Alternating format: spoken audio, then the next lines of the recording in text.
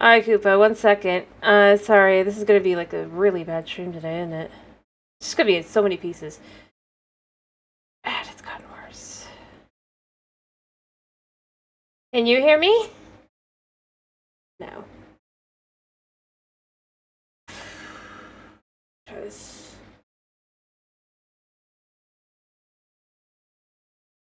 I haven't had it be this bad in so long.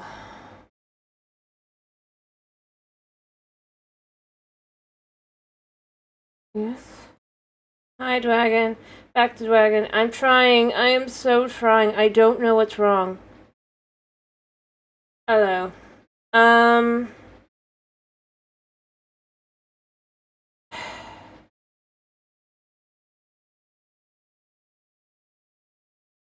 I think my internet might just be not working today.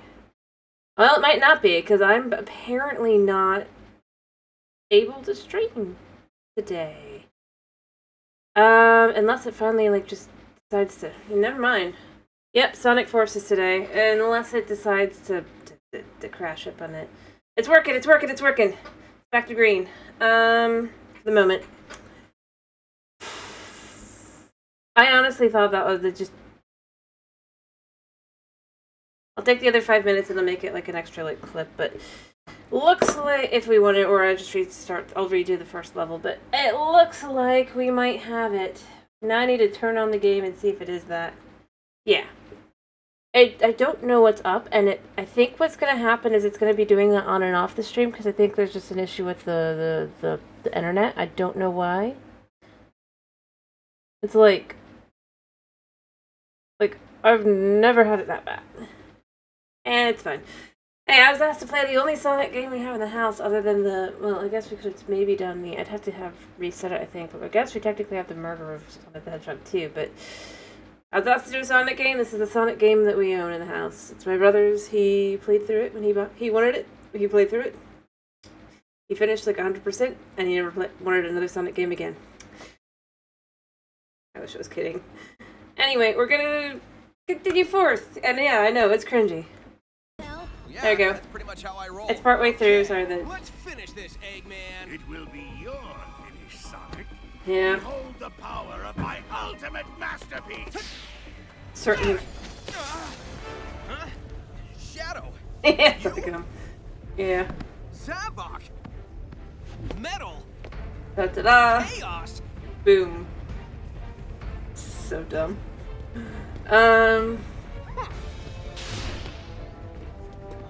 Whoa, this guy is faster than Sonic! I love that's what they do. Rather than he just let him phase through. Wait, it's something else. Gotta scan him and figure this out. Woo.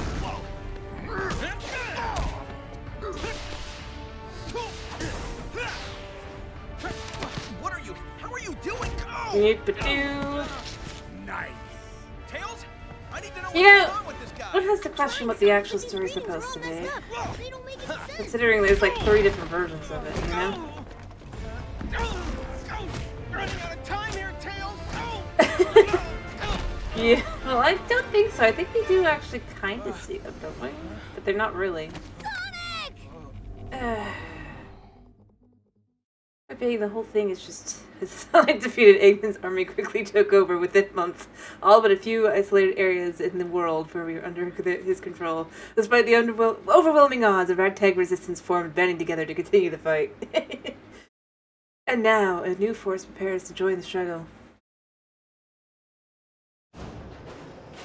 Well, who knows?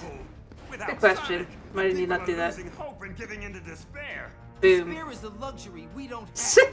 I still dream that Sonic is with us. Do you think Woo. he might be... I'm an optimist, but I'm also a realist. That's true. It is a Sonic pretty is good gone. concept for a game. Tails has just lost it. If we're going to win, we have to do it without them. Silver's right. I love Hoping for a miracle this past 6 months. It's just like, But I'm he just afraid we lost have to it. make our own miracle. It's so cringy. Eggman's army has every Well, the real answer is they couldn't really go through with it, could they? We have to show them that strength doesn't just come from numbers. Like, conceptually, the concept of a game where Sonic dies, you know? I mean, Yes, a survivor from the sea. at the beginning of the game. I mean, that's an interesting... But they can't really go through with that, because, you know, he's the still think it seems like it's like it's like playing through. It feels like there's like 3 different stories that were come up with. Oh yeah, let's make our character.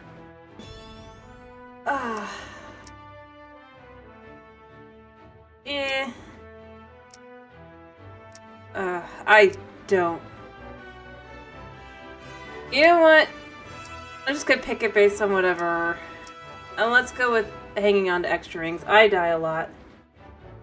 Yeah, like I said, this is the game where you get to make your own OC. Literally, this is part of the game. And let's go with getting hold on to rings. That seems a little bizarre. You know what? We're gonna have the folded cat ears. Yeah. Fair enough. I think, like I said, I think if we're being totally honest, it seems like it's like 3 or 4 different stories. I don't even know what I'm doing. What the heck?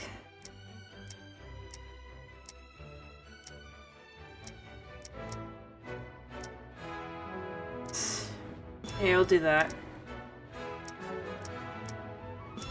Match my eyes. Oh,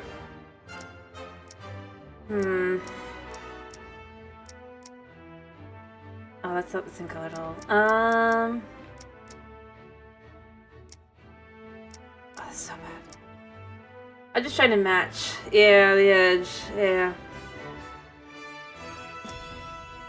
And then the outfit. It doesn't really match, but it kind of works.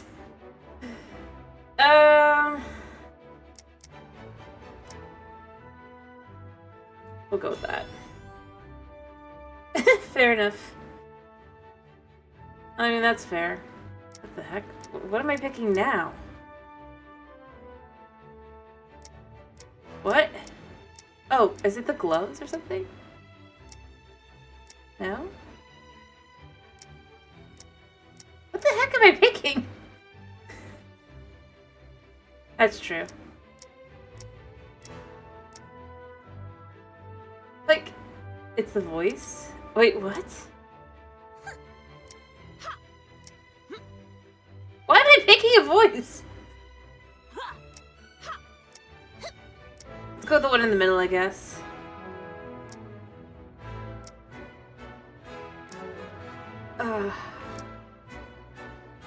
So bad.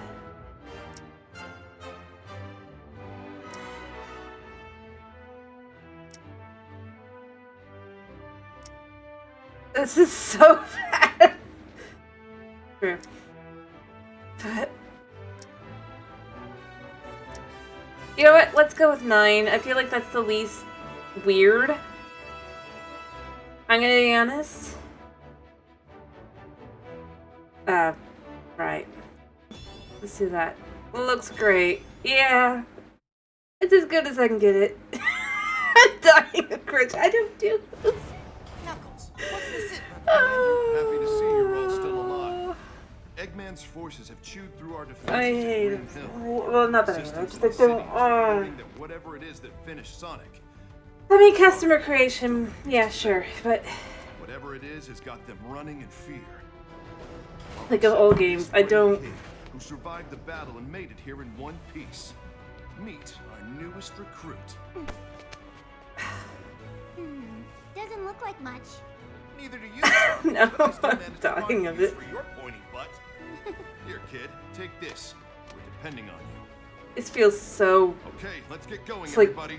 You know, they should have instead gone with like, well, you play as one of the other characters. You know.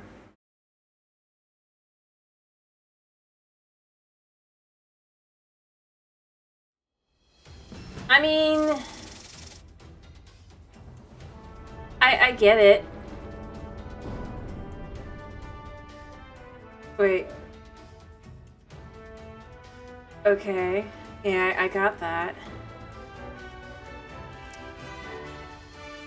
You know what? We're just gonna start where we were at, and that's good because it's the internet to do.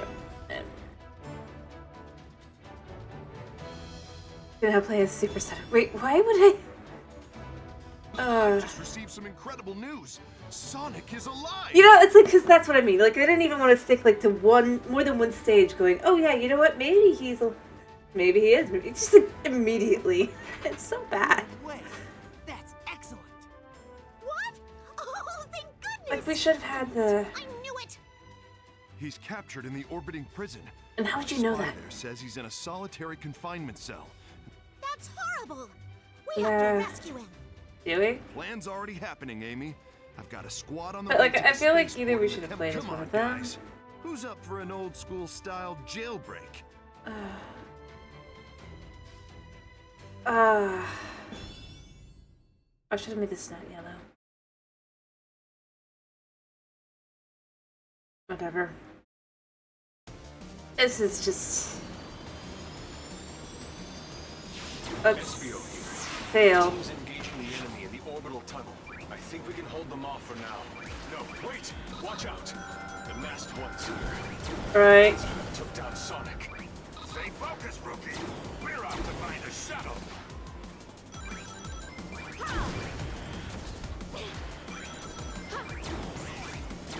What am I even doing? But yes, that's exactly. It was like 5. The stages you can control the. It's...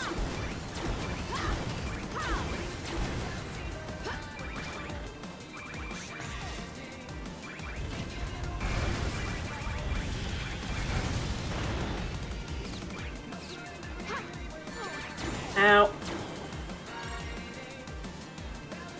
What am I even doing?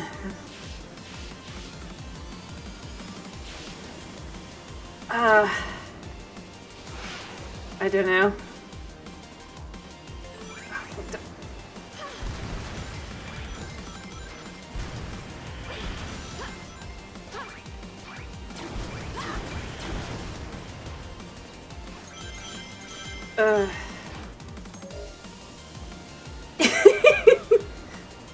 Yeah.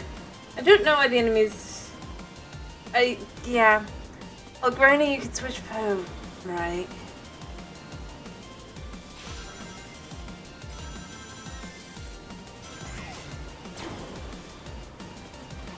Oh, what?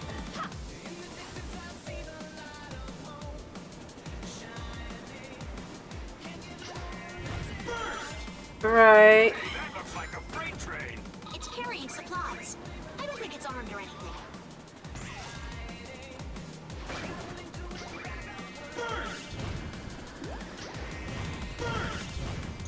What am I supposed to do with this? Like...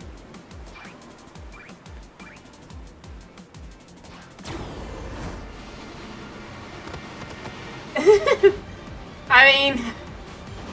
Yeah. I did say that this game is cringe. Bad.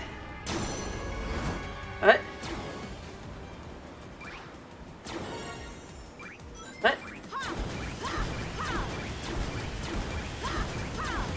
I don't...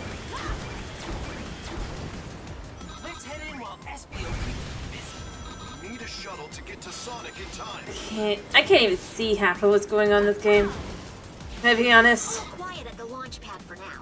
Grab a shuttle before they sound the alert. Oh. Wait.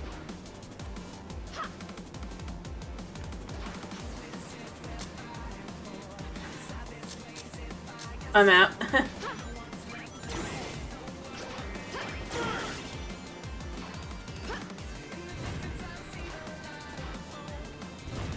Hey, what the?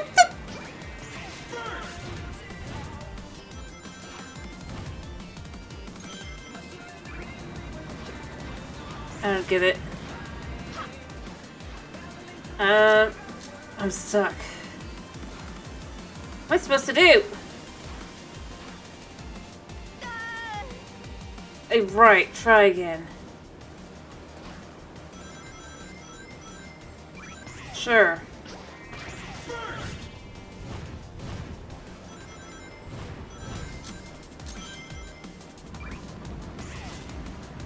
I supposed to... See, I don't have a burst for this. I...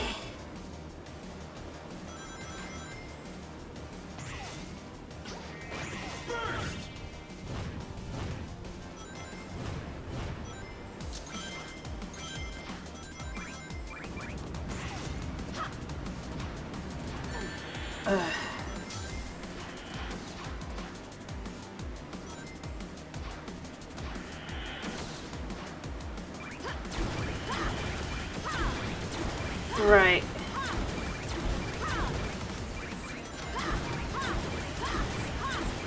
Okay. I don't understand this game at all. They won't mind if we borrow this for a while. Hurry it up, rookie. Wait. Get out of there as soon as everyone's aboard. Step on it. Oh. No.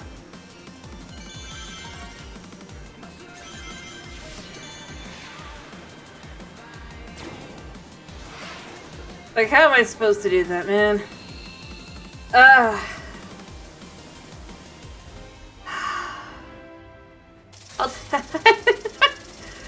yeah, I think I still almost get A. I did get A. How did I get an A? Rank A. Look at this. How bad I did there, huh? I feel like I should have gotten a C comfortably. Maybe a D. Ha.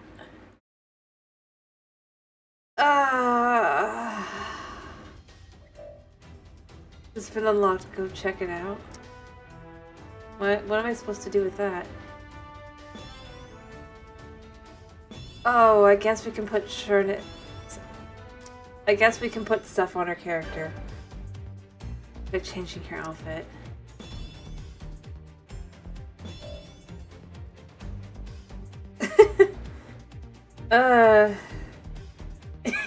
Yeah.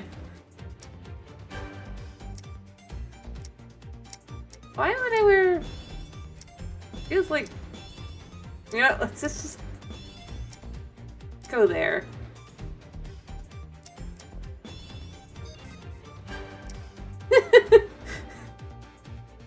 Fair enough. Exactly. Yes. There we can have the mask. This is gonna look so dumb. Oh, I guess I have to scroll over that as well. I don't want that now. We don't need that. That feels wrong. Yeah. I mean, there's a bunch of different things that ended up... Why would I just... Again, no. Yeah, let's just cut the blue boots to match. Alright. Okay.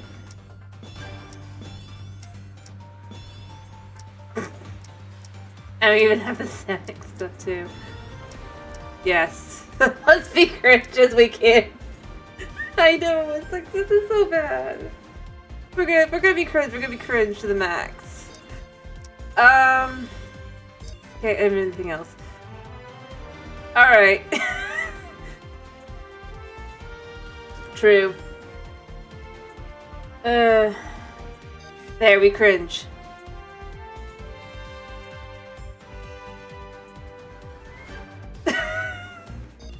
Yeah, that's bad. Point being, if this game is gonna be as cringy as it is, we are going to be cringy looking while we do it. I'm not gonna look good. That should have done it. Oh, and it's not even gonna be it's gonna be the Sorry, I wasn't smart enough. Generation Sonic. Whoa, chaos! Sonic, help me!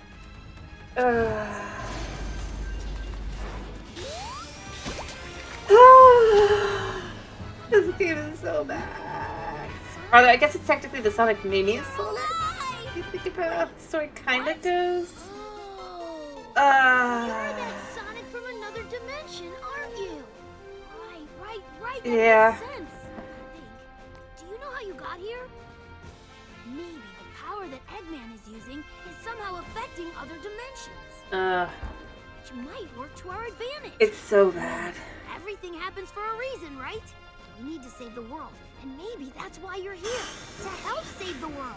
Either way, it's still good to see you, Sonic. Heck, it's good to see any Sonic. Yeah, so much. It's so bad. Ah, this game is so bad. Yeah.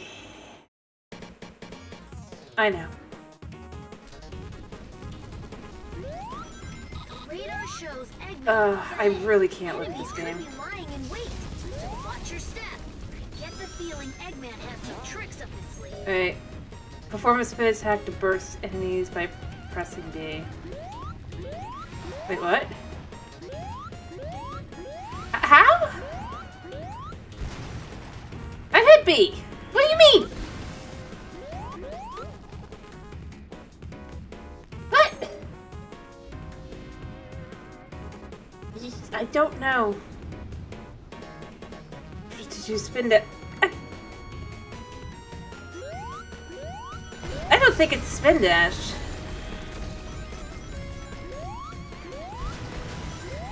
Huh? So, I'm confused.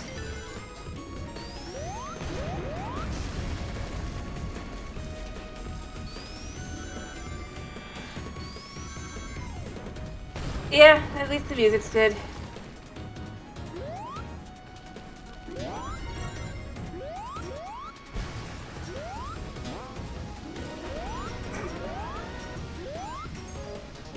You can perform an instant spin dash when landing a jump by pressing and holding B. What? That's not working. I don't have a square. I'm pressing B. Because this is a Switch controller. This is terrible. Wait, is that? They've made a total mess of this place. We have to stop Eggman and end this war quick.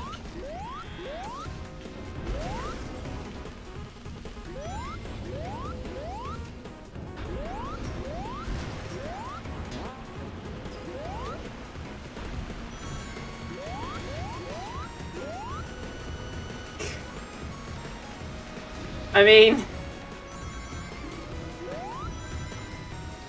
just like nothing else that's saying that you can do is just not really know, is it? I can't even aim.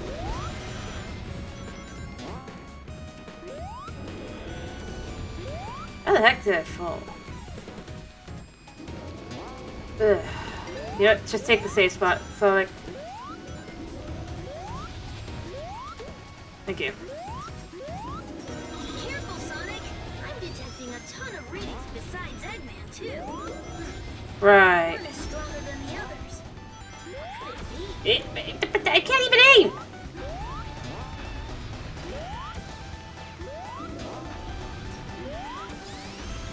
Oh, now it wants to do that.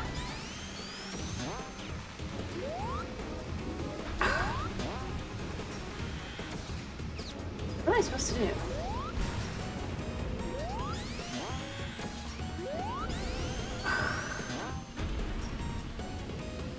I figured it out. It's like repeatedly press. No, it's not repeatedly press. Hold down like your life depends on it.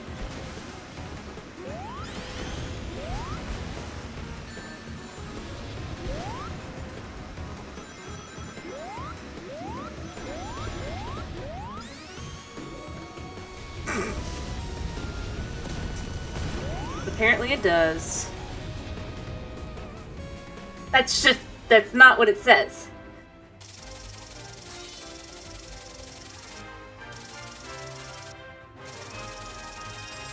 I don't even want to understand this game.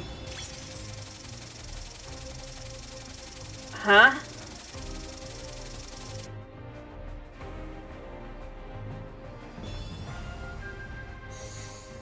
Oh, we got a backpack. And a fancy hat. And new gloves. I like the shoes, though. I might go for the shoes.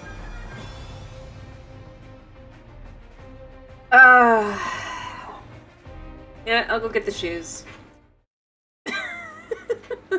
A couple of months ago in the city. Right. Did I just skip it? I think I just skipped it.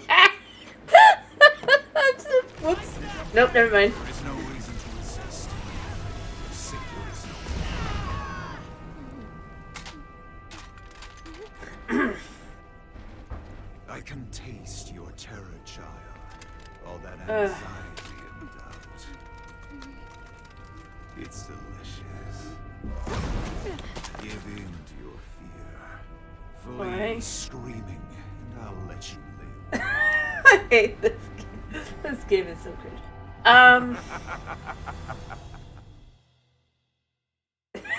That's exactly how it feels. It's like, oh gosh. Like I said, I like the shoes, so I might go for that. Can you hear me? Hello, Rouge.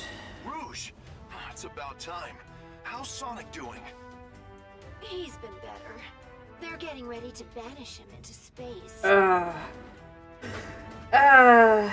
What? You can't be serious.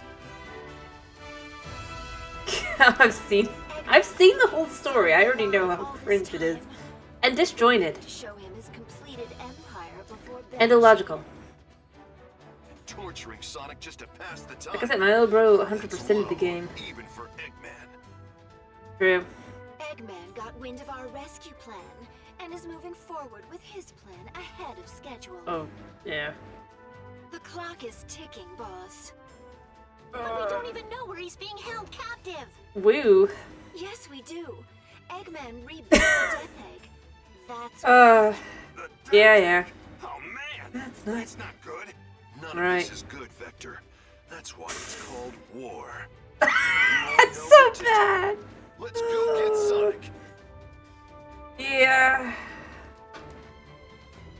Here, let's just... No. No, I'm busy doing other things right now, thank you. You gave me new things for my character.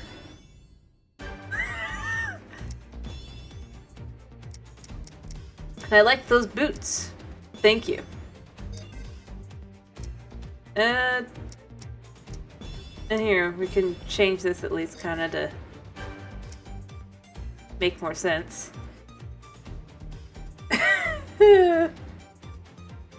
This is... I don't think the new boots are gonna look, or the new gloves are gonna look better. Oh, actually they match.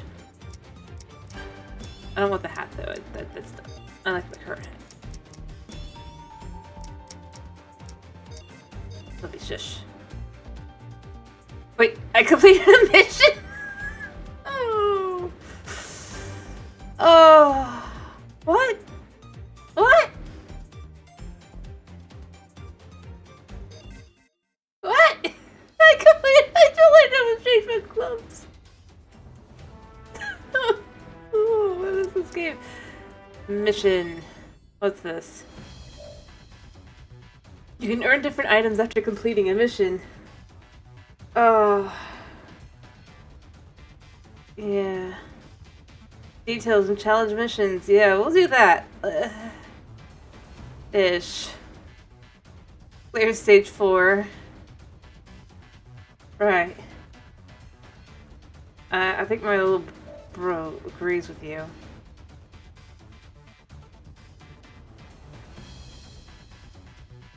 What?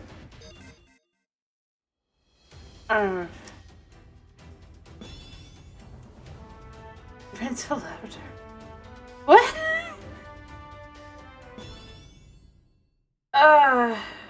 Well, like I said, I think my little brother agrees with you. He asked for the game. He got it for Christmas. He 100%ed the game and never wanted another Sonic game after. Listen up, Rookie. When I say... Our other forces are busy dealing with enemies. It looks like you took the best route. It's up to you to Did I? save Sonic now. Find him. Wait. I don't think I did. I think I just died.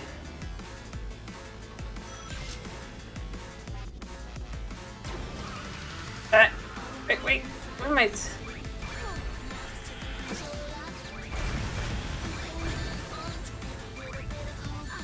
I can't hit them even.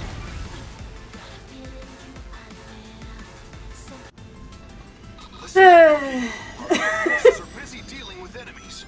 It looks like you took the best route.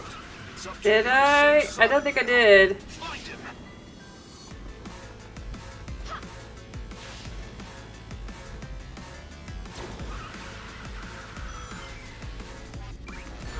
Wait, I hit CR!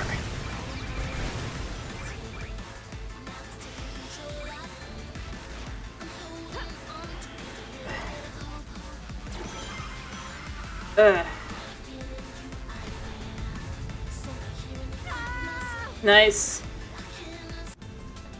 Again!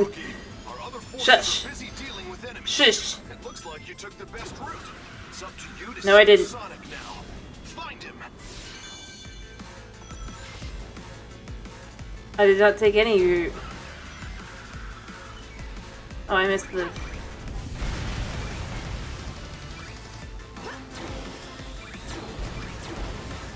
Alright.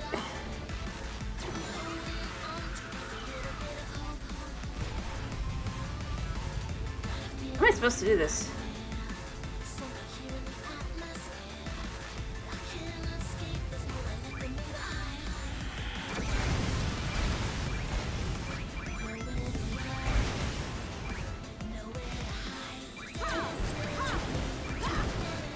Alright. The prisoners are being held in a kind of internment facility. Oh, I'm so sorry. It's doing its thing again. Security is tight, so stay on your toes.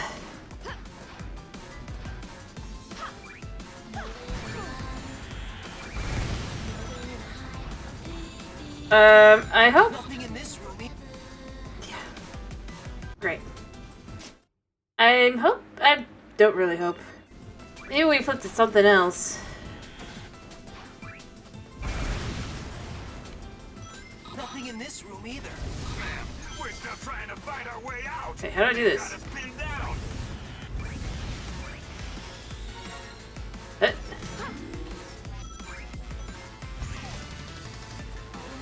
What?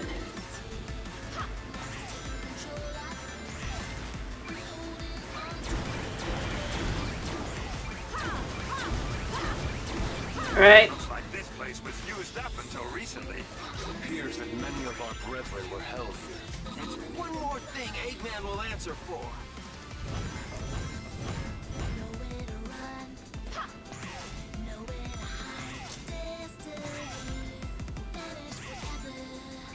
Yeah. Alright.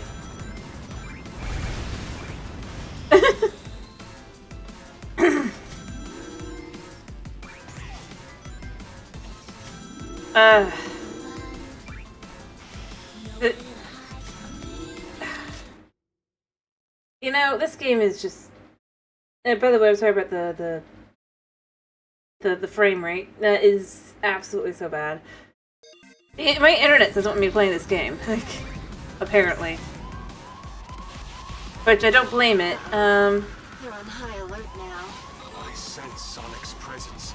He's What? close. I don't think you sense anything.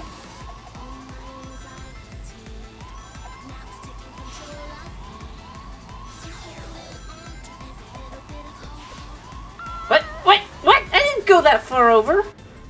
Rude.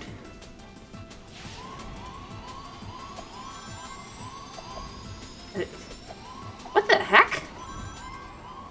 Hey, this game's not.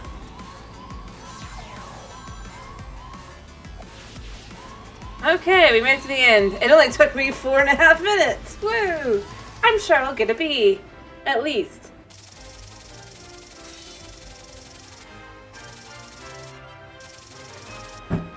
There's something wrong with this game.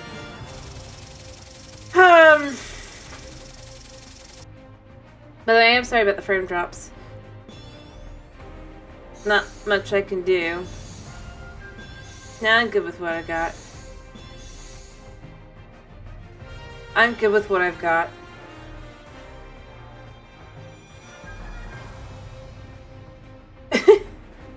Yeah. Exactly. I did exactly one daily.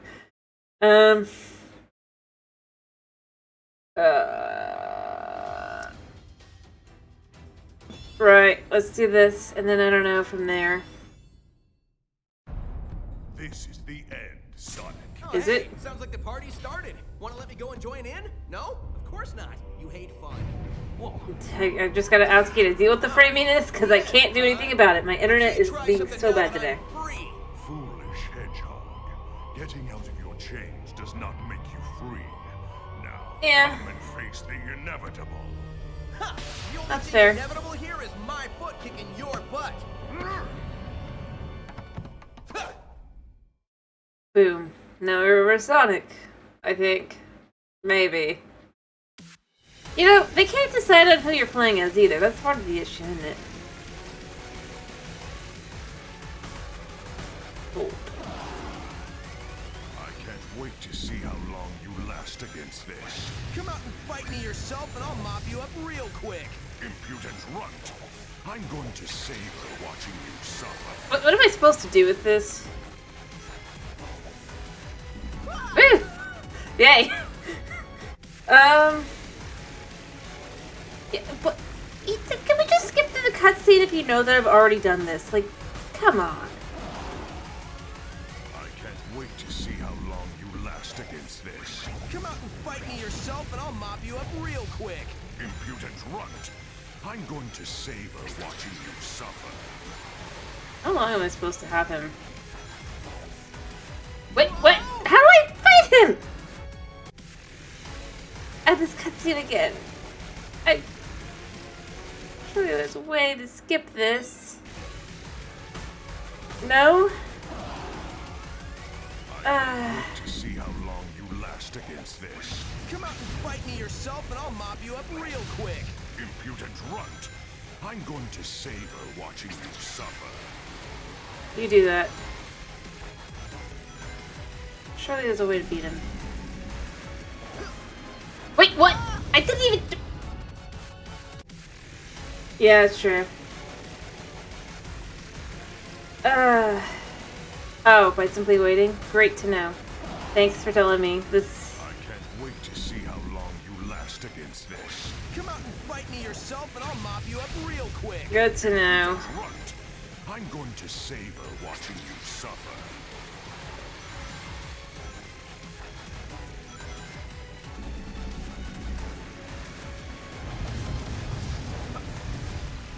Great.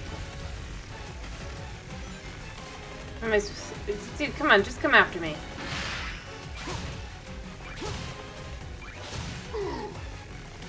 Of course.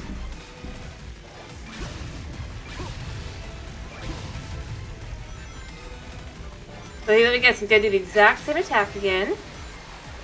It'll probably just take a little bit longer this time. No, not even longer. Okay. And then just avoid these guys.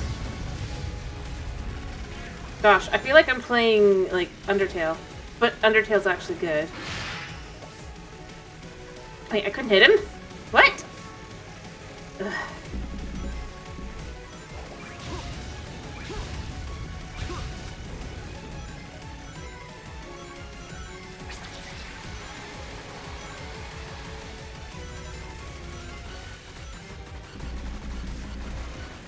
Yeah, you know what the dummies.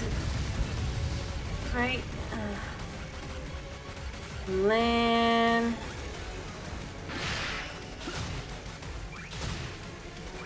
You're not making this easy, are you? Oh, I guess it's a slightly smaller. Be all the more satisfied. Can you give me more?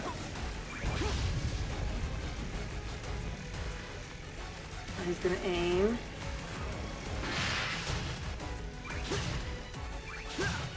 Okay. Wait, he had no damage?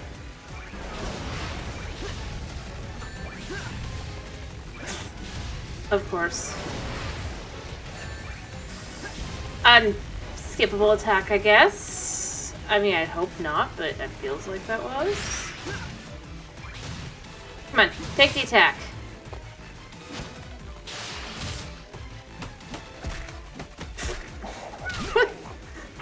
Lose to the likes This- of you again. That was a blast. Bring Right. some chili dogs next time. You know what? I take it back. It doesn't feel like playing Undertale. Because that would have made more sense. Also, how do I get any bonus? And an egg.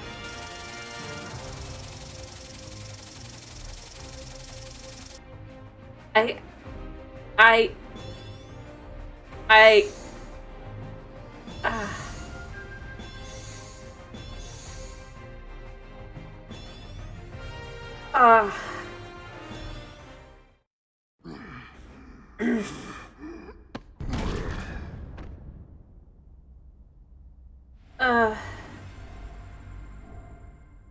It's that sound again. You know what? It's not time for thinking. It's time for running. I'm willing to go do something else. Should I go read a book? I have several over here, I think. If not, I can go grab one.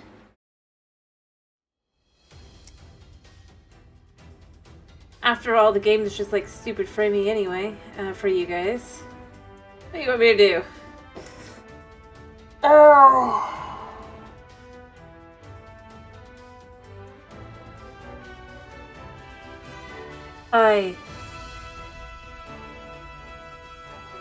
Yeah. It's bad. It's nothing but cringe. It's so cringe. It hurts. Yeah, books. I'll do books.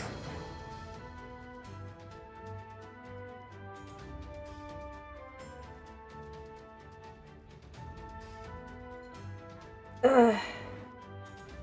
I can't leave return to... There's no desert.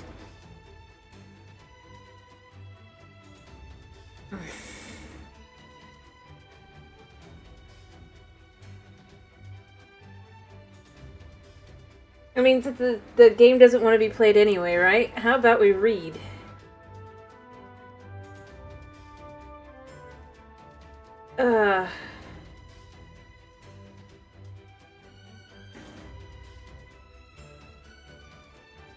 I've got several books.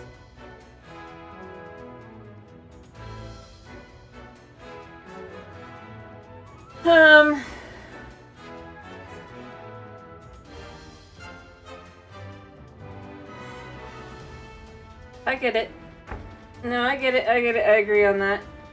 But like I said, since I did this, I did so much, and I don't want to have to restart the modem again.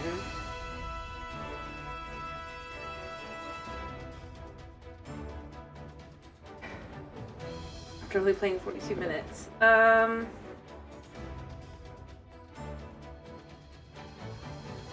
Other than Dragon, what do people want me to do? Because Dragon will just say no, because books are not Dragon's thing, even though I'm the one reading, not him. Yeah. This is the game that makes anybody and everybody that has ever played any Sonic game cringe. Like, it makes the DeviantArt stuff look like anybody doing anything on DeviantArt look like upstanding, normal individuals kind of thing. And they don't look cringe at all in comparison. Like, this game is cringe. I'm not saying that everyone, I'm just saying like it is the general average. Hello, Snow.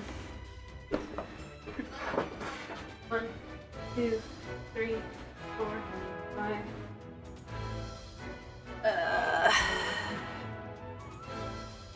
Yeah. You literally make your own OC, Thomas. Hi. Yeah, make a poll, exactly. The poll is, do we switch to book? Or continue with this cringe?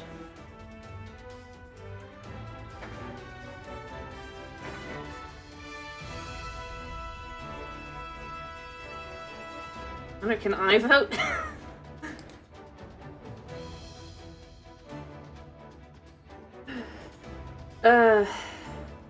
I can. That's hilarious.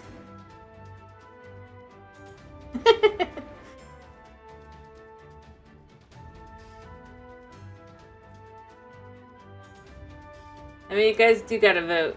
I'm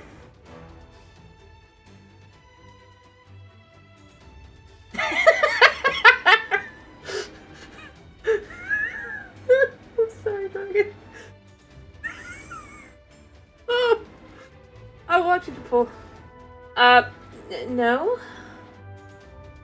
Not typically. I just was saying, like, I have a bunch of books, like, because I know that a couple of you said you wanted me to do, like, a book reading kind of thing. And I have several books I can share. It does look like it's gonna be book reading. Alrighty. I can go get a book. You know what? I mean...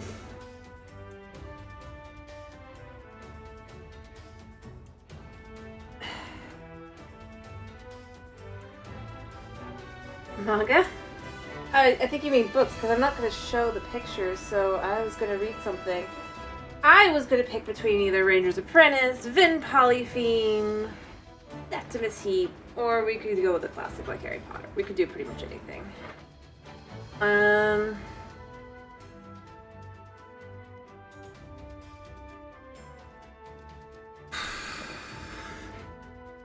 long is this poll? I hate to ask.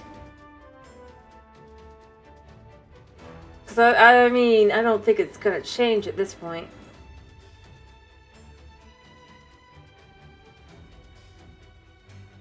Either way, what we can see for definite and for sure is, oop. That's not happening. Let me see. Do I have... Here, let me turn on music. Yeah, doesn't really matter. Yeah. Yeah, I'm turning the music back on for the moment. You know, actually, let's not change this to this music. Yeah, I know. Let me go find a book. I have books.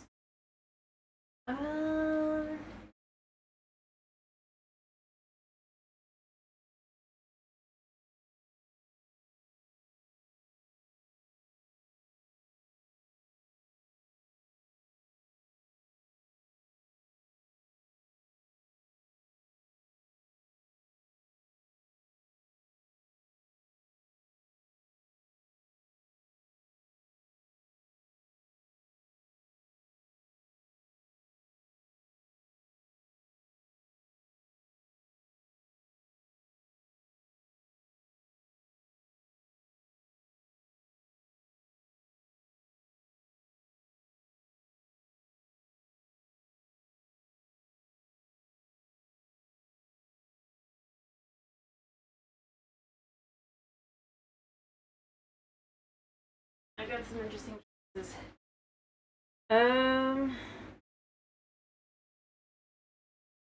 Dragon ain't gonna Dragon probably will vanish, but what do you guys want me to do tomorrow before Dragon vanishes? Because Dragon doesn't listen to books.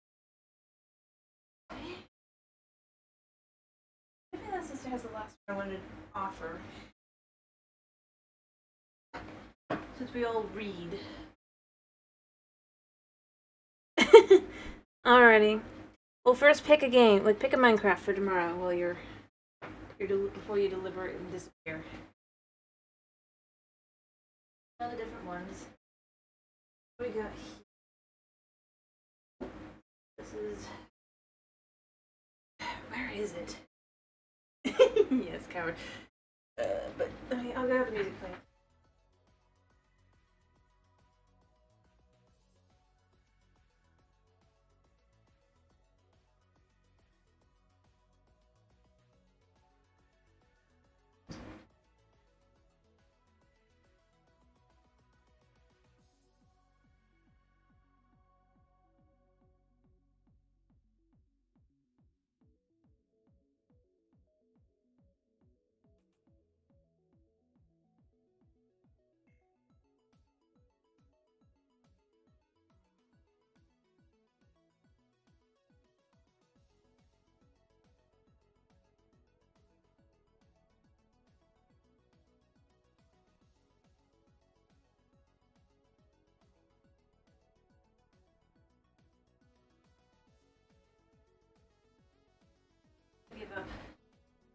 I have a couple different ones.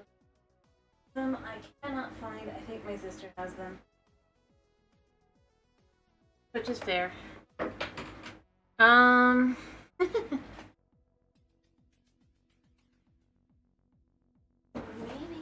they... But you can still pick from the two that I could find if you want. The other two are the ones I was more interested in doing just because I like them for more like reading, but I don't see them, and I think most likely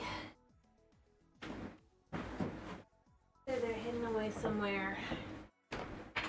Or Melissa's has it. Anyway, like I said, Java, cool. If anyone else has a vote, do tell me as well, by the way.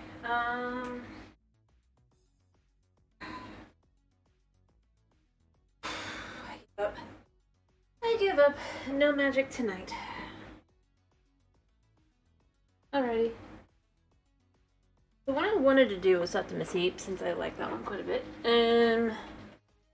But I cannot find it. Or the False Prince. I just thought that those were good ones to read on stream. Or just books in general.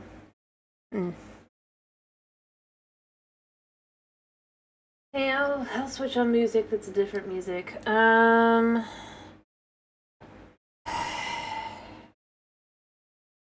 But you know, I get what you're saying. I need music that's not. You know what? Let's do this. We'll do. Fair enough. Fair enough, fair enough, fair enough. I'll probably start this in a second, but like I said, I wanted to do Septimus Heap because I think that series is just a decent one for reading or the False Prince, but like I said, I think my sister has them and I don't want to go wake her up. So, instead, how about either The Floating Island or Rangers Apprentice, Ruins of Gorlan. The Floating Island is by Elizabeth Hayden, and it's a really interesting one. It's about a basically kind of like a mix between a halfling and a dwarf. Oof. And his adventures. And then The Ranger's Apprentice is by John Flanagan, and this is about rangers. Not anymore. I do need to change it. Don't worry, we're not doing that anymore. Book reading. We're changing to book reading. I don't even know if I can change it to anything. Can we make it book? I don't know. I just go for just chatting. Since I don't think it's just got like anything specific. Rangers, well, they're not like park rangers. They're, but you know what? Fair enough. We're gonna go with, we're just gonna say that the category is now just chatting. Even though it's not, it's book reading. I don't know what would actually go under books. Boom. There we go, we have changed it. Alright. I'll have some music in the background. Wait, this stupid thing didn't flip switch. Of course it didn't. Thank you. Alright, I don't know what the music's gonna sound like, but hopefully it's okay in the background. Alrighty, so the vote was for Ranger's Apprentice. This music isn't gonna suit this. I need intense music. I find... The day has been a day. Let me find something intense.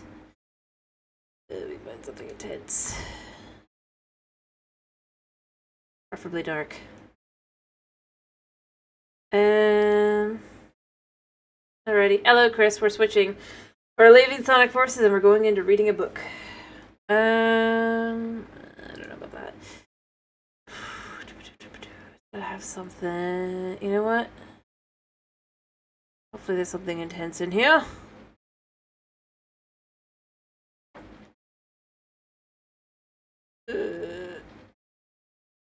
I don't know.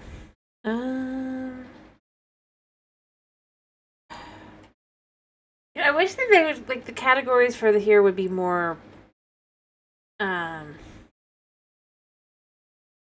easy to figure out. Like, how am I supposed to know? I guess spooky works. Let's do spooky for this. Okay, we're going to go with spooky. I mean, we'll flip to something else after, but just to start with. Music-wise, hopefully. Work. And nothing here counts. Lovely. Great. Yeah, nope, never mind. Apparently spooky music is not acceptable. Oh, wait, no, there it goes. Okay. No, not that. Never mind. This will work. Morgrath, lord of the mountains and rain and the night, former baron of Gorlan and the kingdom of Ireland, Erluin looked out over his bleak, rain-swept domain, and, for perhaps the 1000th time, cursed. This was all that was left of him now, a jumble of rugged granite cliffs, tumbled boulders and icy mountains, of sheer gorges and steep narrow passes, of gravel and rock with never a tree or a sign of green to break the monotony. Nice. This was all even though it had been 15 years since he had been driven back into this foreboding realm that had become his prison, he could still remember the pleasant green glades and thickly forested hills of his former fief. The streams filled with fish, and the fields rich with crops and game. Gorlan had been a beautiful living place. The mountains of rain and night were dead and desolate. A platoon of wargulls were drilling into the castle yard below him. Morgrath watched them for a few seconds, listening to the guttural rhythmic chant, then accompanied all their movements. They were stocky, misshapen beings, with features that were halfway human, but with a long, brutish muzzle and fangs like a bear on a large dog. Avoiding all contact with humans like the wargulls, had lived and bred in these remote mountains since ancient times. No one in living memory has ever set eyes upon one, but rumors and legends had persisted of savage tribe, of semi-intelligent beasts in the mountains.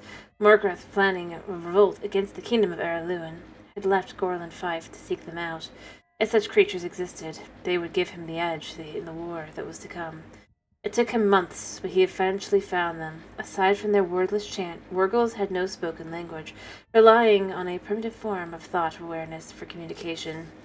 But their minds were simple, and their intellects basic. As a result, they had been totally susceptible to domination by superior intelligence and willpower.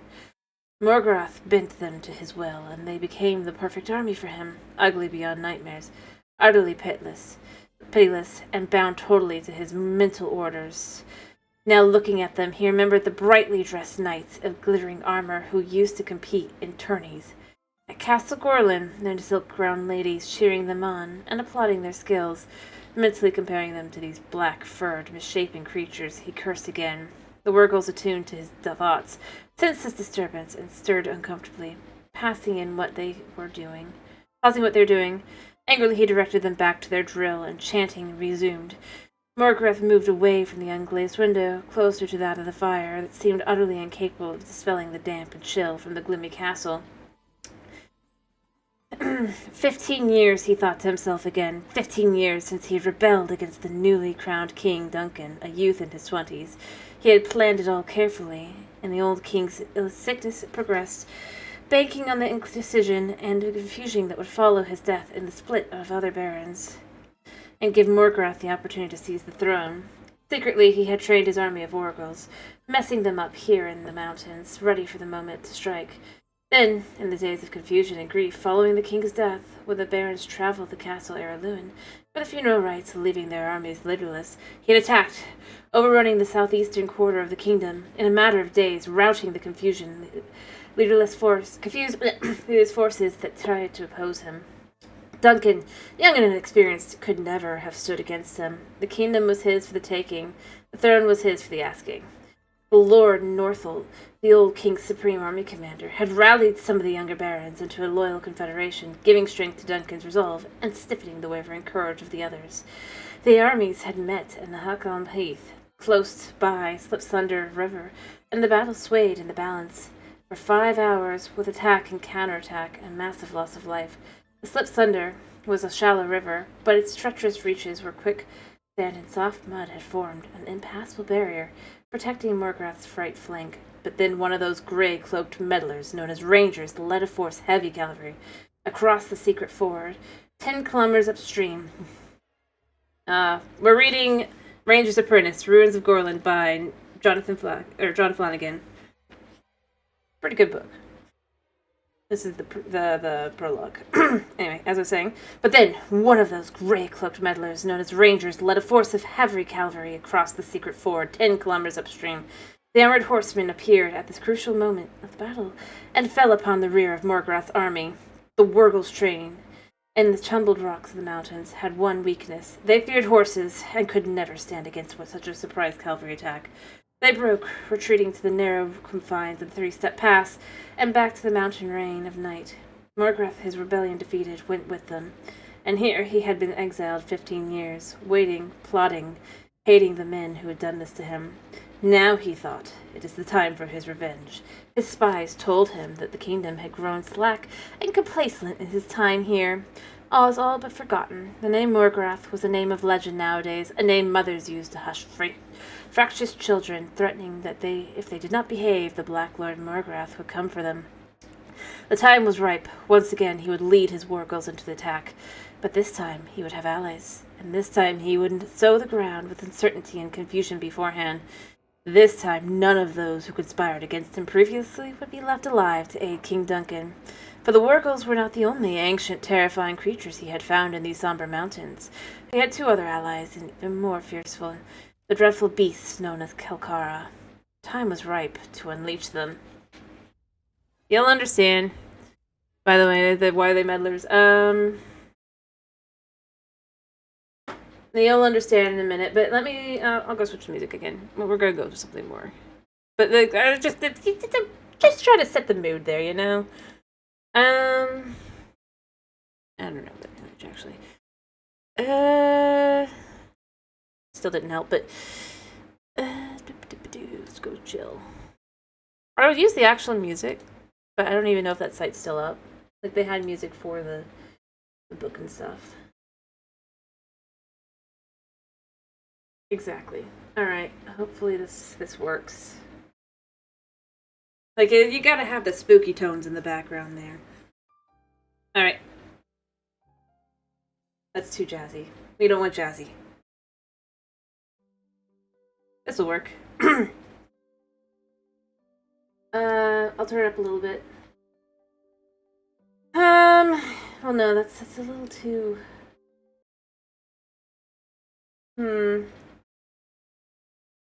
I've got the music low because of the,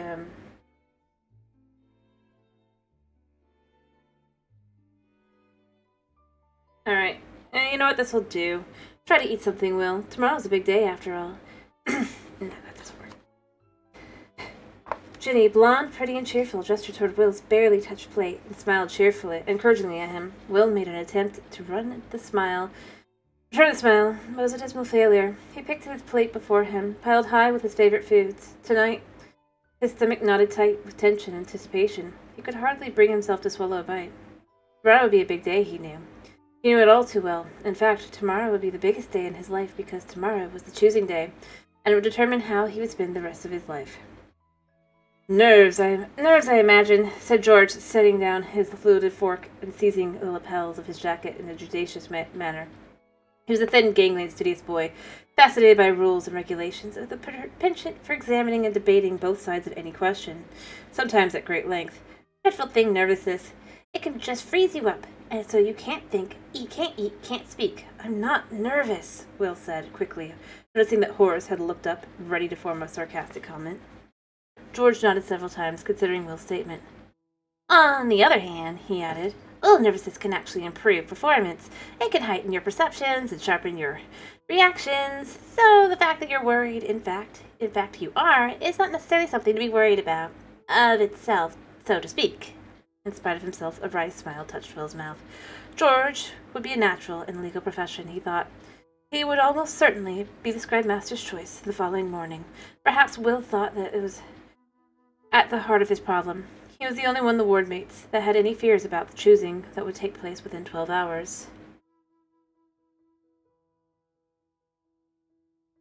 Alright. I could turn it up a little bit more, I guess. That would take place in 12 hours. He ought to be nervous, Horace scoffed. After all, which craft master is going to want him as an apprentice? I'm sure we're all nervous, Alice said. She directed one of her rare smiles at Will. We'd be stupid not to be. Well, I'm not, Horace said, then reddened as Alice raised one eyebrow. And Ginny giggled. It was typical of Alice, Will thought. He knew that the tall, graceful girl had already been promised a place as an apprentice by Lady Pauline, head of the Castle Redmont's diplomatic service. Her pretense that she was nervous about the following day, and her tact in refraining from pointing out Horace's gaffe, showed that she was already a diplomat to some great skill. Ginny, of course, would gravitate immediately to the castle kitchen's domain of Master Chubb, Redmont's head chef. He was a man renowned throughout the kingdom for the banquets served in the castle's massive dining hall. Ginny loved food and cooking, and her easygoing nature and unfailing good humor would make her an invaluable staff member. The turmoil of the castle kitchens. Battle school would be Horace's choice. Will glanced at his wardmate now, hungrily tucking into the roast turkey, ham, and potatoes that he had heaped onto his plate. Horace was big for his age, and a natural athlete. The chances that he would be refused were virtually non-existent.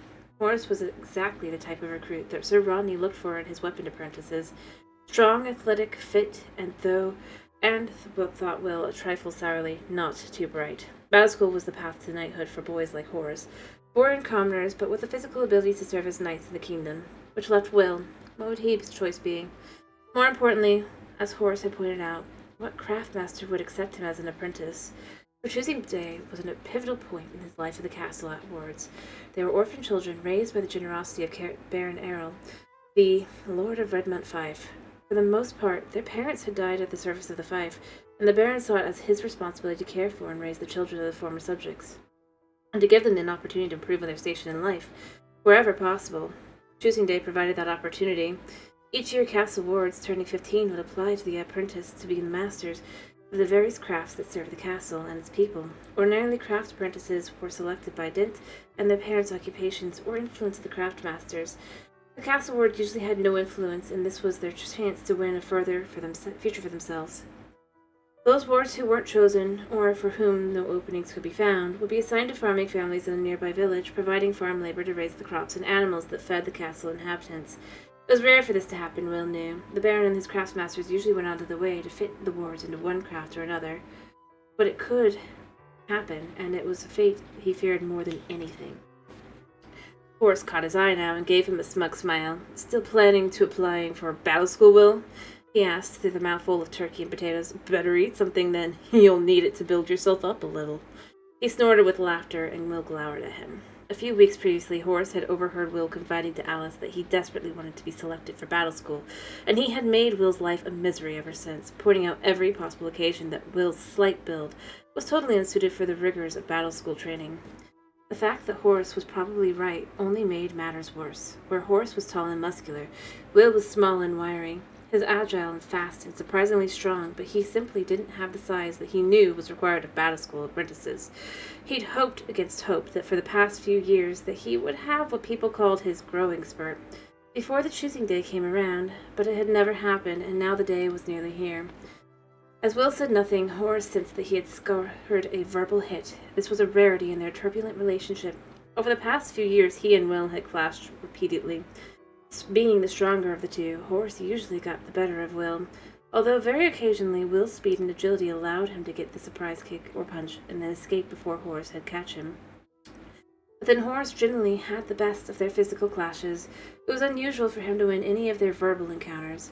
Will's wit was as agile as the rest of him, and he almost always managed to have the last word. In fact, it was this tendency that often led to trouble between them. Will had yet to learn that having the last word was not always a good idea. Horace decided now to press his advantage. "You need muscles to get into battle school." "Well, real muscles," he said, glancing at the others around the table to see if anyone disagreed. The other words, uncomfortable at the growing tension between the two boys, concentrated on their plates. Particularly between the ears," Will replied, and unfortunately Ginny couldn't refrain from giggling. Horace's face flushed, and he started to rise from his seat, but Will was quicker, and he was already at the door before Horace could disentangle himself from his chair. He contented himself with hurling a final insult after his retreating wardmate. "That's right. Run away, Will No-Name. You're no-name, and nobody will want you as his apprentice."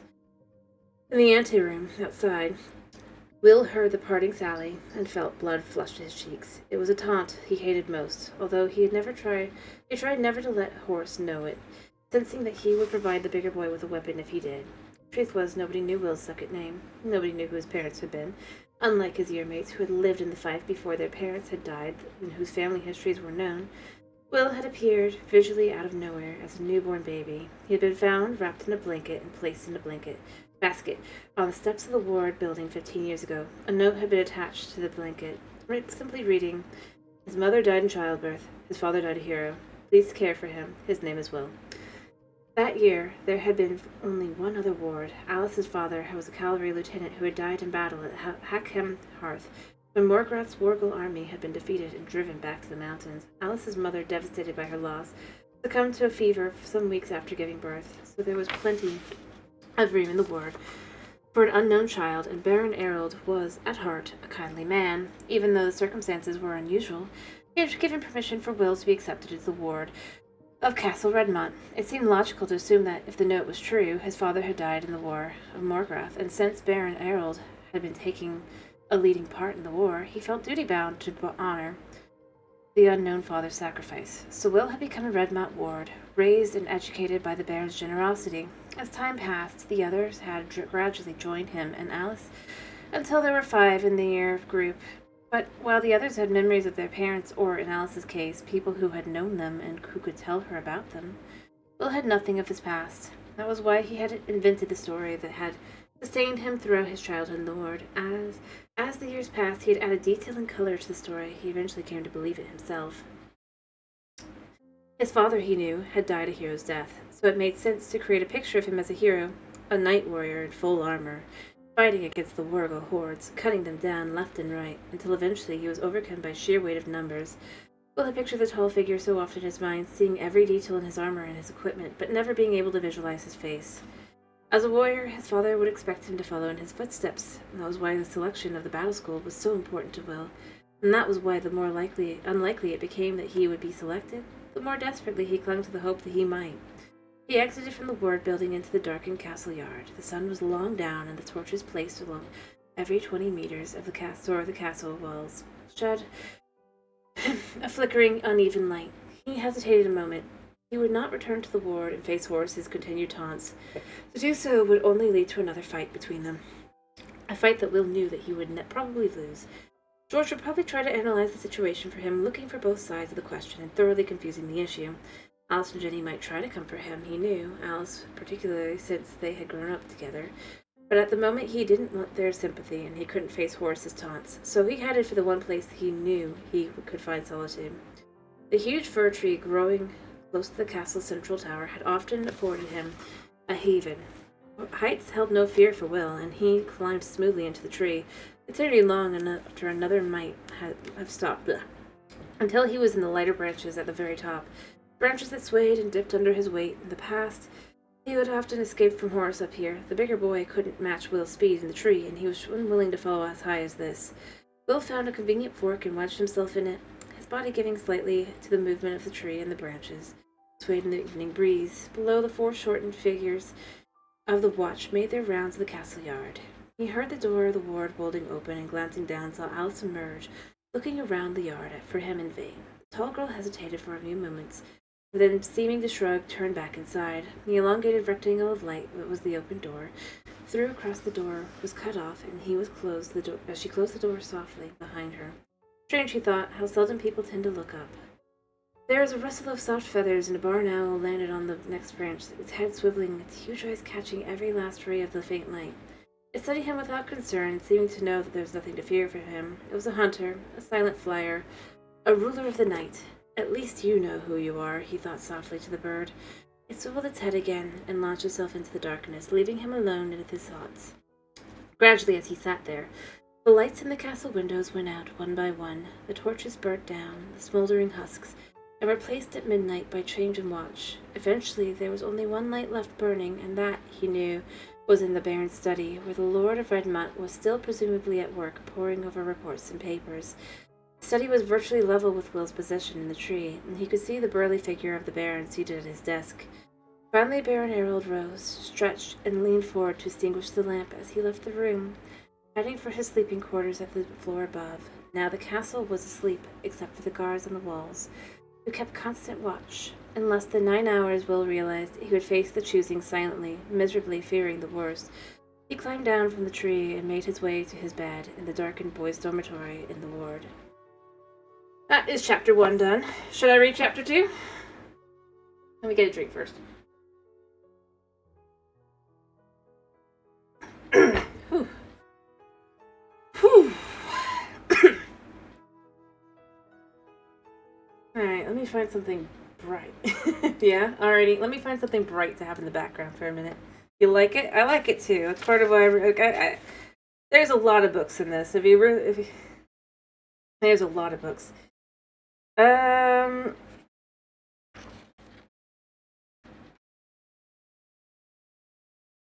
Oh, maybe not as bright, but it made you laugh. I see.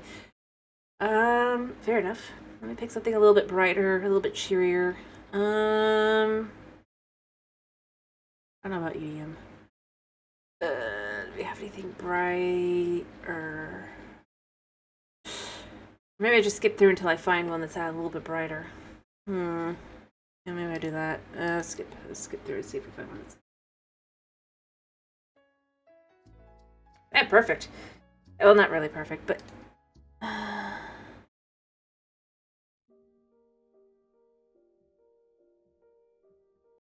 what do they have regular piano? That'll work. Alright, candidates, this way, and look lively. The speaker was more correctly the shouter, as Martin, the secretary to Baron Errol. As his voice echoed along round the anteroom, the 5 wards rose uncertainly from the long wooden benches where they had been seated. Suddenly nervous now that the day had finally arrived, they began to shuffle forward, each one reluctant to be the first through the great iron-bound door that Martin now held open for them. Come on, Martin bellowed impatiently. Alice finally elected to lead the way, as Will had guessed she would. The others followed the willowy blonde girl. Now that someone had decided to lead, the rest of them were content to follow. Will looked around curiously as he entered the Baron's study. He had never been this part of the castle before. The tower containing the administrative section and the Baron's private apartments were seldom visited by those of low rank, such as castle wards. The room was large.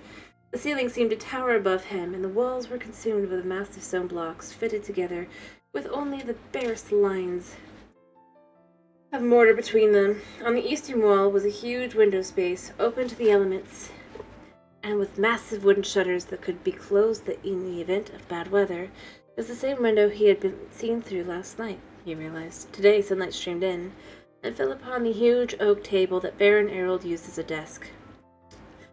Come on now, stand in line, stand in line! Martin seemed to be enjoying his moment of authority.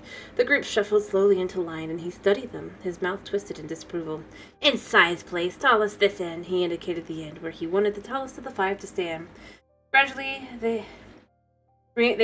group gradually rearranged itself. Horace, of course, was the tallest. After him, Alice took her position. Then George, half a head shorter than she, and painfully thin. He stood in his usual stoop-shouldered posture. Will and Ginny hesitated. Ginny smiled at Will and gestured for him to go before her, even though she was possibly an inch taller than he was. It was typical of Ginny. She knew how Will agonized over the fact that he was the smallest of the castle wards, and Will moved into the line. Martin's voice stopped him. Not you, the girl's next. Ginny shrugged apologetically and moved into place. Martin had indicated. Will took the last place in line, wishing Martin hadn't made his lack of height so apparent. Come on, smarten up. Let's see you at attention there, Martin continued, then broke off as a deep voice interrupted him. I don't believe that was totally necessary, Martin. It was Baron Errol, who had entered unobserved by way of a smaller door behind the massive desk. Now it was Martin who had brought himself to what he considered to be a position of attention, with his skinny elbows held to his sides, his heels forced together so that his unmistakably bowed legs were widely separated at the knees, and bowed his head thrown back.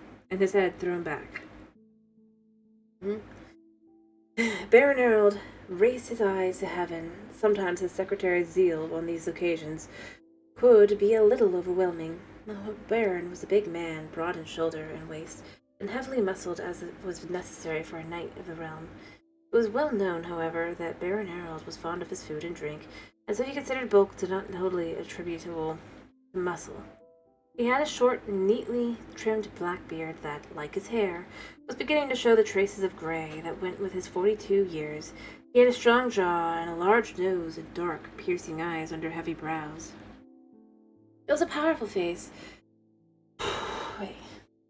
But not an unkind one, Will thought. There was a surprising hint of humor in those dark eyes. Will had noted before on the occasions when Errol had made his infrequent visits to the ward's quarters to see how their lessons and personal developments were progressing. Sir, Martin said at the top volume, causing the Baron to wince slightly, the candidates are assembled. I see that, Baron Errol replied patiently.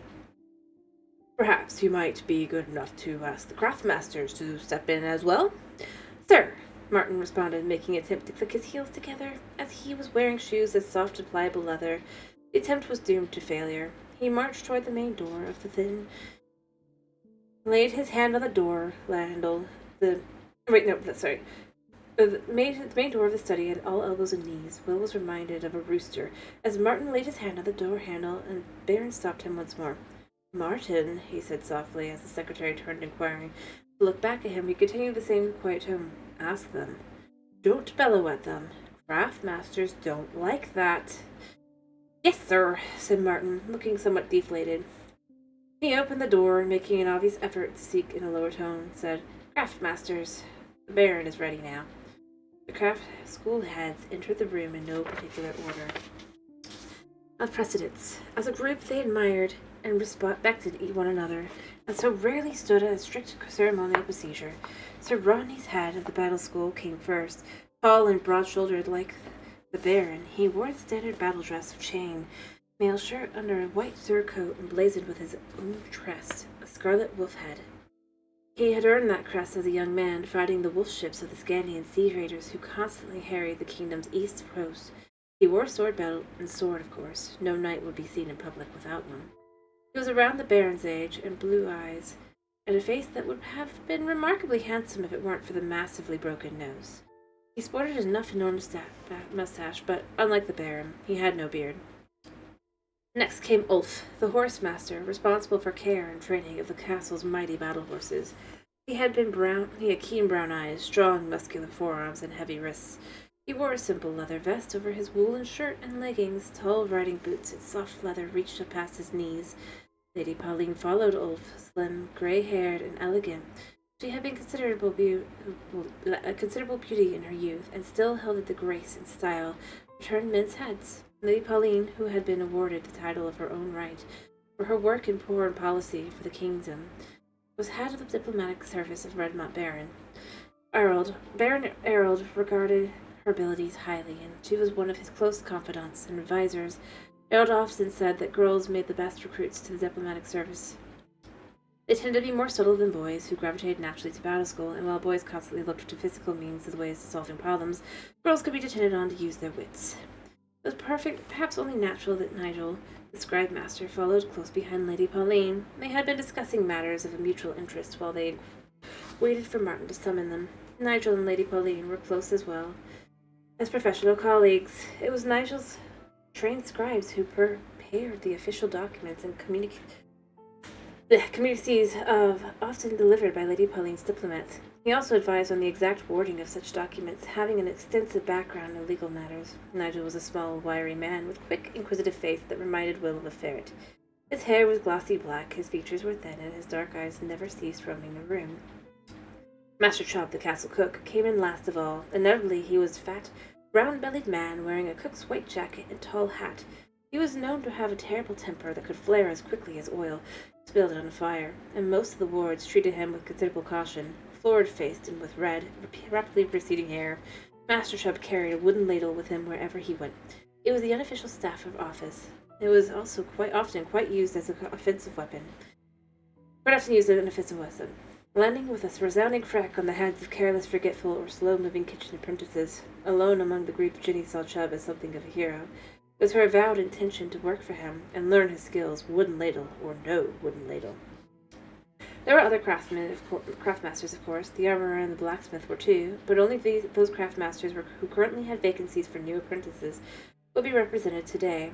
The craftmasters are assembled, sir, Martin said, his voice rising in volume. Martin seemed to equate volume and the importance of the occasion in direct proportion. Once again, the Baron raised his eyes to heaven. So I see, he said quietly, then added in a more formal tone, Good morning, Lady Balding. Good morning, gentlemen. They replied, and the Baron turned to Martin once more. Perhaps we might proceed? Martin nodded several times, consulted a sheaf of notes he held in one hand, and marched to confront the line of candidates. Right, the Baron's waiting. Who's first? Will's eyes down, shifting nervously from one foot to the other, suddenly had a strange sensation that someone was watching him. He looked up, and actually started with surprise as he met the dark, unfathomable gaze of Holt, the ranger. Will hadn't seen him come into the room, he realized. The mysterious figure must have slipped in through a side door while everyone's attention was on the craftmasters as they made their entrance. Now he stood behind the Baron's chair, slightly to one side, dressed in his usual brown and gray clothes, and wrapped in a long, mottled gray and green ranger's cloak. Holt was an unnerving person. He had a habit of coming up on you when you least expected it, and you never heard his approach. The suspicious villagers believed that rangers practiced a form of magic that made them invisible to ordinary people. Bill wasn't sure if he believed that, but he wasn't sure he disbelieved it either. He wondered why Holt was here today. He wasn't recognized as one of the craftmasters, and as far as Will knew, he hadn't attended a choosing session prior to this one. Abruptly, Holt's gaze cut away from him, and it was as if a light had been turned off. Will realized that Martin was talking once more. He noticed that the secretary had a habit of repeating statements, as if he were followed by his own personal echo. Now then, who's first? Who's first? The Baron sighed audibly. Why don't we take the first in line? He suggested in a reasonable tone, and Martin nodded several times. Of course, my lord, of course. Yeah, first in line, step forward and face the Baron. After a moment's hesitation, Horace stepped forward out of the line and stood at attention. The Baron studied him for a few seconds. Name, he said, and Horace answered, stumbling over the correct method to address the Baron. Horace Altman, sir, my lord. And do you have a preference, Horace? The Baron asked, with the air of one who knows what the answer is going to be before hearing it. Battle school, sir, Horace said firmly. The Baron nodded. He expected as much. He glanced at Rodney, who was studying the boy thoughtfully, assessing his suitability. Battlemaster, the Baron said. Normally he would address Rodney by his first name, not his title. But this was a formal occasion. By the same token, Rodney would usually address the Baron as Sir. But on a day like this, my lord was the proper form. The big knight stepped forward, his chainmail and spurs clinking slightly. He moved closer to Horace. He eyed the boy up and down, then moved behind him. Horace's head started to turn with him. Still, Rodney said, and the boy ceased his movement, staring straight ahead. Looks strong enough, my lord, and I could always use a few new trainees. He rubbed one hand over his chin. You ride, Horace Altman? A look of uncertainty crossed Horace's face, and he realized he might have a hurdle in this section. No, sir, He was about to add that the Castle Wars had little chance to learn to ride, but Sir Rodney interrupted him. No matter, can be taught. The big knight looked at the Baron and nodded. Very well, my lord. I'll take him for battle school, subject to the usual 3-month probationary period. Baron made a note of the sheet paper before him, and smiled briefly at the delighted and very relieved youth before him. Congratulations, Horace. Repeat the battle school tomorrow morning, 8 o'clock sharp. Yes, sir, Horace replied, grinning widely. He turned to Sir Rodney and bowed slightly. Thank you, sir. Don't thank me yet, the knight replied cryptically.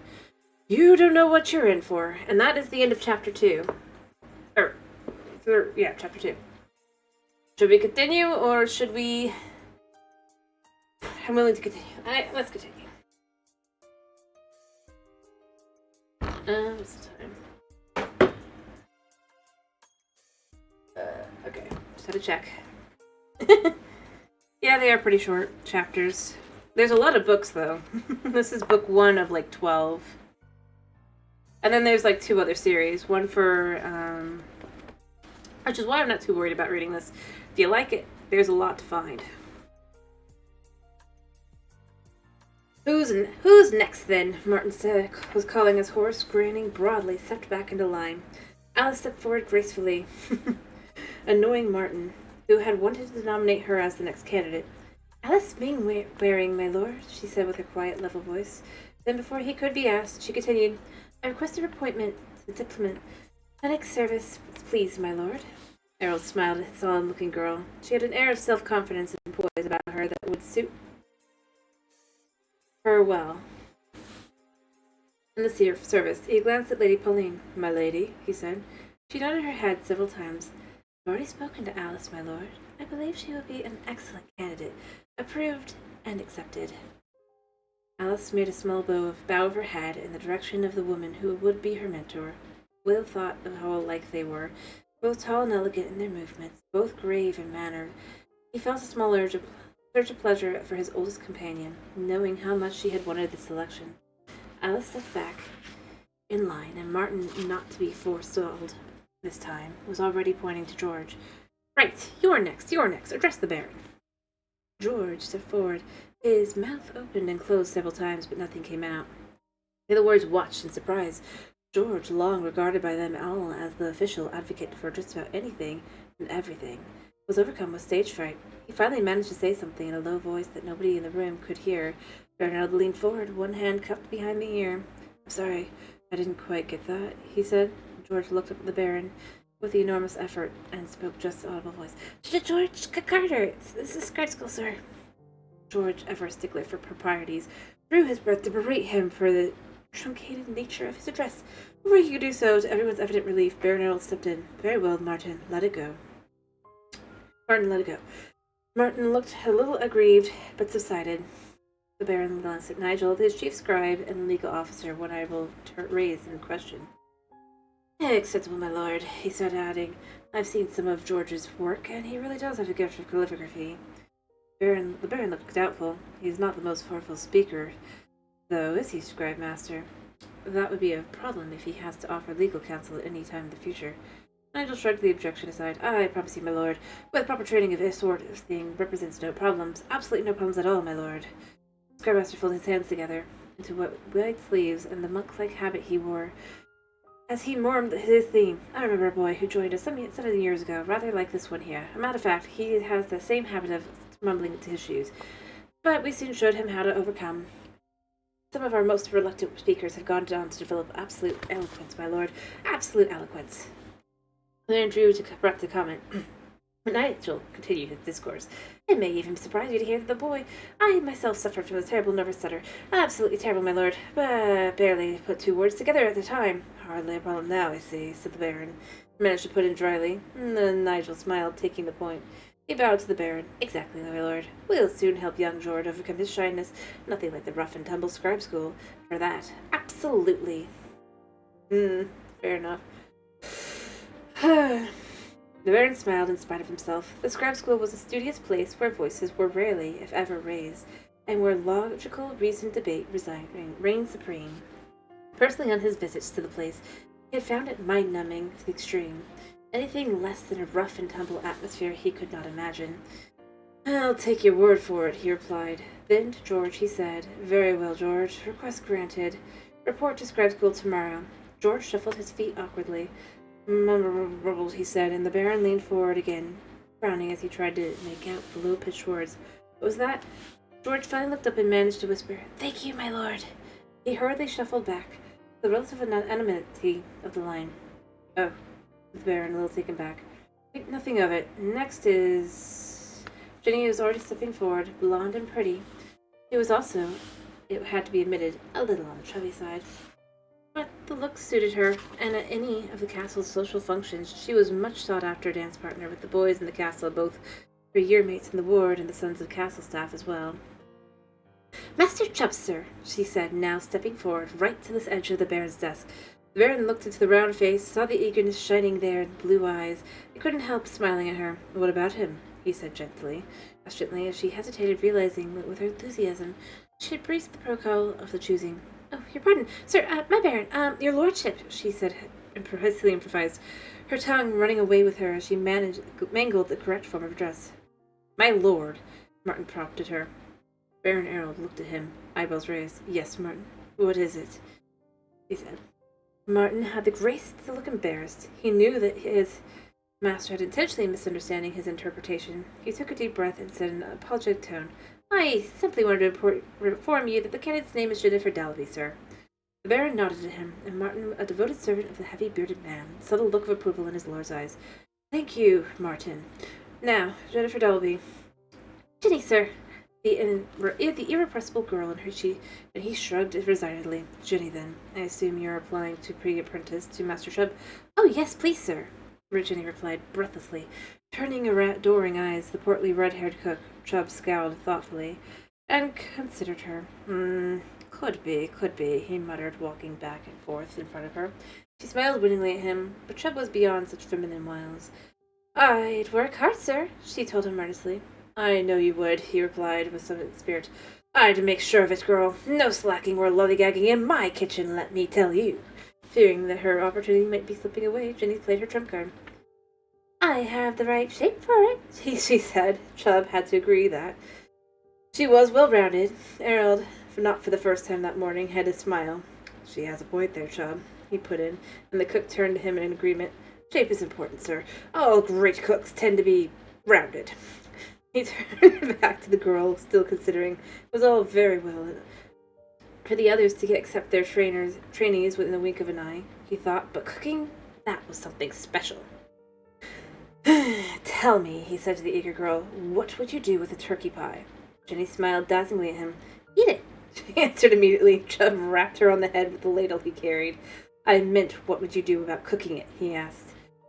Jenny hesitated, gathering her thoughts, then plunged into a lengthy technical description of how she would go about constructing such a masterpiece. The other four wards, the Baron, his craftmasters, and Martin listed as Lamar, with absolutely no comprehension of what she was saying. Chubb, however, nodded several times as he spoke, interpreting as she detailed the rolling of the pastry. 9 times, he said, curiously, and Jenny nodded, sure of her ground. My mother always said, 8 times to make it flaky, and 1 more for love, he said. Chubb nodded thoughtfully. Interesting, he said. Then looking at the Baron, he nodded. I'll take her, my lord. What a surprise, the Baron said mildly, then added, very well, report to the kitchens this morning, Jennifer. Jenny, sir, the girl corrected him again, her smile lighting up the room. Baron Harold smiled. He glanced at the small group before him, and that leaves us with 1 more candidate. He glanced at his list and looked up to meet Will's agonized gaze, gesturing encouragement. Will stepped forward, nervous, suddenly drying his throat, so his voice came out in barely whispered. Will, sir. My name is Will. What? I mean, it's an interesting... but notice that the chef doesn't take her till she's described. Anyway, shall we go on to chapter 4? This is where you know, it takes a lot to get through this book. I said it's a good book. Didn't say it's... You don't know? Yeah. Alrighty. And besides, we've got to remember, this is set in medieval times. In fact, if you go through the books, you can tell kind of where the locations... Because, I mean, this is obviously a semi-fantastical version, where you do have creatures and things that exist, but beyond that, like the locations, Erluin, I believe, is meant to be, I think it's England. And with some of them you can tell, like, if it's, like, Picta would be Scotland, which is mentioned in a later book. You have Scandians, which are Scandinavians, aka Vikings, if you will, although they wouldn't be Scandinavian. You go through, you even get, like, all the way up to, It's an interesting one, and there's a whole book on Scandians, or a whole series on Scandians. I believe France is Gallica. Oh no, it's But again, like in this book, you mostly only focus on Erluin, which, like I said, I think is English. I'd have to go back and look at it. But you even like get into Ireland, I believe, in Clonmel, which the thing is, like, if you look at it, there will be locations, or it'll just straight up be what they were called as well. So, yeah. No, Japan's in the last book, or second to last book, because you get the short stories, but you gotta. It takes a like, because basically they have to get along with. There's a whole thing. There's a whole thing that gets to that point, but not this book, but at the end of the series. I mean, I think you can guess that, obviously, like, we'll live through the series if there's a whole series. Maybe. Anyway, let's continue. Will who? Martin asked in exasperation, flicking through the sheets of paper at the candidate's details written on them. He'd only been to the Baron's secretary for 5 years, and so knew nothing of Will's history. He realized now that there was no family name on the boy's papers, and assuming he had let his mistake slip past, he was annoyed with himself. "What is your family name, boy?" he asked severely. Will looked at him, hesitating, hating this moment. "I don't have..." he began, but mercifully the Baron interceded. "Will is a special case, Martin," he said quietly, his look telling the secretary to let the matter go. He turned back to Will, smiling encouragement. "What school did you wish to apply for, Will?" he asked. "Battle school, please, my lord," Will replied, trying to sound confident in his choice. The Baron allowed a frown to crease his forehead, and Will felt his hopes sinking. "Battle school, Will? You don't think you're a little on the small side?" The Baron asked gently. Will bit his lip. He had all but convinced himself that if he wanted this badly enough, if he believed in himself strongly enough, he would be accepted, in spite of his obvious shortcomings. I haven't had my growing spurt yet, sir," he said desperately. "Everybody says that." The Baron rubbed his bearded chin and thumb and forefinger, as he considered the boy before him. He glanced at his battle master. "Rodney," he said. The tall knight stepped forward, studied Will for a moment, and slowly shook his head. "I'm afraid he's too small, my lord," he said. Will felt cold hand clutch his heart. "Stronger than I look, sir," he said, but the battle master was unswayed by his plea. He glanced at the Baron, obviously not enjoying the situation, and shook his head. "Any second choice, Will?" the Baron asked. His voice was gentle, even concerned.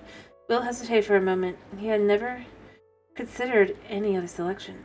"Horse school, sir?" he finally asked. The horse school trained and cared for the mighty battle horses that the castle's knights rode. It was at least a link to battle school, Will thought, but Ulf the horsemaster was shaking his head already, even before the Baron asked his opinion.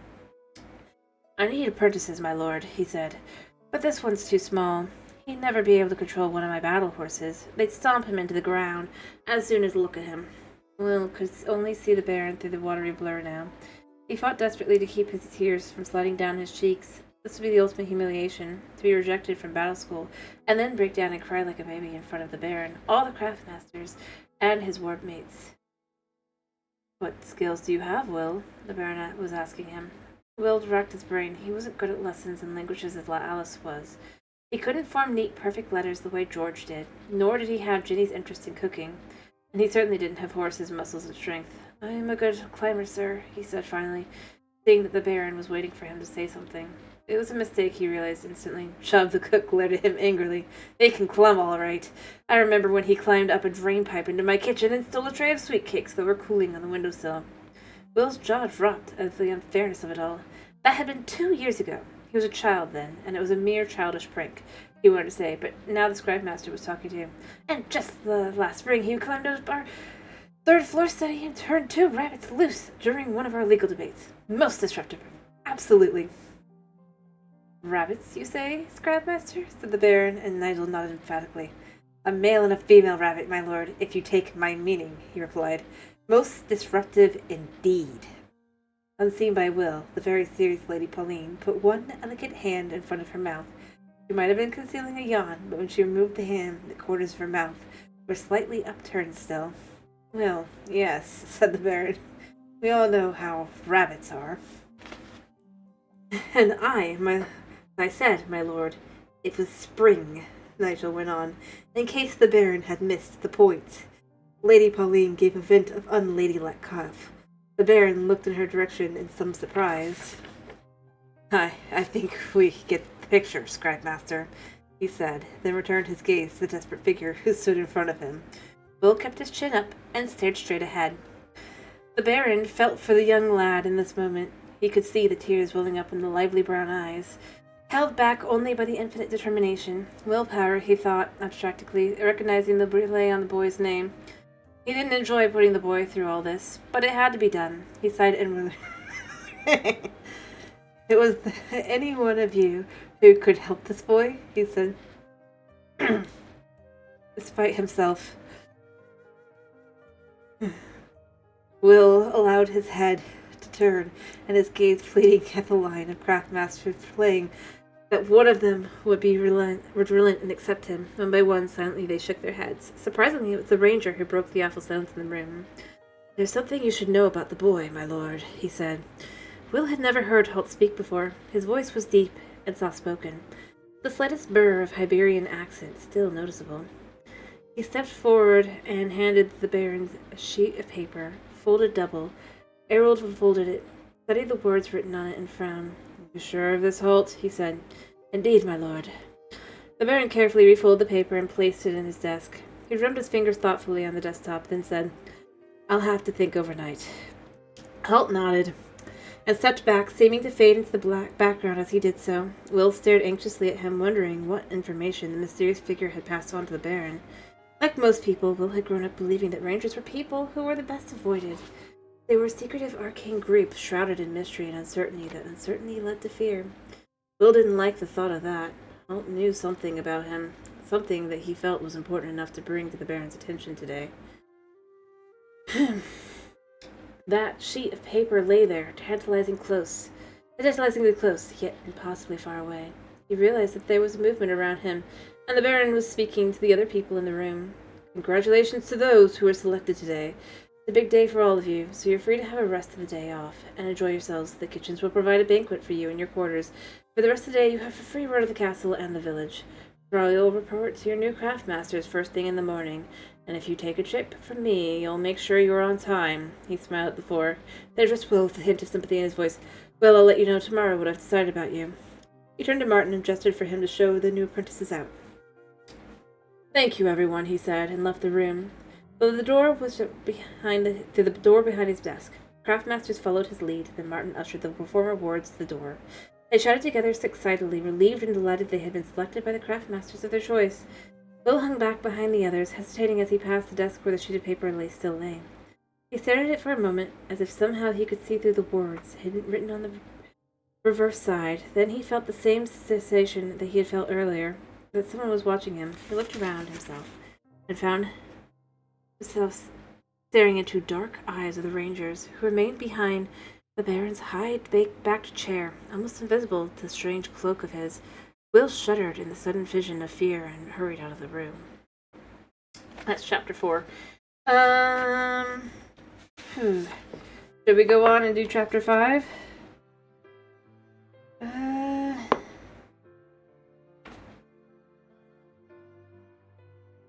I mean, yeah, I gotta drink.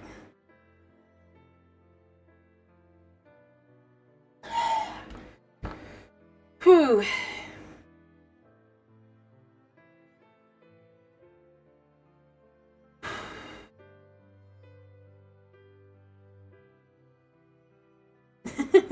I'm gonna assume it's a yes, but I need to find something a little bit more intense, or skip through to something more intense.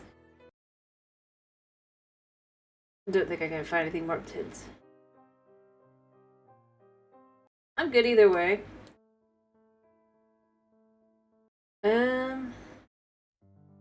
Yeah, that'll kind of do. I mean, it's not gonna be perfect. It's good enough. It was long after midnight. The flickering torches around the castle yard, already replaced once, had begun to burn low again. Will watched patiently for hours, waiting for this moment. When the light was uncertain and the guards were yawning in their last hour of their shift. The day had been one of the worst he could remember. While his yearmates celebrated enjoying their feast and then spending their time in the light-hearted horseplay to the castle and the village, Will had slipped away in silence to the forest, a kilometer or so from the castle's walls. There in the deep green coolness beneath the trees, he spent an afternoon reflecting bitterly on the events of the choosing, nursing the deep pain of disappointment, wondering what the ranger's paper said. As the long day wore on and the shadows began to lengthen in the open fields behind the forest, he came to a decision. He had to know what was on the paper, and he had to know it tonight. Once night fell, he made his way back to the castle, avoiding villagers and the castle folk alike, and secreted himself into the branches of a fig tree again. On the way, he slipped unnoticed into the kitchens and helped himself to bread, cheese, and apples. He munched moodily on these, barely tasting them, as the evening passed and the castle began setting for the night. He observed the movement of the guards, getting the feeling for their timings as they went on their regular rounds. In addition to the guard troop, there was a sergeant on duty at the doorway of the tower that led to Baron Harold's quarters, but he was overweight and sleepy, and there was little chance he would pose a risk to Will. After all, he had no intention of using the door or the stairway. Over the years, his insatiable curiosity and penchant for going places he wasn't supposed to developed within him the skill of moving across seemingly open space without being seen. As the wind stirred the upper branches of the trees, they created moving patterns in the moonlight, patterns that Will now used to great effort. He instinctively marched his movements to the rhythm of the trees, blending easily into the pattern of the yard, becoming part of it, seeing so being concealed by it. In a way, the lack of obvious cover made his task a little easier. The fat sergeant didn't expect anyone to be moving across the open space of the yard, so not expecting to see anyone, he failed to do so. Breathless, Will flattened himself against the rough stone of the tower wall. The sergeant was barely 5 meters away, and Will could hear his heavy breathing, but the small buttress in the wall hid him from the man's sight. He studied the wall in front of him, craning his back to look up. The baron's office window was a long way up, and farther around the tower. To reach it, he would have to climb up there and work his way across the face of the wall, to a spot beyond the point where the sergeant stood guard, stood up again to the window. He licked his lips nervously. Unlike the smooth inner walls of the tower, the huge blocks of stone that comprised the tower's outer wall had large gaps between them. Climbing them should be no problem. He'd have plenty of foot and handholds all the way up. In some places the stone would have been worn smooth by the weather over the years, he knew, and he'd have to go carefully, but he climbed all the other 3 towers at some time in the past. He expected no real difficulty with this one, but this time, if he were seen, he wouldn't be able to pass it off as a prank. He'd be climbing in the middle of the night to a part of the castle where he had no right to be. After all, the Baron didn't post guards on this tower for the fun of it. People were supposed to stay away unless they had business here. He rubbed his hands together nervously. What could they do to him? He had already been passed over in the choosing. Nobody wanted him. He was condemned to a life in the fields already. What could be worse than that? And there was a nagging doubt at the back of his mind. He wasn't absolutely sure that he was condemned to that for life. A faint spark of hope still remained. Perhaps the Baron would relent. Perhaps, if Will pleaded with him in the morning and explained about his father and of how important it was to him to be accepted at battle school, there would be a faint chance that his wish would be granted. And then, once he accepted, he could show how his eagerness and dedication would make him a worthy student until his growing spurt happened. On the other hand, if he were caught in the next few minutes, not even the small chance would remain. He had no idea what they would do to him if he were caught, but he could reasonably be sure that it would not involve being accepted into battle school.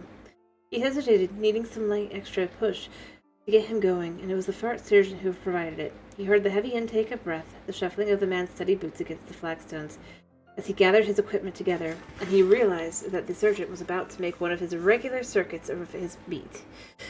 Usually this entailed going a few meters around the tower to either side of the door, and then returning to his original position. It was more for the purpose of staying awake than anything else, but Will realized it would bring him face to face within the next few seconds, and he didn't want if he did not do something.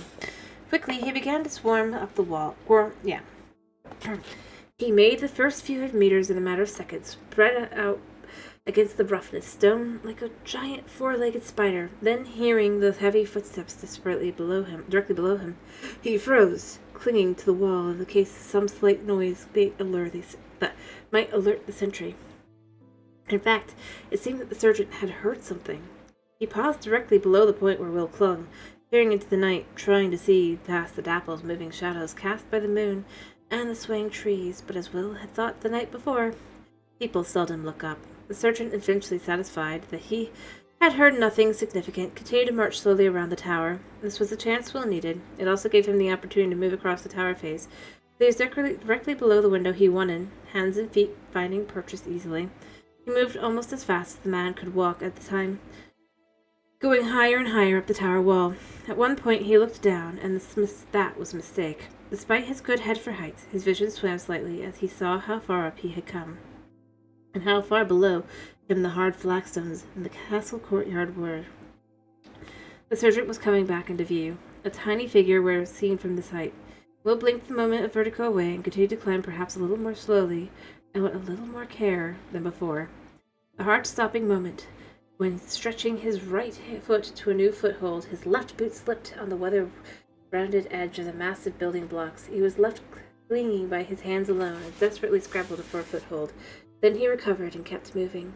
He felt a surge of relief as his hands finally closed over one of the stone window ledge. He heaved himself up and into the room, swinging his legs over the sill and dropping lightly inside. The Baron's office was deserted, of course. There were three-quarter moon streamed light in.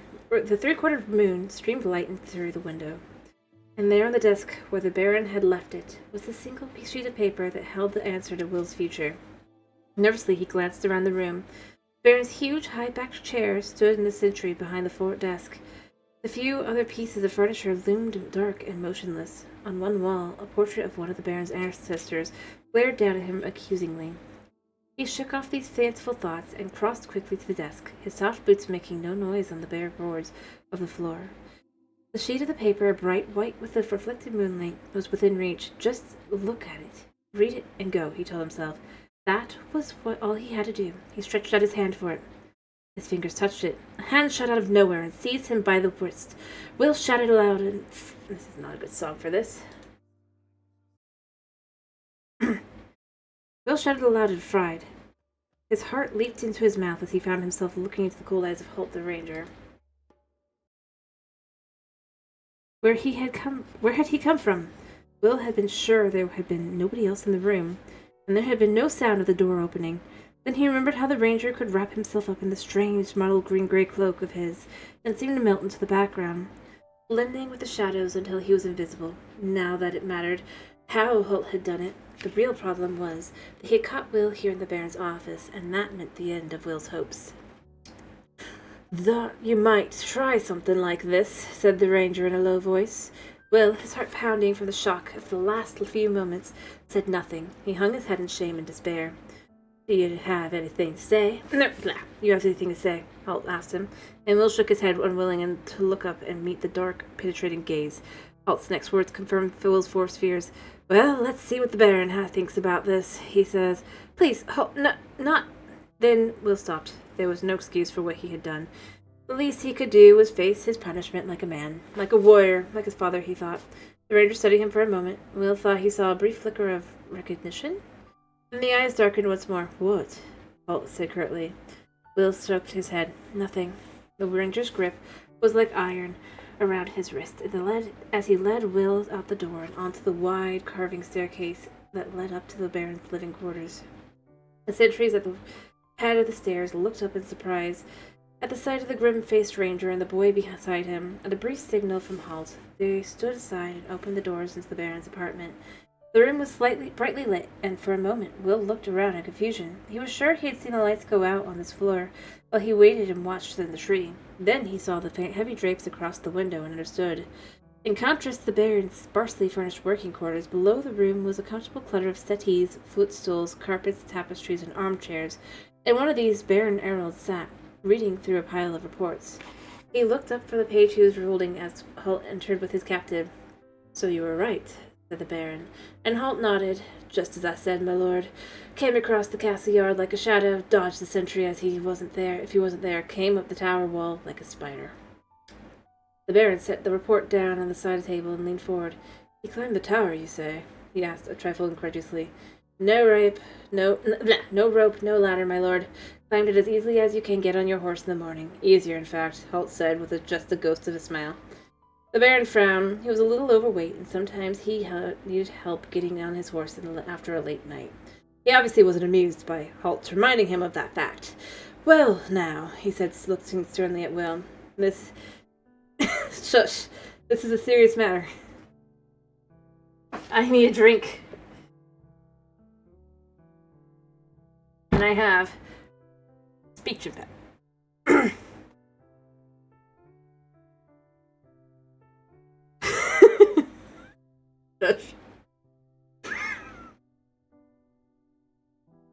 Anyway. "Well now," he said, looking sternly at Will, "this is a serious matter." Will said nothing. He wasn't sure if he should agree or disagree. Either course had its dangers, but he wished Holt hadn't put the Baron in a bad mood to referring to his weight. It certainly wouldn't make things any better for him. "So, what should we do with you, young Will?" the Baron continued. He rose from his chair and began to pace. Will looked up at him, trying to gauge the mood. The strong bearded face told him nothing. The Baron stopped his pacing and fingered his beard thoughtfully. "Tell me, young Will," he said, facing away from the miserable boy. "What would you do in my place? What would you do with a boy who broke into your office in the middle of the night and tried to steal an important document?" "I wasn't stealing, my lord." The denial burst from Will before he could contain it. The Baron turned to look at him in the eyebrow, raised in apparent disbelief. Will continue weakly. I just wanted to see it, that's all. Perhaps so, said the Baron, the eyebrow still raised. But you haven't answered my question. What would you do in my place? Will hung his head again. He could plead, he could apologize, he could ask for mercy, he could try to explain, but he squared his shoulders and came to a decision. He had known the consequences of being caught, and he had chosen to take the risk. He had no right now to plead for forgiveness. My lord, he said hesitantly, knowing that this was a decisive moment in his life. The Baron regarded him, still half-turned from the window. Yes, he said, and Will somehow found the resolve to go on. My lord, I don't know what I'd do in your place. I do know there's no excuse for my actions, and I will accept whatever punishment you design. As he spoke, he raised his face to look at the Baron in the eye, and in doing so he caught the Baron's quick glance to halt. There was something in that glance he saw. Strangely, it was almost a look of approval, or agreement. Then it was gone. Any suggestions, Halt? The Baron said, with a carefully neutral tone. Will looked at the Ranger now. His face was stern, and as it always was. The grizzled gray beard with short hair made him seem even more disapproving and more ominous. Perhaps we should show him the paper he was so keen to see, my lord, he said, producing a single sheet from inside his sleeve. The Baron allowed a smile to break through. Not a bad idea, he said. I suppose, in a way, it does spell out his punishment, doesn't it? Will glanced from one man to the other. There was something going on here that he didn't understand. The Baron seemed to think that what he had just said was rather amusing. Halt, on the other hand, wasn't sharing in the fun. If you say so, my lord, he replied. Evenly. The Baron waved his hand at him impatiently. Take a joke, Halt, take a joke. We'll go on and show him the paper. The Ranger crossed the room and handed Will the sheet he had risked so much to see. His hand trembled as he took it. His punishment? But how had the Baron known he would deserve punishment before the actual event? He realized that the Baron was watching him expectantly. Halt, as ever, was impassive statue. Will unfolded the sheet of paper and read the words Halt had written there. The boy Will has the potential to be trained as a ranger. I accept him as my apprentice. And that is the end of chapter 5. And that is why the book is called The Ranger's Apprentice. Or the series, I guess.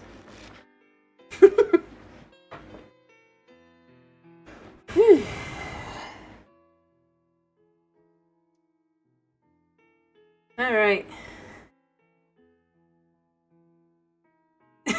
How many chapters are there in the book? In this book there are...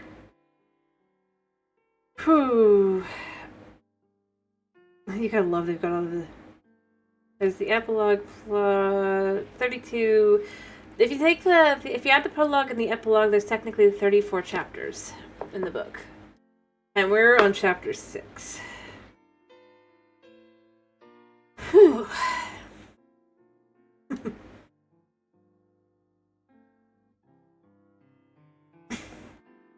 Do you want one more chapter? Yeah, there's a lot of chapters. I'm not going to read all this tonight.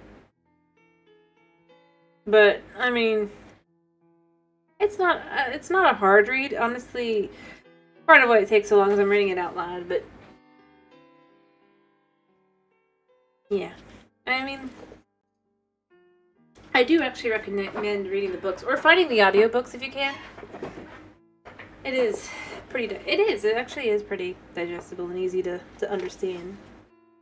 Which makes sense when you consider that I believe this one was, yeah. Kind of like, if you know, like, the Percy Jackson series, it's a similar thing. The author, he started writing a series of short stories for his son. And so that's, like, Will is reminiscent of the son, and then Horace is, I believe, reminiscent of a friend of his. Of the son. Or rather was. I don't know, currently.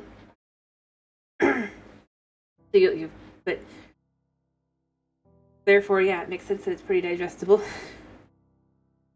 And like I said, I don't know if it's still out there, but they did have music they had for, like, each location.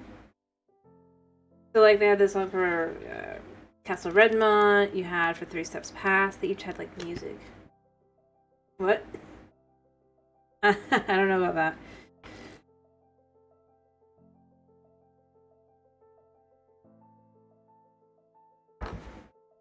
But I don't know if I could even find it now. I mean, obviously I wouldn't play the music because I'm pretty sure that would be copyrighted. And I mean, there was originally supposed to be a movie, if you look it up. like 3 or 4 times over at this point, but I don't know if they're ever going to actually have one made.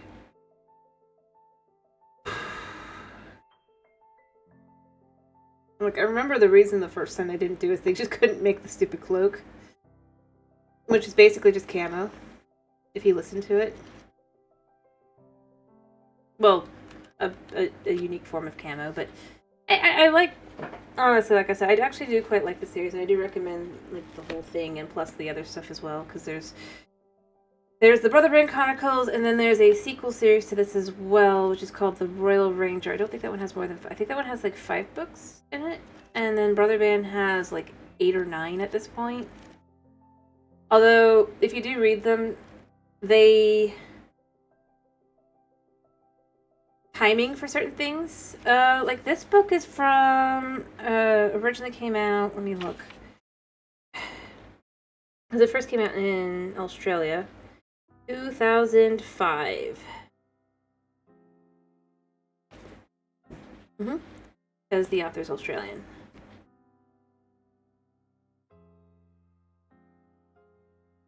We ended up finding the books at the local library a couple years ago, like years ago, obviously, but and then yeah, I fell in love with the series. It's a really good one.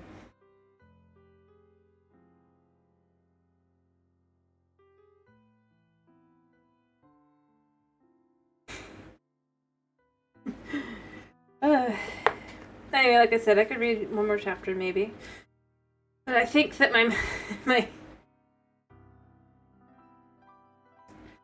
throat can't handle more than that.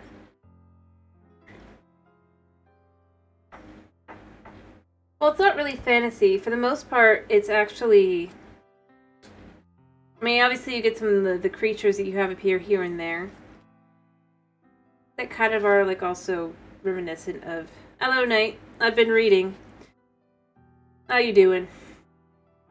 I don't know, you stepped into a book reading stream. I was probably reading one more chapter. Maybe 2. Since the next 2 chapters are kind of short. Yeah. I was reading a book that I actually quite enjoy. Have you ever heard of The Ranger's Apprentice? I was just reading out of the first book, The Ruins of Gorlan. As I said, it's a pretty long series, and there's a bunch of other books, and so I'm not too... I think, honestly... You have read it? Nice.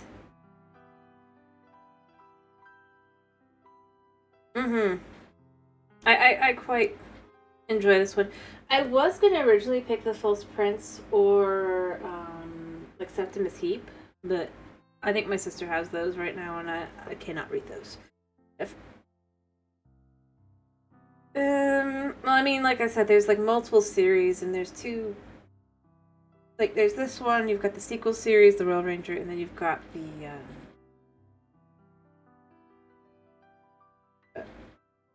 the Brother Band books. Which, like I said, I think there's like 8 or 9 at this point. Although it gets super confusing as to where they're kind of set on the timeline, because... I mean... So, I think you're referring to book 5? Or, yeah, 5. No, 4. Book 4. Right? With the Scandians, right?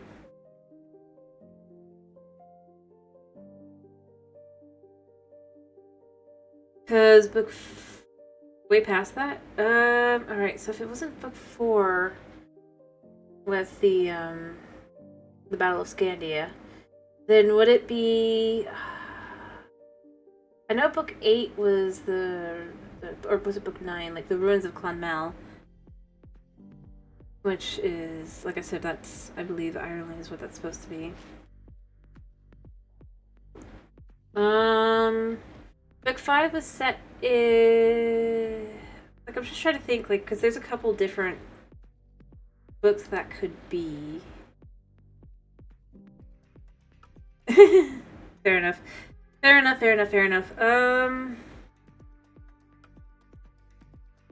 This music would have been better for the last chapter, but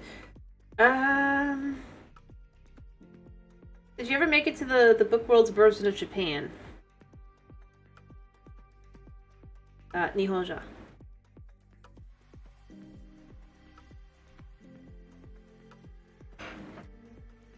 Or because that'll at least tell me if you made it to the end of the series or not.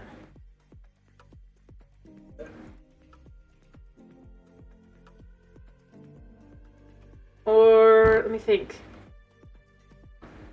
Fair enough, because like I said, that's other than the short stories, that's the last book in that series. Because then they went on to a sequel series. I think I don't remember. Maybe book 10. I'd have to go back and outside and look. Had any of the Brother Ben books been released yet? That would help me. Because I think the first, I guess no, that was probably after as well. So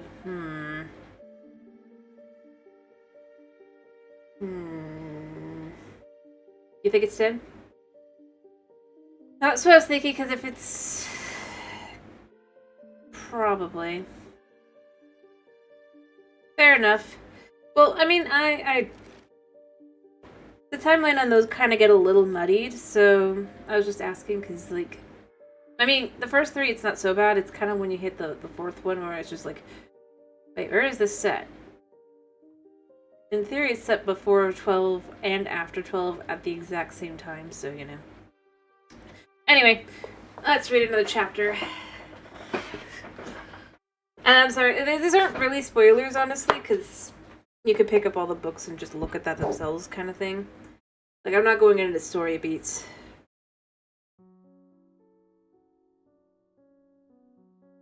Because, let's be real, like, 90% of the books have Scandians. Including this one, I think, has Scandians. Like... Maybe not this one.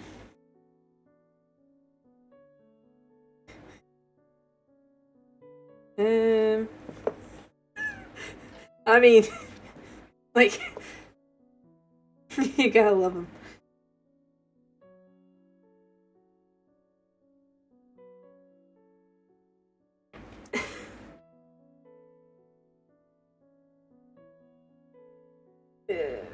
Probably. Like I said, I'm not sure. With Hibernia, maybe?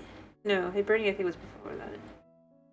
Anyway, I'm gonna go back to reading the book. Let's read the next chapter. Chapter 6. Will stared at the words in the paper in utter confusion. His first reaction was one of relief. He wasn't to be condemned to a life of farm work, and he wasn't to be punished for his actions in the Baron's study. Then the initial sense of relief gave way to a sudden nagging doubt. He knew nothing of rangers. Beyond myth and superstition, he knew nothing about Hult, apart from the fact that the grim, grey-cloaked figure had made him feel nervous whenever he was around. Fair enough. Now it seemed that he had been assigned to spend all his time with him, and he wasn't sure he liked the idea of that at all. He looked at the 2 men. The Baron, he could see, was smiling expectantly. Apparently he felt that Will should greet his decision as good news. Yeah. He couldn't see Halt's face clearly. The deep cowl of his cloak left his face in shadow. The Baron's smile faded slightly. He appeared a little puzzled by Will's reaction to the news, or rather, his lack of any visible reaction. "Well, what do you say, Will?" he asked in an encouraging tone. Will drew a deep breath. "Thank you, sir, my lord," he said uncertainly. What if the Baron's earlier joke about the note containing his punishment was more serious than he thought? Maybe being assigned to Halt's apprentice was the worst punishment he could have chosen, but the Baron certainly didn't look as if he thought so. He seemed to be very pleased with the idea, and Will knew he wasn't an unkind man. The Baron gave a little sigh of pleasure as he lowered himself into an armchair. He looked up at the ranger and gestured toward the door. "Perhaps you could give us a few moments alone, Halt? I'd like a word with Will in private," he said. The ranger bowed gravely. "Certainly, my lord," he said, his voice coming from deep inside the cowl. He moved silently as ever, past Will and out through the door that led to the corridor outside. The door closed behind him, with barely a sound, and Will shivered. The man was uncanny. Sit down, Will. The Baron gestured to one of the low armchairs facing his own. Will sat nervously at the edge of it, as if poised for flight. The Baron noted his body language and sighed. You don't seem very pleased with my decision, he said, sounding disappointed. The reaction puzzled Will.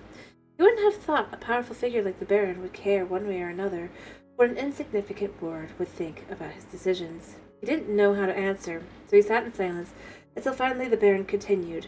Would you rather or prefer to work as a farmhand? He asked. He couldn't believe the lively, energetic boy like this could possibly prefer such a dull, uneventful life, but maybe he was wrong.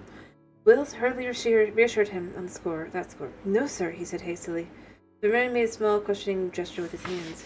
Well, then, would you prefer I punished you somehow for what you have done? Will started to speak, then realized that his answer might be insulting, and stopped. The Baron gestured for him to continue. It's just that I'm not sure you haven't, sir, he said. Then, noticing the frown creased the Baron's forehead as he had said the words, he hurried. Oh, I don't know much about rangers, sir, and people say... He let the words trail off. It was obvious that the Baron held Holt in some esteem, and Will didn't think it polite of him to point out that ordinary people feared rangers and thought they were warlocks. He saw that the Baron was nodding, and look of understanding was replaced with the perplexed expression that he had been wearing. Of course. People say they're black magicians, don't they? He agreed. And Will nodded, not even realizing he was doing so.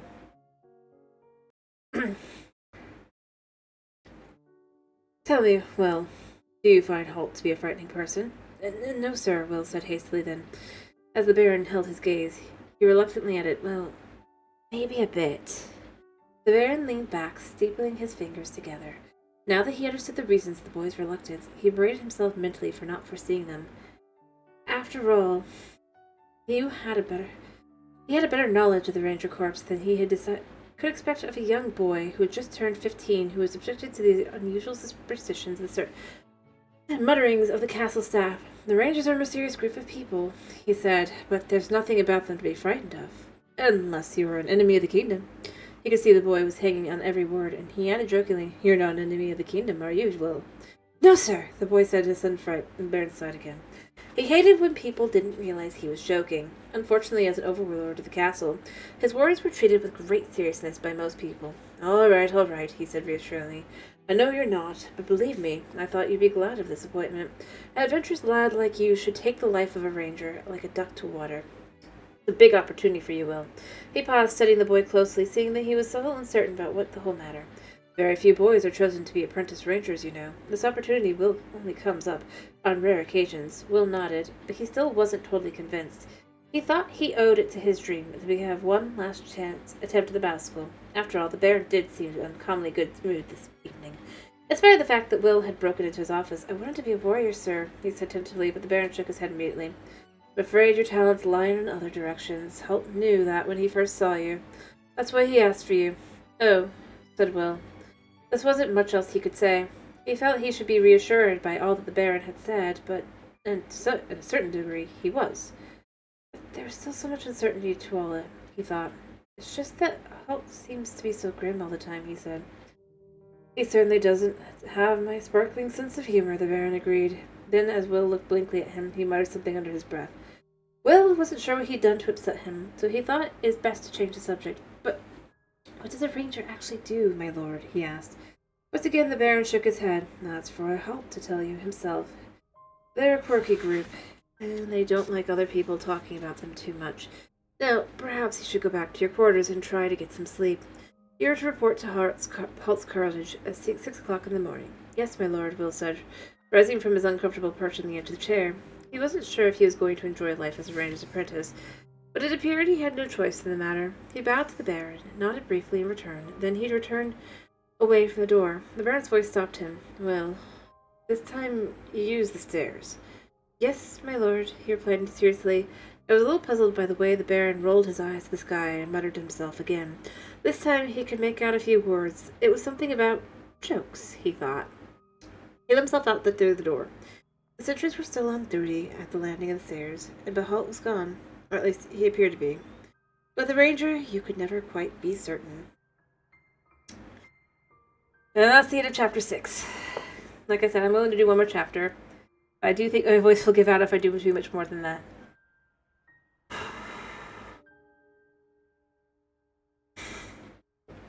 Also, technically, like, they do reference it a couple times. Like, the Wargles are, like, through a couple of the books, but as far as magic, because I just looked up. But, yeah. Overall, I think because because my eyes are fine.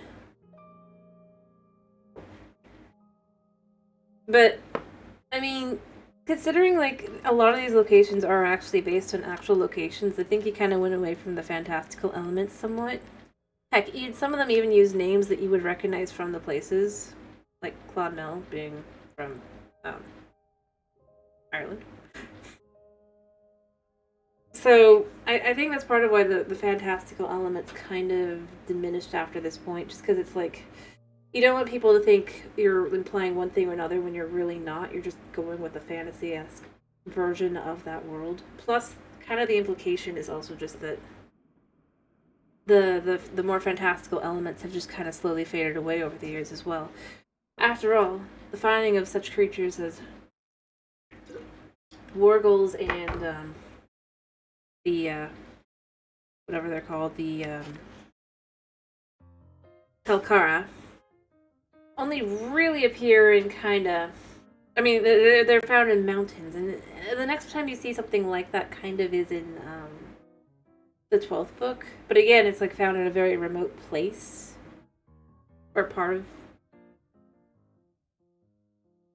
But if I had to guess, in part, it's just like, just, you know, probably not really, but yeah, you do get that little. Even though in reality, it's like you're not going to see anything that actually would even relate to that. But you know, people assume. They always do. Alright.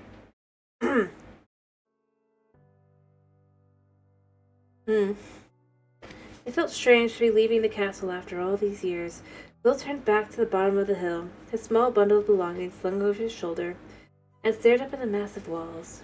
Castle Redmont dominated the landscape, built on top of a small hill. It was a massive three-sided structure facing roughly west, with a tower at each of the three corners. In the center, protected by the three curtain walls, were the castle yard and the keep, and the fourth tower that soared above the others housed the Baron's official quarters and his private living apartments, along with those of his senior officers. The castle was built of ironstone, a rock that was almost indestructible, and, in the low sun of early morning or late afternoon, seemed to glow with an inner red light. It was this main characteristic that gave the castle its name, Redmont, or Red Mountain. At the foot of the hill, on the other side of the Terrace River, lay Winsley Village, a cheerfully haphazard cluster of houses with an inn and those craft shops necessary to meet the demands of day-to-day country life. A cooper, wheelwright, smithy, and harness maker. The land around had been cleared for some distance, both to provide farmlands for the villagers to tend to, and to prevent enemies from being able to approach unseen. In times of danger, the villages would drive their flocks across the wooden bridge that spanned the Tarbis, removing the center span behind them. The seek shelter behind the massive ironstone walls of the castle, protected by the Baron's soldiers and the knights trained in Redmont's battle school. Balt's cottage lay some distance away from both castle and village. Nestling under the shelter of the trees at the edge of the forest, the sun had just rising over the trees as Will made his way to the log cabin. A thin spiral of smoke was rising from the chimney, so Will reasoned that Halt was already up and about. He stepped up onto the veranda that ran the length of one side of the house and hesitated for a moment. Then, taking a deep breath, he knocked firmly on the door. "Come in," said a voice from inside. Will opened the door and went into the cottage. It was small, but surprisingly neat and comfortable looking inside. He found himself in the main room, a combined living and dining area, with a small kitchen at one end, separated from the main area by a pine bench. There was comfortable chairs ranged around the fire, a well-scrubbed wooden table, and pots and pans that gleamed so much polishing. There was even a vase of brightly colored wildflowers on the mantel-shelf, and the early morning sun streamed cheerfully through the large window. 2 other rooms led off to the main room. Halt in one of the chairs had his booted feet resting on the table. "At least you're on time," he said gruffly. "Have you had your breakfast yet?" "Yes, sir," said Will, staring in fascination at the ranger. This was the first time he had seen Halt without his gray-green cloak and hood. The ranger was wearing simple brown and gray woolen clothes and soft-looking leather boots. He was older than Will had realized. His hair and beard were short and dark, but peppered with steel-gray flecks. They were both roughly trimmed, and Will thought they looked as if Halt had cut them himself with his hunting knife. The ranger stood up. He was surprisingly small in build. That was something else that Will had never realized. The gray cloak had concealed a lot about Halt. He was slim, and not at all tall. In fact, he was considerably shorter than average height. But there was a sense of power and whipcord strength about him, so that his lack of height and bulk didn't make him seem any less daunting a figure. "Finished staring?" asked the ranger suddenly. Will jumped nervously. "Yes, sir. Sorry, sir," he said. Halt grunted. He pointed to one of the small rooms Will had noticed as he entered. "That'll be your room. You can put your things in there." He moved away from the wood stove in the kitchen area, and Will hesitantly entered the room he had indicated. It was small, but like the rest of the cottage, it was also clean and comfortable looking. A small bed lay alongside one wall. There was a wardrobe for clothes and a rough table with a washing basin and jug on it. There was also, Will noticed, another vase of freshly picked wildflowers, adding a bright spot of color to the room. He put his small bundle of clothes and belongings on the bed and went back to the main room. Walt was still by the stove, his back to Will. Will coughed apologetically to attract his attention. Holt continued to stir coffee into the pot on the stove. Will coughed again. "Got a cold, boy?" asked the ranger without turning round. No, sir." "Then why are you coughing?" asked Holt, turning around to face him. Will hesitated. "Well, sir," he said uncertainly, "I just wanted to ask you, what does a ranger actually do?" "He doesn't ask pointless questions, boy," said Holt. "He keeps his eyes and ears open. He looks and listens, and eventually, if he hasn't got too much cotton wool between his ears, he learns." "Oh," said Will. I see." He didn't, and even though he realized that this was probably no time to ask more questions, he couldn't help himself repeating a little more rebelliously, "I just wondered what rangers do is all." Holt caught the tone in his voice and turned to him, a strange gleam in his eyes. "Well then, I suppose I'd better tell you," he said. "What rangers do, or more correctly, what rangers' apprentices do, is the housework." Will had a sinking feeling as the suspicion struck him that he had made a tactical error. "The housework?" he repeated. Holt nodded, looking distinctly pleased with himself. "That's right," he said, "Take a look around." He paused, gesturing around the interior of the cabin. Will to do as he suggested, then continued. "See any servants?" "No, sir," Will said slowly. "No, sir, indeed," Holt said, "because this isn't a mighty castle with a staff of servants. This is a lowly cabin, and it is water to be fetched, and firewood to be chopped, and floors to be swept, and rugs to be beaten, and who do you suppose might do all those things, boy?" Will tried to think of some answers other than the one which now seemed inevitable. Nothing came to mind, so finally he said, in a defeated tone, "Would that be me, sir?" "I believe it would be," the ranger told him. He rattled off a list of instructions crisply. "Bucket there, barrel outside the door, water in the river, axe in the lean-to, firewood behind the cabin, broom in the door. I believe you can probably see where the floor might be." "Yes, sir," said Will, beginning to roll up his sleeves. He noticed the water barrel as he approached, obviously holding the day's water supply for the cabin. He estimated that it would probably hold 20 or 30 buckets full. With a sigh, he realized he was going to have a busy morning. As he walked outside, the empty bucket in one hand, he heard the ranger say contentedly as he poured himself a mug of coffee and sat down again, "I'd forgotten how much fun having an apprentice can be." Bill couldn't believe that such a small and seemingly neat cottage could generate so much cleaning and general maintenance.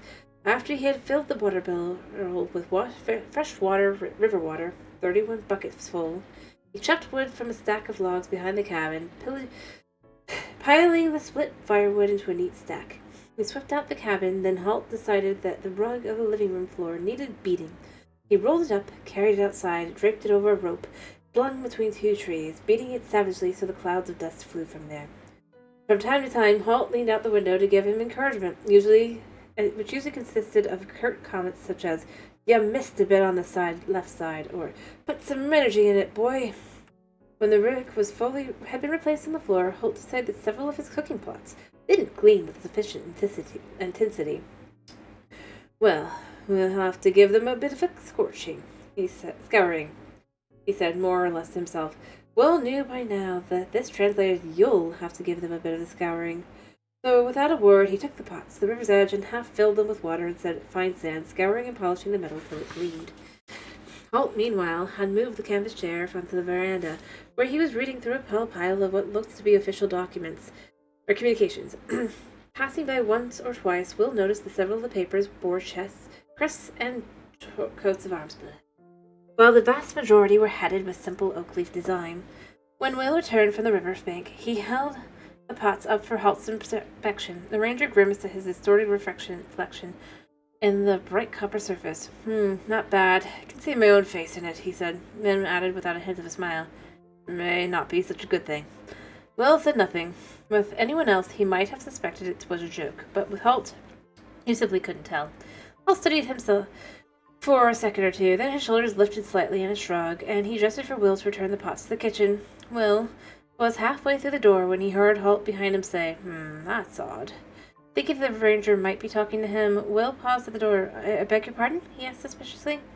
Each time Holt had said had found a new chore for him to attend to, he seemed to begin with the instruction with a statement like, how unusual, or the living room rug is full of dust, or I do believe the stove is in dire need of a new supply of firewood. It was an affectation that Will had found more than a little annoying over the day. Although Holt seemed to be quite fond of it, this time, however, it seemed that he had generally been musing to himself as he read a new report, one of the oak-leaf-crested ones, Will noted. Now the ranger looked up, a little surprised that Will had addressed him. What's that? He said. Will shrugged. Sorry, when you said that's odd, I thought you were talking to me. Holt shook his head several times, still frowning at the report in his hand. No, he said, a trifle distractedly. I was just reading this. His voice trailed away, and he frowned thoughtfully. Will, as curiosity roused, waited expectantly. What is it? He finally ventured to ask. As the ranger turned his dark eyes on him, he instantly wished he hadn't. Holt regarded him for a second or two. Curious, are you? He said with a length. And when Will nodded uncomfortably, he went on in an unexpectedly milder tone. Well, I suppose that's a good trait for a ranger's apprentice. After all, that's why we tested you with that paper in the Baron's office. You tested me? Will set a heavy copper kettle down by the door. You expected me to try and see what it said? Holt nodded. Would have been disappointed if you hadn't. Also, I wanted to see how you'd go about it. Then he held up a hand to forestall the torrent of questions that were about to tumble out of Will's mouth. We'll discuss that later, he said, glancing meaningfully at the kettle and the other pots. Will stooped to retrieve them, and turned back to the house once more. But curiosity still burdened him, so he turned to the ranger again. So what does it say? He asked, nodding toward the report. Again, there was silence as Holt regarded him, perhaps assessing him. Then he said, Lord Northold is dead. Apparently killed by a bear last week while out hunting. Lord Northold? Will asked. The name was vaguely familiar to him, but he couldn't place it. Former Supreme Commander of the King's Armor, he told him. And Will nodded, as if he had known this, but since Holt seemed to be answering his questions, he was emboldened to continue. What's so odd about it? After all, bears do kill people from time to time. Holt nodded. True, but I would have thought Cordham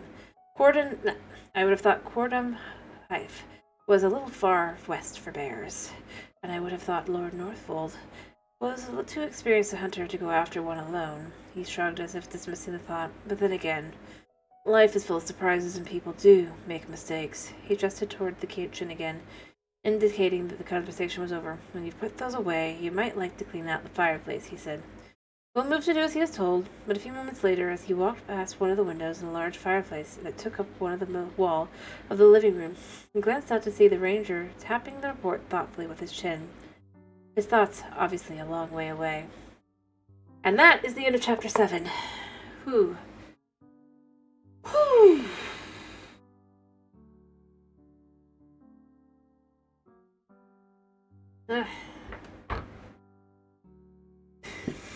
And obviously it goes on from there. It is good stuff.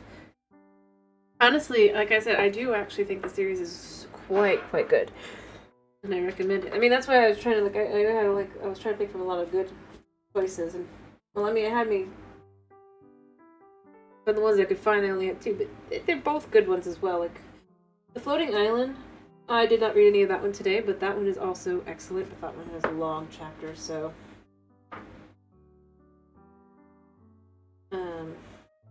yeah.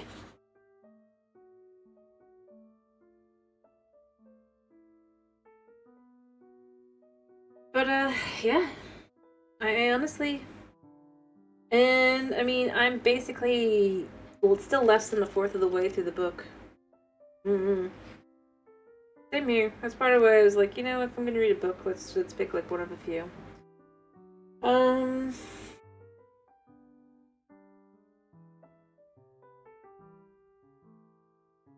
You like short chapters? I mean, fair enough. And these are definitely pretty short. They're all like 5, or I guess more like kind of 6 or 7 pages long, but that's not too bad for chapter length. Whereas if I had done the floating island, I believe the chapters are more like 10 to 15 chapters long typically. Although they might be short too. I guess they're a little short. I don't know, that's the prologue. Yeah. They tend to be longer. Which isn't a bad thing. And like, well, this one having fantasy element, or well, Ranger's Apprentice having fantasy elements is kind of not as much. How do I put it? Basically, Ranger's Apprentice still has more rooted in reality than in True. That's true. I mean, it's still like you have breaks in the chapter, so it's not too hard for if you've ever read The Floating Island, because the concept of that one. Here, I will read like the preface, the preface, right? Because this for the Floating Island, just so you can kind of get the idea, if you want. Because that's only 2 pages, not even.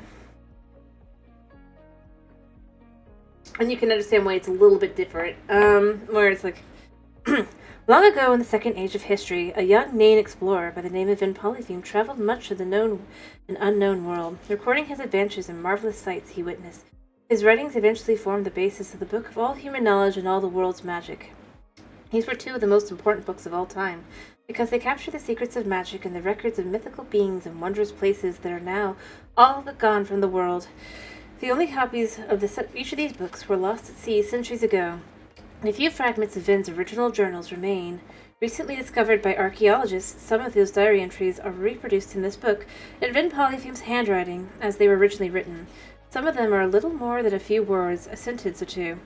A number of sketches from his notebooks also survived and reproduced here as well. Great care has been taken to reconstruct the parts of this journal that did not survive so that the whole story can be told. A separate notebook containing only sketches of dragons, plus drawings of what appear to be cards made of dragon scales, is still being translated. It was found buried with the journals in the waterproof chest lined with gold. It is yet unknown what connections these dragons and cards have to the Vin journals, but their importance is clear.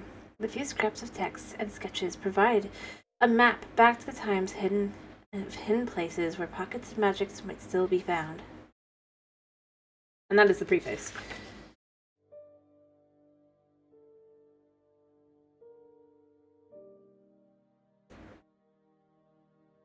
Well, fair enough, but the whole point of the book is it is a fantasy. It is, but it's being. Yeah. It is very fantasy. I do believe we do have elves in this one, but I don't remember if there's elves, but there are fairies and there are occasionally dragons and other mystical magical creatures like not actually a mermaid. She's called something else, but what is she called? Let me see. Nah. The marrow. They have marrows. They're like, nah, we're not mermaids, we're marrows. There's like a thing in there, but basically you kind of get into the whole storyline.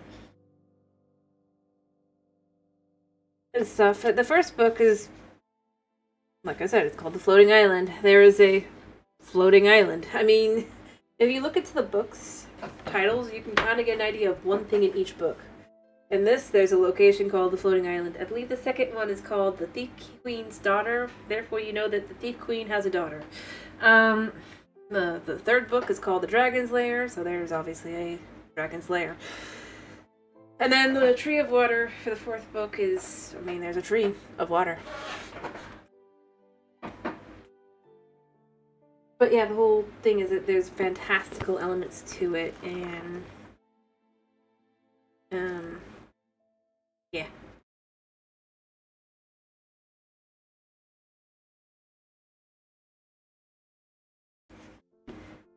Anyway, the first few things are kind of short, but then it gets into like for part of it. But then, like I believe from chapter 2 on, where the chapters are longer, because it is kind of just quite the adventure. But like I said, it's much more fantasy-esque. Well, not even esque. It is much more fantasy. In general, you get more. Like there, this book, I believe there's a ghost. I think maybe not.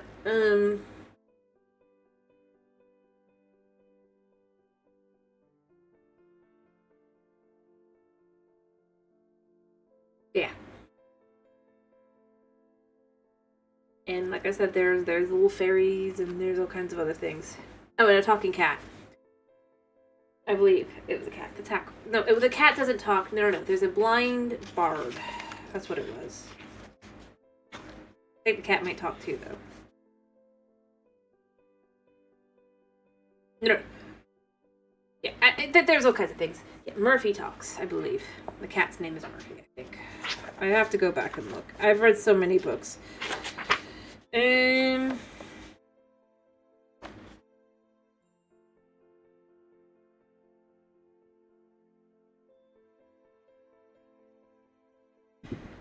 enough. The one I wanted to do, but I think my sister has the book. First book is also like Septimus Heap. That one is very, very magic, if you will. Like much more like got wizards and stuff. Well, the first book's called Magic. The series is called Septimus Heap. One of the big mysteries of the first book, whether you know or not. I mean, the series kind of answers the question. That's ironic. But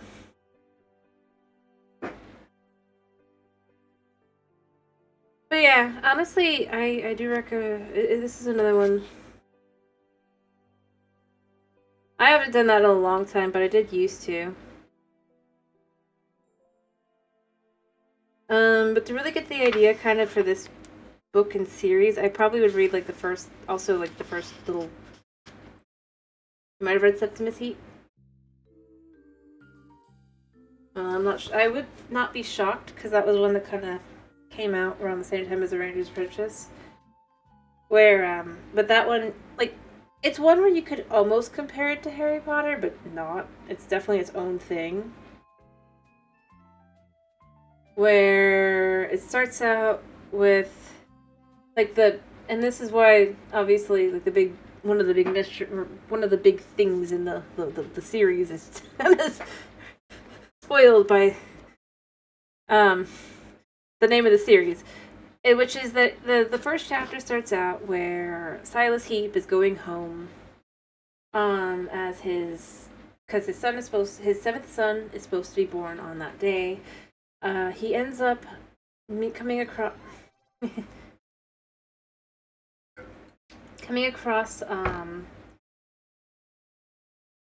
his once fellow apprentice to the extraordinary wizard, Marcia Overstrand. She's saying, "I'm now the," and she hands over. She tells Silas not to say that he's met her or anything that's gotten so, and hands over basically a baby girl, and says not to tell anyone where she came from. Pretend that she's his child, kind of thing. And then he goes home and midwife's running out with the baby, saying that he's dead. the baby's name. The baby's name, by the way, would have been Septimus Heap.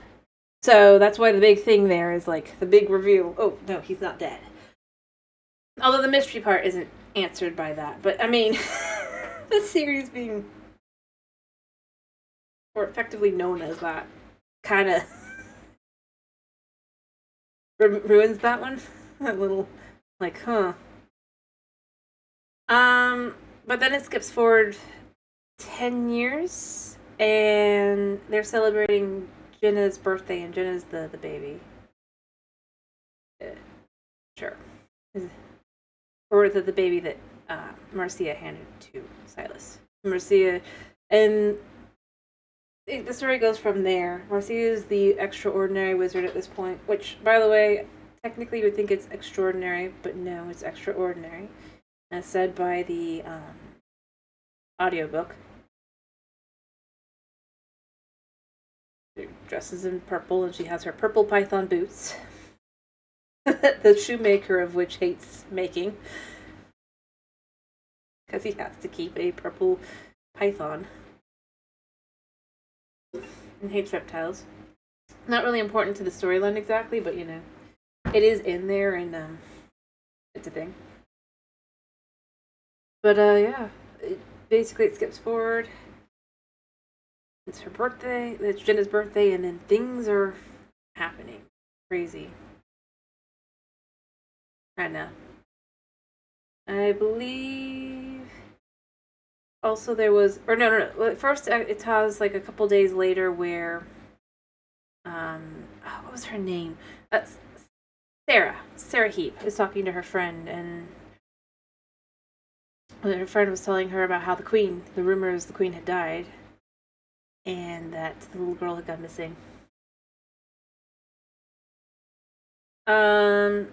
And that Jenna, basically they realize that Jenna is the actual princess of the kingdom.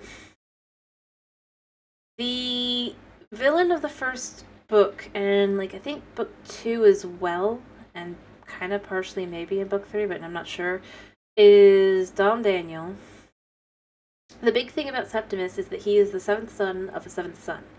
So he would have super magic in comparison to like just about anyone else, or at least superstitiously wise. It doesn't necessarily guarantee anything, but the superstitions are that he would be super magic. And basically a lot of the book is where Jenna, one of her brothers, Nico, and then, because obviously there were 6 other sons who adored Jenna, because my little sister.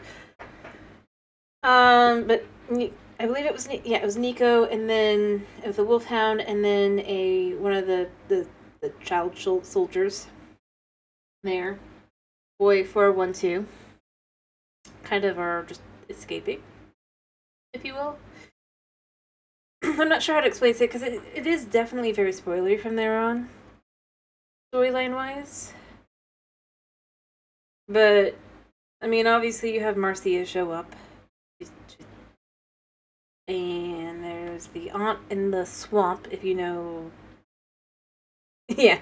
Well, I mean, the whole point is the world, or the country was kind of fell effectively under darkness and all that with the Dom Daniel taking over. With the, what's it called?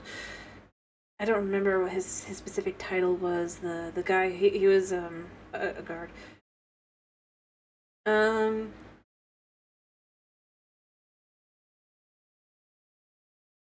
Let me see. They never really go, like, the thing is, like, they were like,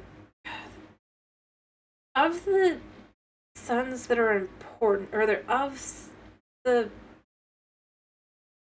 yeah, there's a magic belt thing eventually, and a charm called Flight, and if you've read the 3rd book, there's the whole physic thing.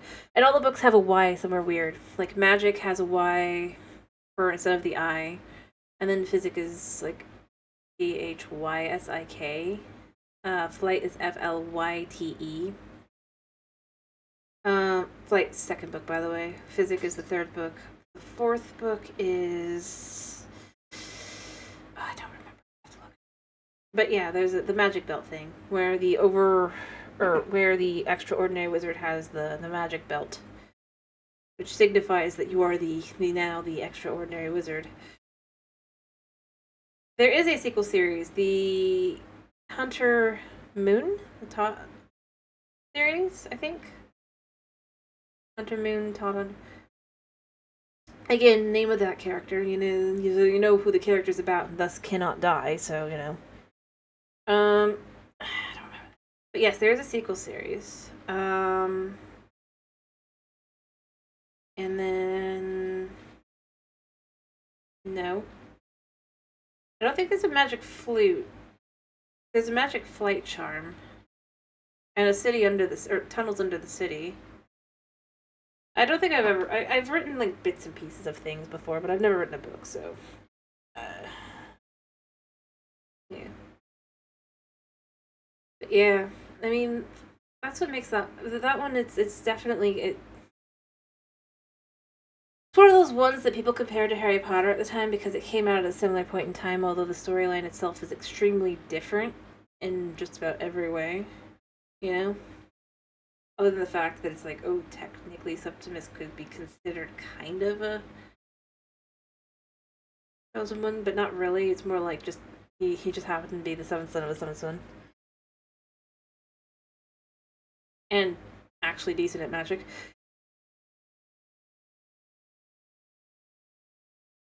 Yeah, kind of like Percy Jackson. More like that, yeah. I'm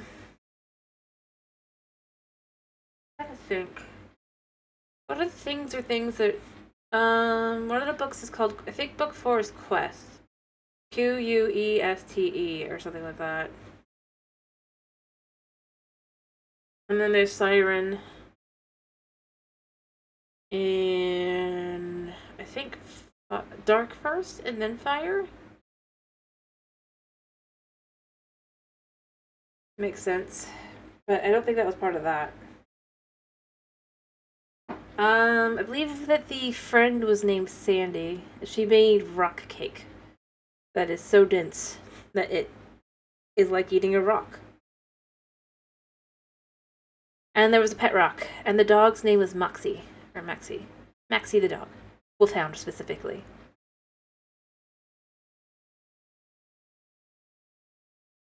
And then if you got to later books, Nico gets a girlfriend named Snorri. It was a cat. Yep. I love that the confirmation is because the wolfhound name's Maxie. Maxie slobbered all over Marcia Overstrand's shoes. She did not appreciate it. It's been many years since the books came out. Heck, even the last one. Has been like 2 or 3 or 4 years at least for the sequel series. I'm sure there's other books at this point, but yeah. The rock cupcake. Fair enough, the rock cake. Yeah, that also was definitely very, like, but nobody could eat except for the stupid pet rock. Although it wasn't stupid, the pet rock was cute. Another one that I would love to have seen get a movie, but at this point, I'm like, I don't want to see that get a movie. I feel like they would mess it up. But it was a really good book series.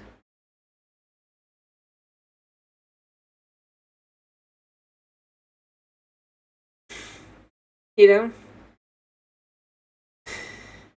Like, I totally see it. Like, if they were to make a movie of it today, they'd just mess it up so bad. And it'd be ironic, because it's like, got all the things they supposedly like, you know?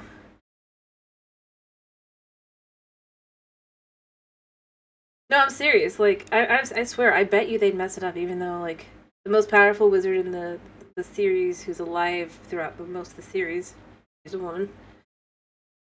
You know that they'd somehow make Marcia, who is just this absolute, well, she's just a great character, and they'd find a way to, like, just make her, instead just be, like, probably, they'd probably make her stiff and just, like, stern and all that, and be like, oh, come on, the whole point of her, she was very, very snarky and very just, like, she did not care.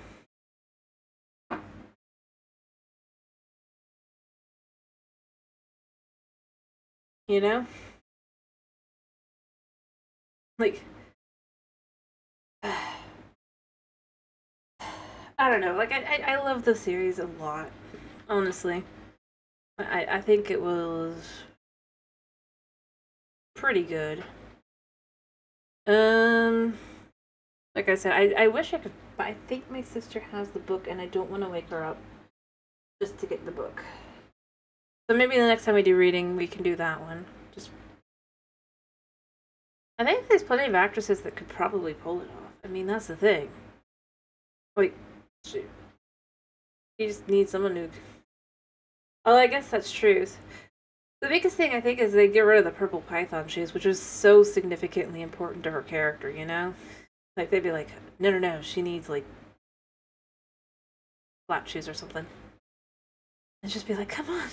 The whole point is the heels, is that was, like, her one thing, her one luxury. That was her one real luxury. That wasn't just, like, well, she lives at the top of the tower because she's the top wizard. Or sorcerer. I don't remember what it was. Wizard. Because it was the extraordinary wizard. It was like her one fancy thing she let herself have. And you know they get rid of that. Like, can't do snake shoes. Even though the whole point was the shed. Probably. Even though, like I said, the snake doesn't even die, you know? It's just like it sheds its skin and then it makes her shoes because there's only one purple python.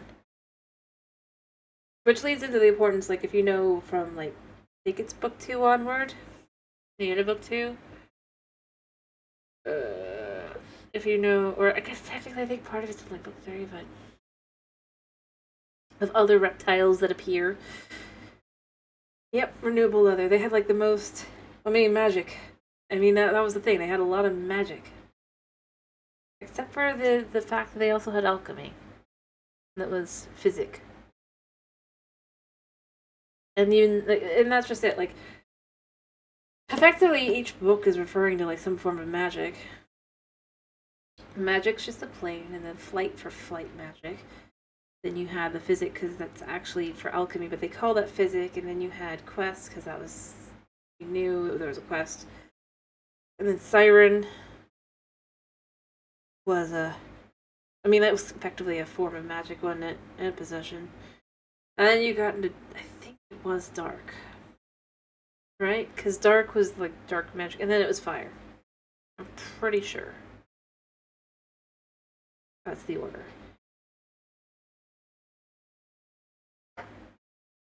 And, honestly, the whole thing was really good. The whole thing was really, really, really good.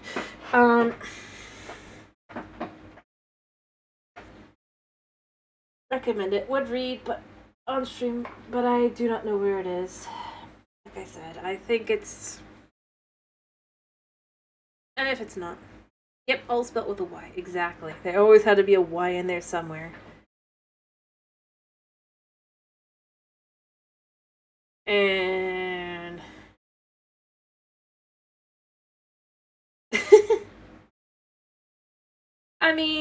there's lots of good chapter books. Some of them can be boring, but the thing is, if you don't enjoy reading it, that's why you try and find the audiobook, even if you have to go up around. Because, honestly, a lot of books, even if they don't seem very interesting to read, some of them will be actually pretty good if you listen to them. Like I said,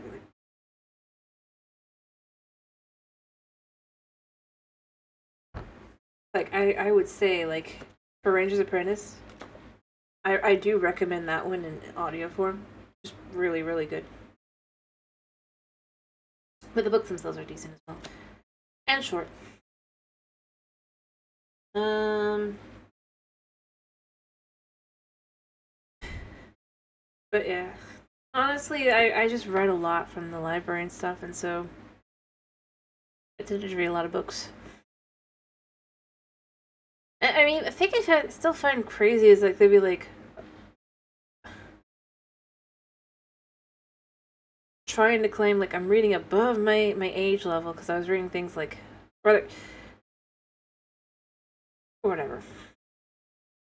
Fair enough. Well, I mean, that's just it. Like, The Great Gatsby, that's one I would say definitely would be better to do in an audiobook form. Just because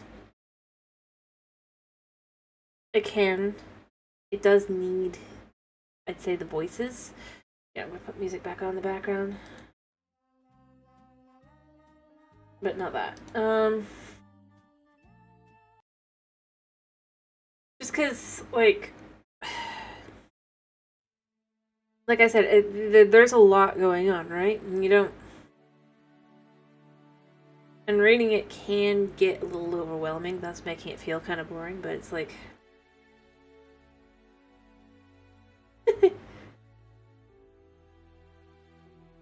What, audiobooks? I recommend them because it's a good way if you don't really care, like, to read them itself. It's a good way to kind of go through books. And you want something just a little bit more,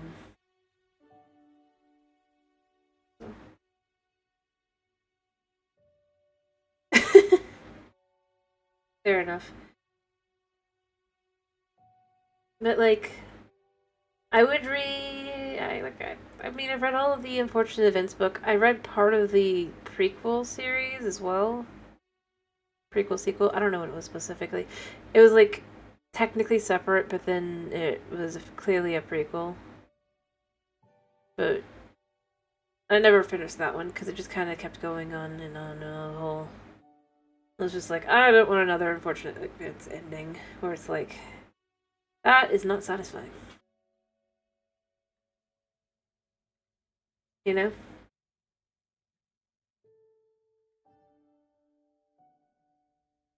And that's one thing I would say. The thing that's really fair enough.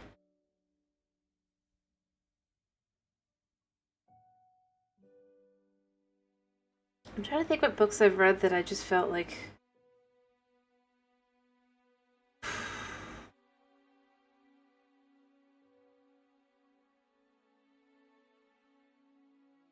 One thing I'll say, like, for finding an interesting book to read, always check either, like, ironically, the kids section or the teen section. That's meant for, like, young teens then. Because they'll stick... I mean, I don't know about it anymore, but oftentimes they'll stick books that are actually pretty good there instead. And then you get into the adult section, a lot of them are just kind of the whole same thing over and over again. It's just like... Yeah, there's this. It's just... Sometimes you can find a good one, but just not typically, you know? Although I think even now, it's just like... even more of the same.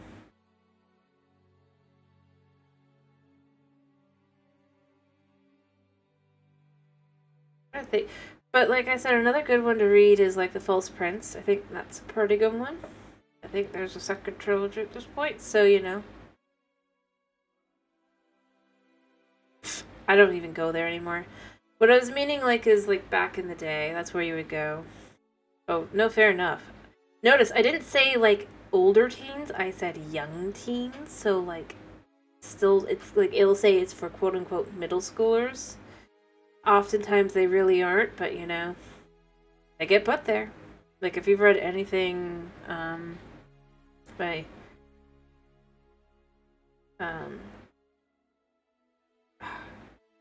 Like, if you go and look at, like, Fablehaven or Five Kingdoms or whatever, technically those are counted as kids' books. If you read them, oh boy, they're heavy. It's like, are you sure that these books are for kids? Oh no, don't do that one. Don't do that one. Like...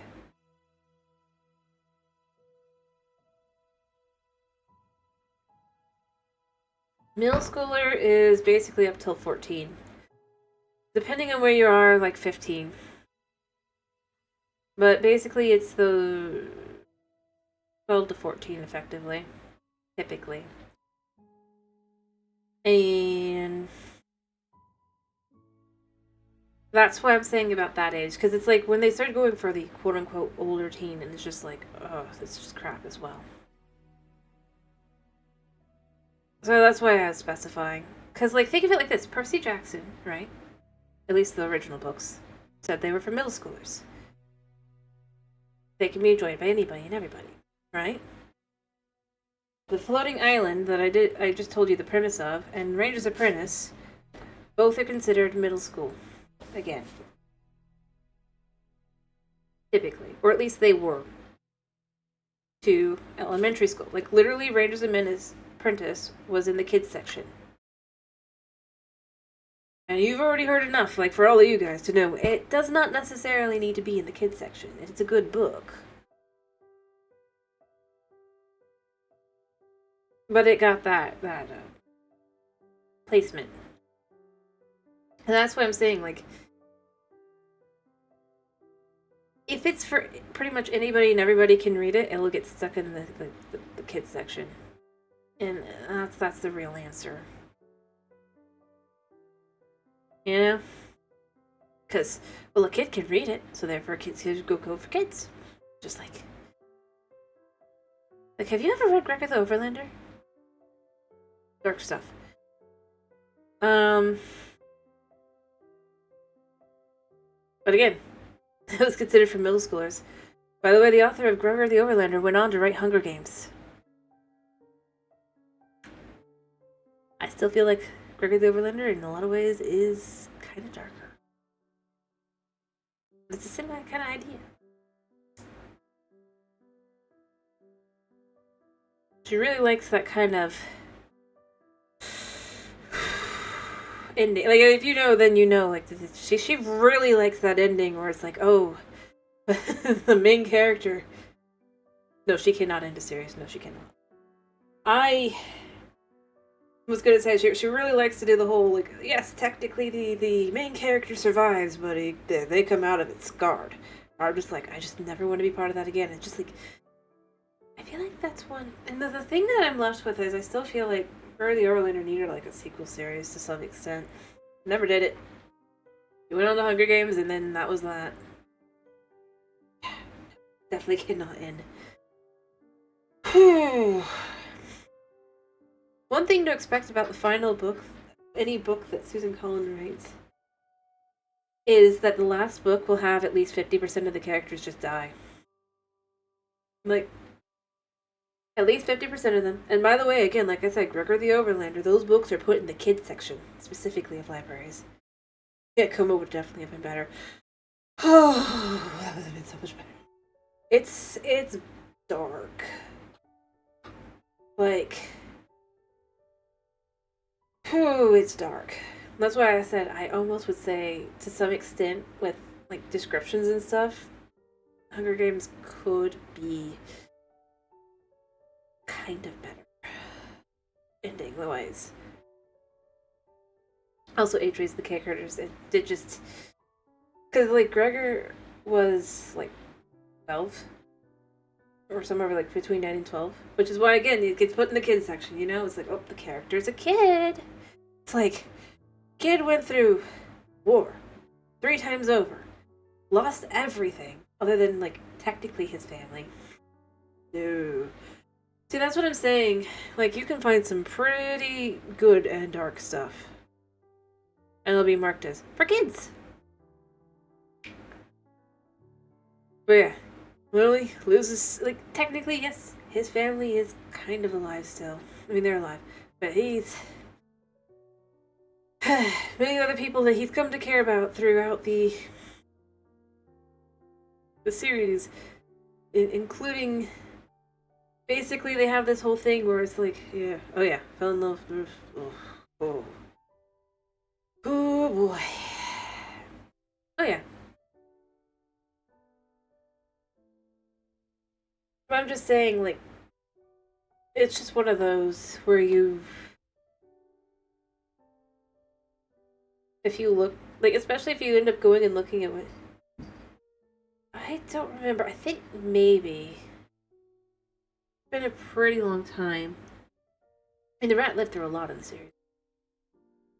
But what I was going to say is the thing that makes it, like, truly dark is the whole, yeah, I mean, there's so much, there's so much, and it was left so open-ended. I thought they would I know my sister said she feels like it's not really left open-ended, but I honestly felt like it was left open-ended enough that I was like, there's logic to have it continue later on, when our main character, Gregor, would be a little bit older. Or maybe even his sister.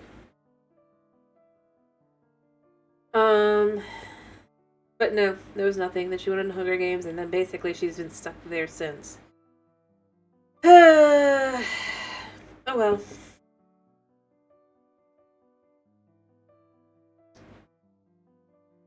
I do agree. I wish that there had been something. Like, and again, like I said, I wish there had been something later just to kind of really feel like it wasn't just this heavy, dark, nothing good could ever happen from here on out kind of ending. That is my honest feelings on it. I do think that because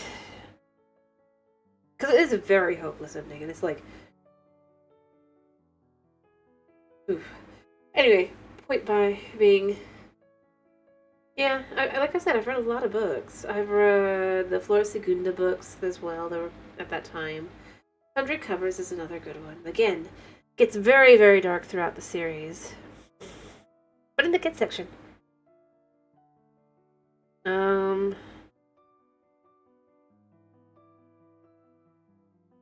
I think pretty much anything by Brandon Sanderson. Doesn't matter. It's just like, yeah, but gets put in the kids section. If you've ever read if you ever read World Without Heroes, that one, ooh.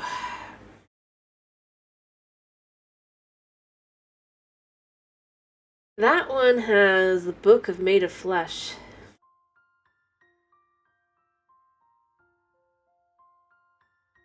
Literally, living book, screaming. I believe it's called The World Without Heroes. Basically, the main character goes through a hippo mouth and finds himself in another world.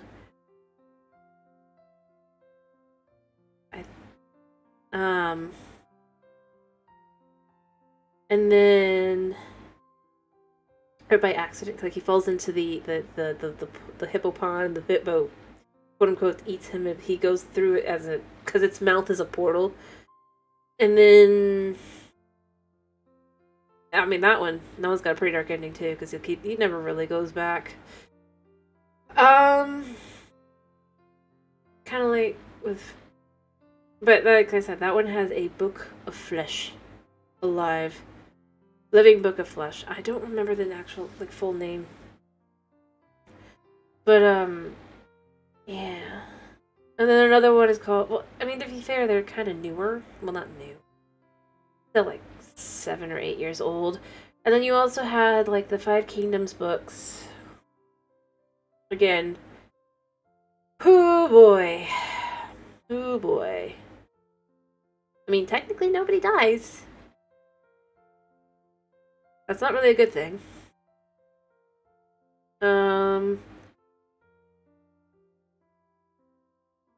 Yeah. That one gets... fair enough. And then there's also the Fablehaven series. Again, in the kids section. Very fairy, like the dark fairy kind of thing. And then, if you get into the teen books, there was The Arithmetist, which if you read that one, it's a good book, but it was just like, never got a second book, apparently, because he didn't want to be, insensitive, I guess. But it was like, the book is about magic chalk drawings. Like, whatever. Never got written.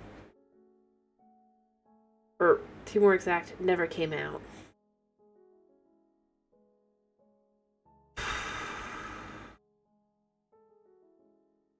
Heck, I mean, even get into just like,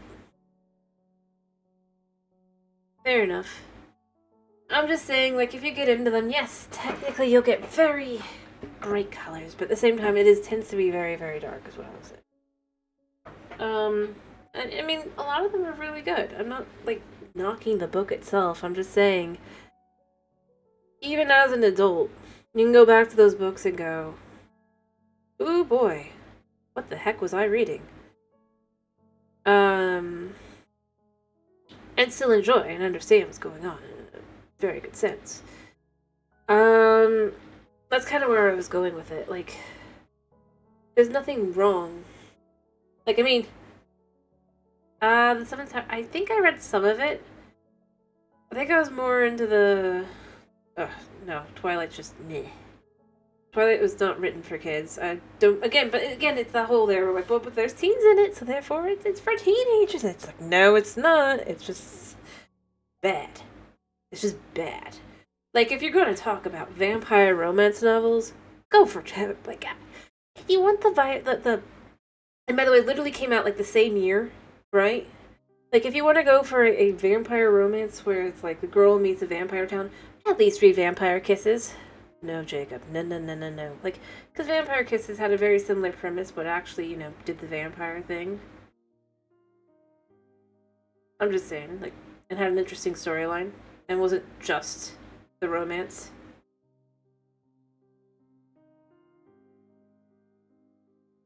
You know? Well, I mean, probably not, because you probably didn't read that one.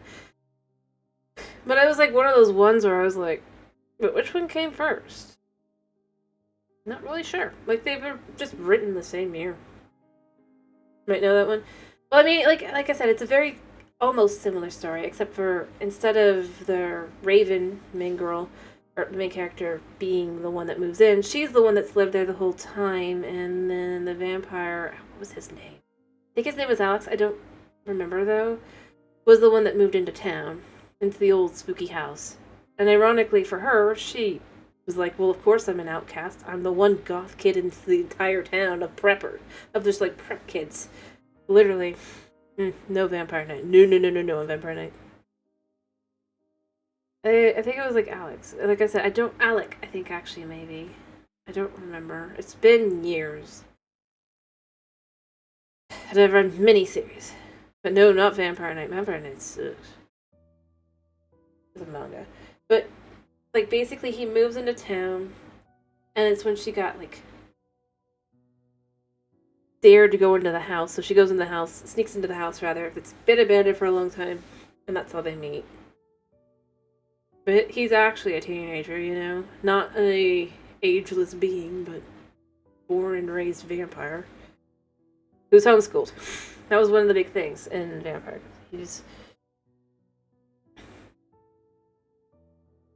And I mean, another thing that actually made it pretty different is that Raven, she grew up watching all those old horror movies. She's like, I want to be a vampire. And everyone else is like, no. You don't want to be a vampire. So, you know.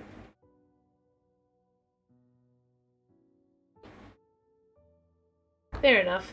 I mean, in that case, they kind of had explanations and stuff for it. It wasn't just, like...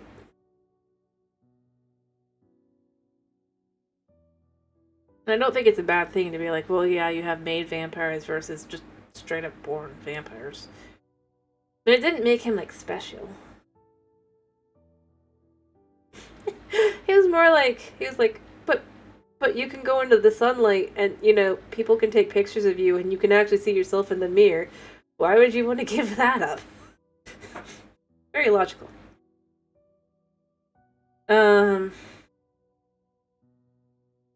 Point being, it,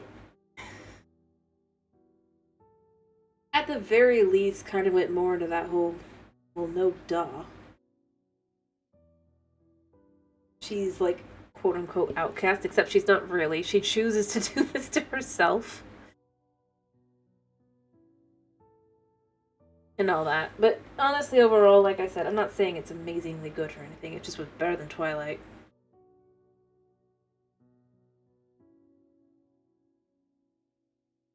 And had more twists and turns.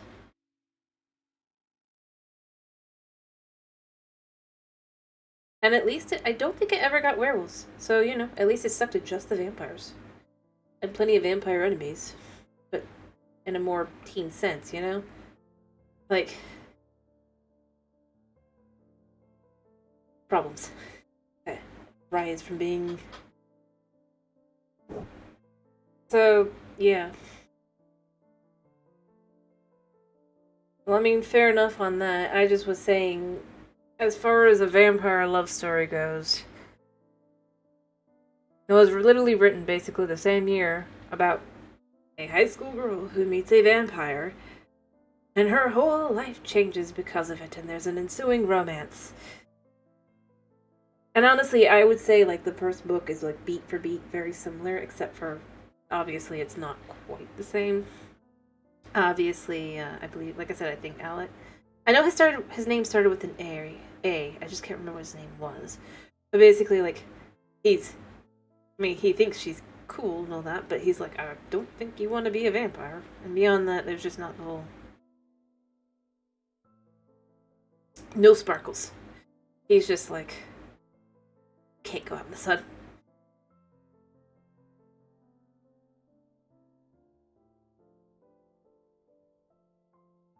Anyway, it doesn't really matter. Like I said, overall, the book was good, or enough for teenage me. But it was definitely robbed of its chance to shine. Although we actually got a graphic novel, surprisingly. That was kind of like a side story thing that wasn't really connected to the main story at all, and it didn't really make sense in the story, but it did get one. Well, I mean, like I said, it was better than Twilight, but it doesn't say a whole lot, you know? It's more like...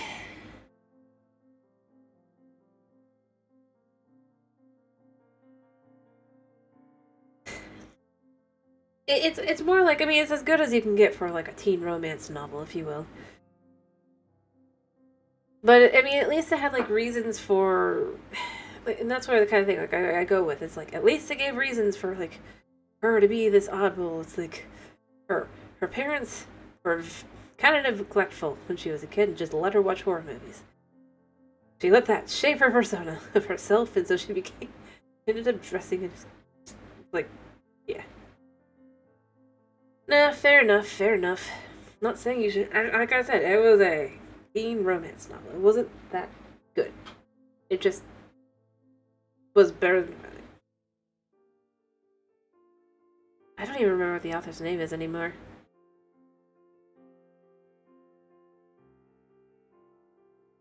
Ironically, like, I picked it up because Twilight was so bad.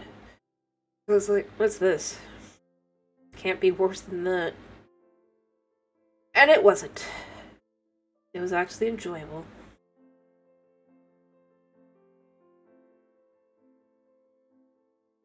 In comparison.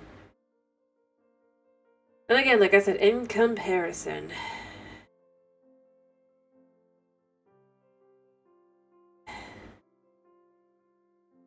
And then, what else have I read? Like, I haven't really read anything more recently, other than I know my sister picked up a series recently. Mostly because I got into manga at some point, and well, it's not even that's where I, like, stopped reading. It's just, like, I just was left with, like, most of the stories are just the same stuff over and over again, and it just kind of got, like... I mean... And when you consider, like, even now, like...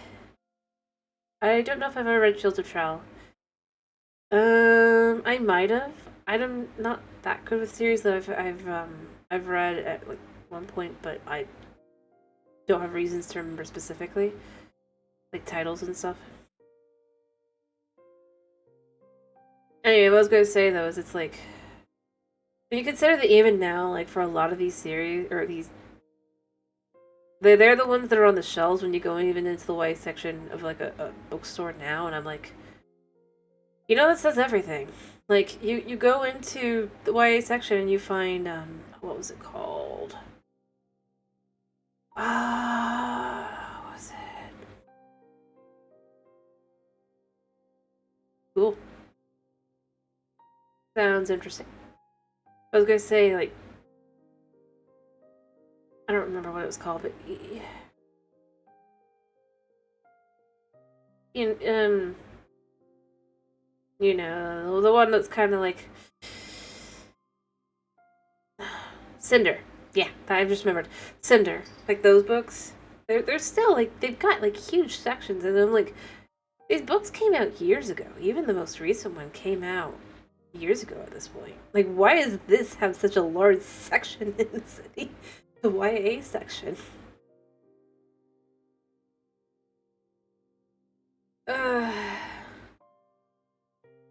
I mean, of a bookstore specifically. Although, like, those sections have shrunk way more, and you'll have, like, a huge manga section instead, so there's that as well, but... Like, and it wasn't even just that one, there were, like, other series as well, where I was just like, there's not really much new. And anything that was new was, like... Fair enough. Was, like... light novels, like, a couple of them, like, and then you had like the Fazbear's Fright stuff, and that was like it. That was like the newer stuff, and I'm just like, how? How is that most of the new stuff? Like, you have a few other things, and it's just like, is nobody writing YA novels anymore? And I guess the answer is probably yes.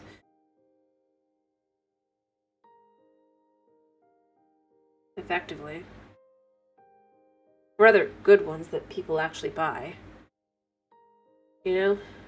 I mean, that's the thing. Like, I'm sure they're still writing them, but it's just...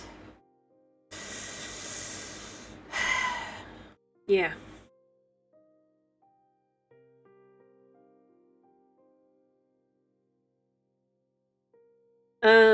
But, I mean, that's the thing. It's like, you go in and you look and you see and you're just left with, but why? Oh, there you go. It's just all romance at this point. So they basically got rid of anything that wasn't romance. Color me not surprised. I mean, even then, like, you had a lot that was pushed that was just like, for some weird reason, they think, well, teenagers want to read romance. Oh, I don't. Heck, I mean, I still say that's part of the problem that Korra had. Like, they were so focused on the romance, they need to get rid of that. But...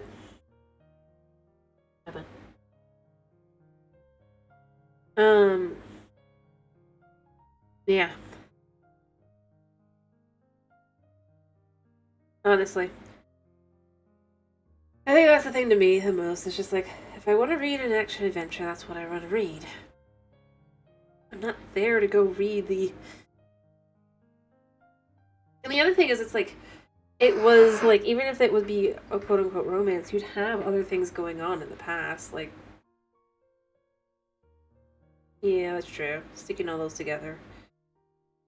What I was gonna say is, it's like, in the past, even if they had like a romance, you'd at least have something else going on. Like, there was the High Society books kind of thing, where they were also stealing things. It's like, yes, technically there's a romance plot there, but it's not even the main plot. It's just there. Until like the third book, and then it becomes like, but why is this here? But the first book, it was...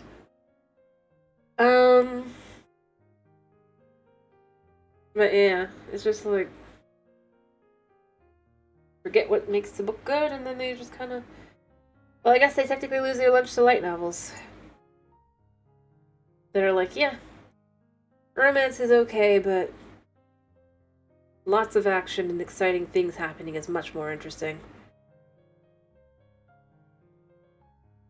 Which is true.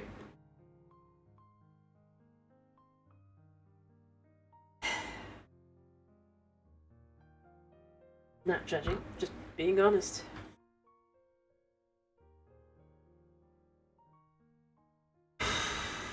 But, yeah. Heck, even in the used bookstore.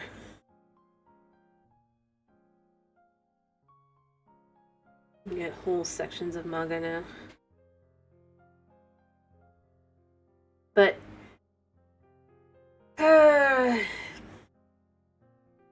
that's true. Well, I mean, that's just it, because now it's too dark for kids, even though it's like, but you had it come out for kids, you know? And it wasn't that dark. Oh yeah, exactly. It's like I said, it's like the big thing seems to be if they have a kid main character, then it must be for kids. Fair enough. On the Barnes and Noble, one of many types of bookstores out there. But yeah, I think that's the thing. It's like they see it, and like I said, this is like one of the issues with anime as well. They go, well, your characters are technically in middle school, so therefore this is for middle school. So it's like, is it? Like, is it? Like, the events around them, are they really? Although maybe I'm not a good judge because, you know, like my mom actually had and read the Princess Bride book kind of thing when we were kids and stuff, so there was that as well. And the movie. So, yeah. But, I mean, and, like, I'm not saying, like, it's not like it. It's just, like, it's, like, it feels awkward going into that section, but then it's, like, at the same time, it's, like, but that's where the good books are. Half the time. I mean, you can maybe get a good mystery, you know? But, like,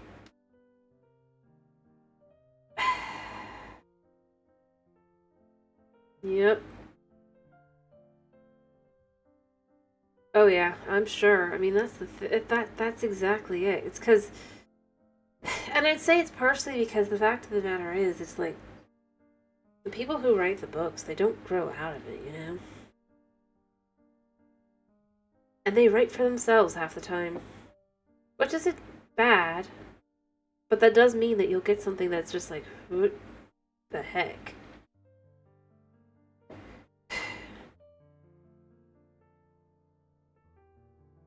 And honestly, I just think it's like, to some extent, I think just go back to how things were, you know? Dark book is dark book, you know? Or rather, if it's written for kids, whatever. I mean, like, you got the Spider-Man Chronicles. That was definitely kind of written more for kids, but it was... But, here's what I would say, it's okay. But, fair enough. History books are always interesting. They can contain some intriguing information. Although, then you always have to compare it to, like, any other history book. Because, you know. Especially nowadays, but... I don't think that the book is bad. But, no, I get what you're saying. I do get what you're saying, because it's one of those ones where it'd be like... you need kind of, like... stuff going on. You mean of movies that are better than the book?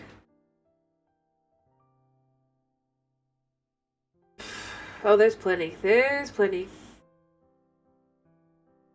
Which says something more about the book usually than it does about the movie. I mean, like,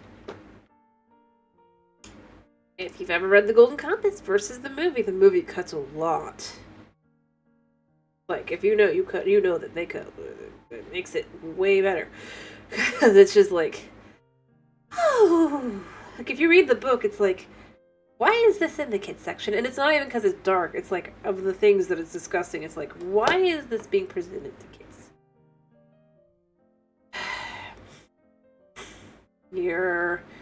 Well, that's good. Good. Yeah, you don't, especially not the book. Don't read the book. Oof. Fair enough. Well, like I said, I think that one is more like because you kind of need to read. Versus read to you rather than actually reading it. Buddy, what are you up to, kid? Buddy cat. Buddy cat. Boona boona. Boona boona, what you doing? But,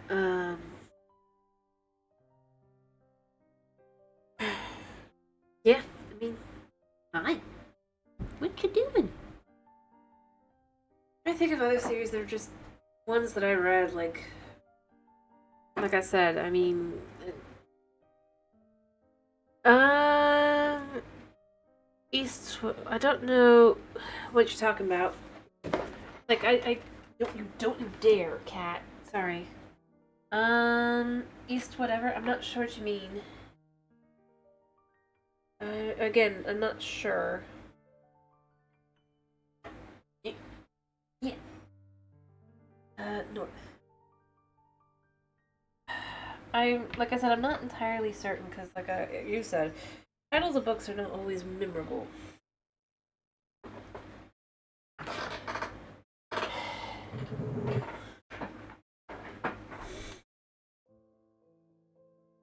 So I'm not sure. Possibly. Like I said, I've read a lot of. At the end of the day, I've read a lot of books. Fair enough. Yeah, I mean, there's a lot of books like that with the. I'm not sure. I might have. What was it about? Hi, buddy. You want to say hello? No? You just want to be held in my arms like a little beast? I might have.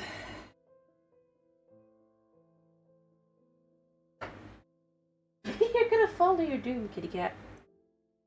I mean, I read most of the ones that were, like, at the time big. Like, you had the Inkheart series. I know that. Buddy, what are you doing? The first book was decent. The ones after that kind of went... What are you doing, cat? Like, straight up, what are you doing? He's a good cat. I don't know if he's a good cat when he's in front of my face, trying to make me focus only on him. And when he's not doing that, he's going behind the computer to try and turn it off. I don't think that's good behavior. Oh, kisses. Hello. Hi. I'll try to think of one that... Like, it was more my sister's thing than mine, but there was also another one we did read was, like, the Frog Princess. I still go with, it's kind of weird. Like,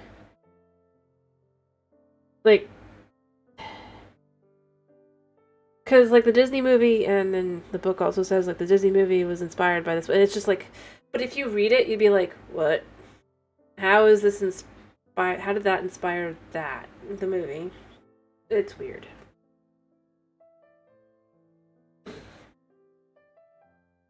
Oh, you mean like Psyche. Keep it in Psyche.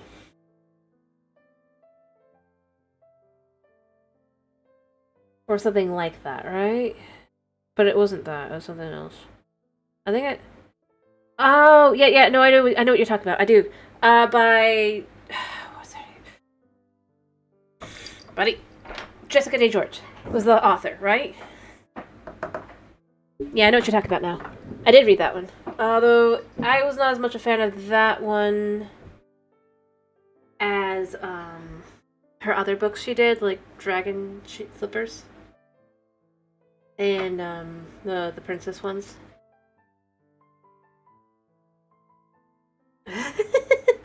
Like me, I go, like, straight to the author. Like, I think that was, like... Although I thought it was, like, Under the Northern Sky or something like that. Or Northern Sun or something like that. Not North Child. But yeah, it's got it's got the girl and the polar bear on the front, and just the whole thing. I had to think through it. But you said polar bear is what told me it probably was that one, because I remember there was... it wasn't as good as the other stuff, like I said. And other books that she's written are, like I said, The Midnight Ball, they're princesses. It's basically, well, 12 Dancing Princesses, then you go on to The Glass Slipper. Fair enough. I don't remember the exact title, but I think it was that one because I'm guessing at least because I remember it was like that's the only one I remember with the polar bear. And like you said, prince that specifically turns into polar bear and yeah. That's the one I remember. The hat was like that. I don't think there were any others, which is why I'm going with, I think it was Jessica Day George that wrote it. Oh yeah, I'm sure it does. There's... It was just one of those ones. What was it, like the one that had the girl and the polar bear on the front cover, and then, like, a golden medallion kind of thing as well? Ish.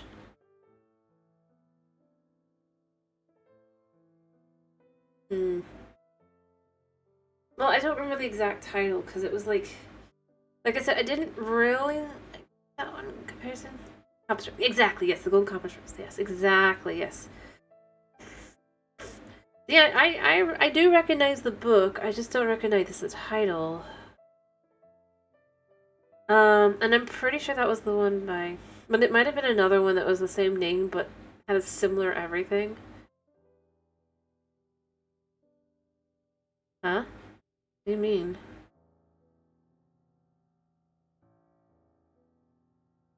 I'm just trying to remember.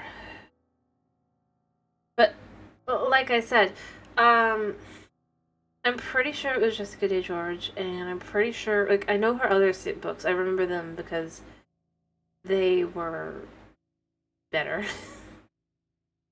What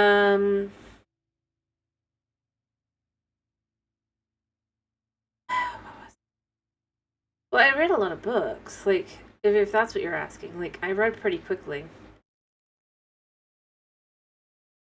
And depending on how much I enjoyed it, depended also on how fast I read it. Like, if I really didn't like it, I would just skim read and then be done. Because I hated it. Like, Walden. I hated Walden. So I skim read.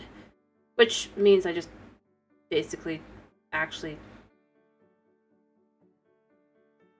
used, you know,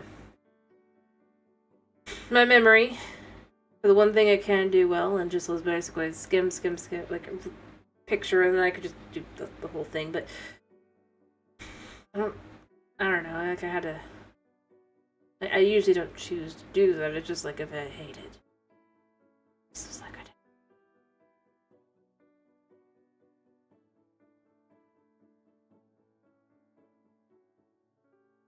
I don't know.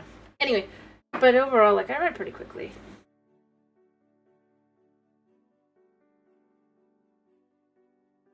Fine line drawings in them. What were they about? Because there's lots of series I've read that had pictures kind of like that.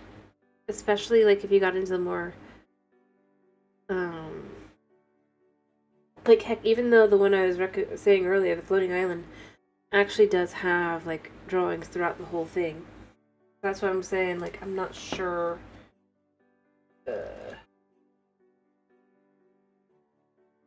Thin lines.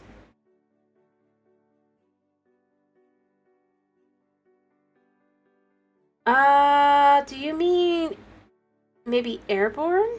I don't think it was Airborne. But that could have been it. Because I think that one did have pictures. But I think it said that it wasn't frocks, it was... Yeah. But like I said, just very... Try to think where... I mean, there's several that had that kind of thing. The Magic Rocks, Fly Ships. I feel like I recognize it. I'm pretty sure I have read it. I'm just trying to remember which one it was. Like I said, there was, but the airborne, I don't think that, I think it was instead it was helium in that one.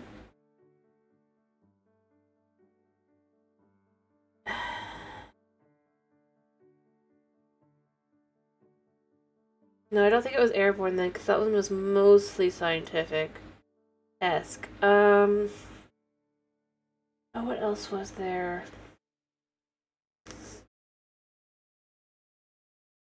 I'm not entirely certain. I feel like I recognize it, but the describing of the ship is not helping me. Because I've read so many that have had the flying ship thing happen, because they were just a thing that was popular at the time. And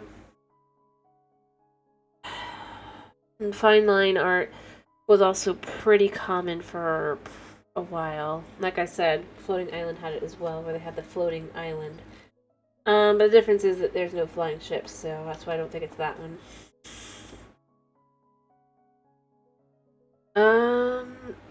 I don't think it's Flora Segunda, because it didn't have flying ships either. What else was there? What was there?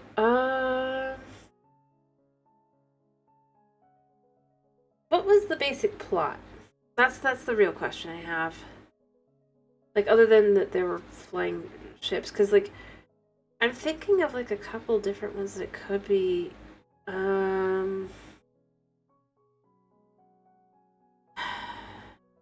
like, I could even think of, like, the Monstrous Memoirs of Mighty McFearless as well, which I think also had a flying ship that maybe used rocks, I can't remember.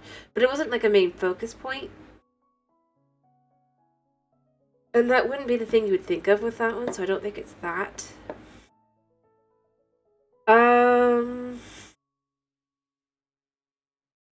That one fell hard, but it also had like the fine line and the books, the fine line art in the books and stuff too. That's why I'm thinking of that one.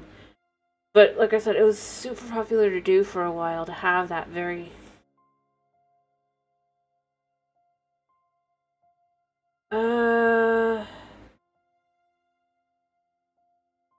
It doesn't really help. There were so many that do that. It sounds familiar. It really does, but like I have so many different ones in my head. What else was there? I mean, that's the problem. Like, time period wise, you had a lot of different books that would have a similar style, especially like with the drawings and stuff.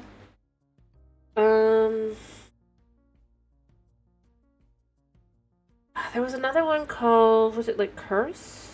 Maybe? No. I know typing is slow. Were there any fairy tale elements to it? I mean, not itself being a fairy tale, but like, by any chance, was there like,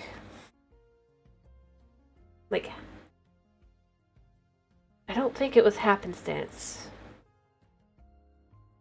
By any chance, is it related to like happenstance lost, happenstance found, and all that? I doubt it's that one. But again, it does the same kind of thing. Although they had other books as well that were in the same world but were different stories, so it could be that. I don't think it's, well, it's not the happenstance, but it's like, it sounds so familiar, but I'm just not sure.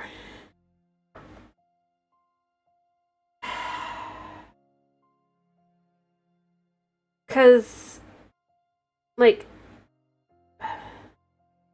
I'm trying to think, there was,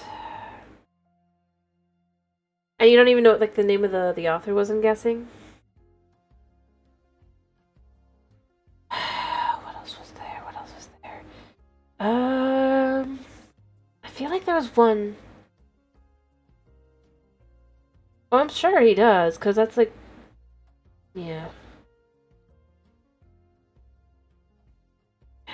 It sounds so familiar, but I'm not sure. I really am not, because there's so many that did similar things.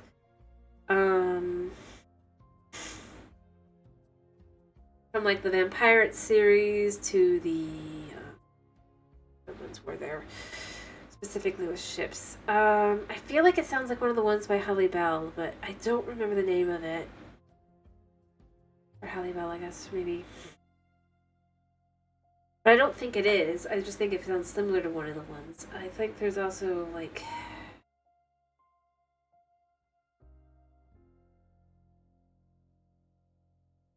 What else was there? Like... That's the biggest issue. It's like, I know it sounds so familiar. But I can think of so many different series that does the same thing, and it's just like... Or did similar elements to it, and it's just like... what was there? What was there?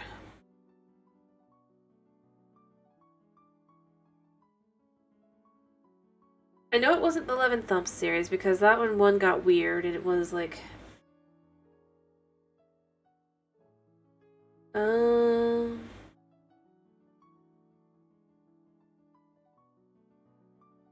Yeah, it does sound, like I said, it sounds so familiar. But I'm just not sure. I'm sorry, I don't remember. Like, it sounds very familiar, but... Like, the problem is there were so many series that did the same thing. Getting into the whole fantasy thing. You know? And getting into the whole, like, flying ships, because that was just such a popular story element to have. And the problem is, like, getting into the other stuff. I think there was one that was, like, Jack something. Is my character maybe Jack? Time Pirates, maybe? And then there was, like, the Aviator one. There was one that was, like... Flight of the Navigator, kind of, but it wasn't, like... I can think of, like, the Time Pirates, I think, of that one. Or Nick, maybe it was Nick. I can think of that one, and then there's, like, another one that I'm thinking of that was not that, I don't think. Wait, but because the difference was, like, it was, like, a whole thing with, like, the ships were kind of shaped like dragonflies, and there was this whole other thing, but I don't think it was that one, even though that one was really good. That was called Flight of the Navigator. And the whole time, and that one had a time-space element to it as well, but I don't think it's that.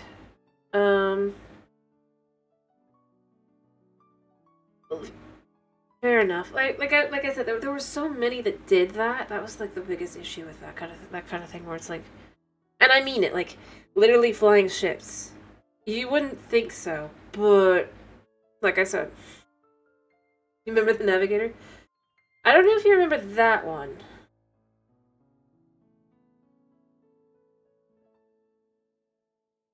It reminds me also of the, what was it called? The Deep Force, maybe? Series? I don't know. But like you said, they didn't have elves, although it wasn't elves or dwarves, it was like a pixie, but point being, it's not that.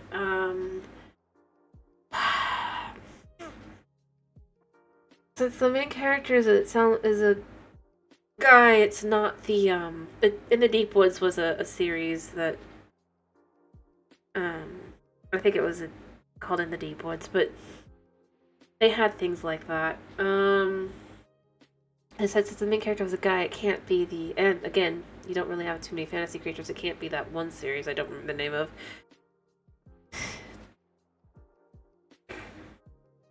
But, yeah. Oh, there's so much.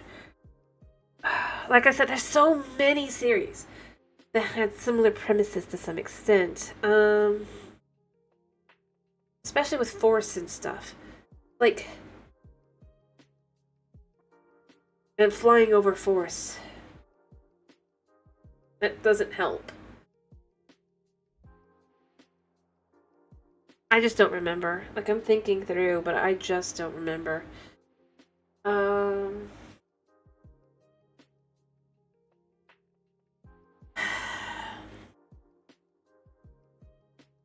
Like I said, it really doesn't... Like, I'm sure, but I don't know if I read the side series. or the next series. That's the thing. Like, I'm trying to think through.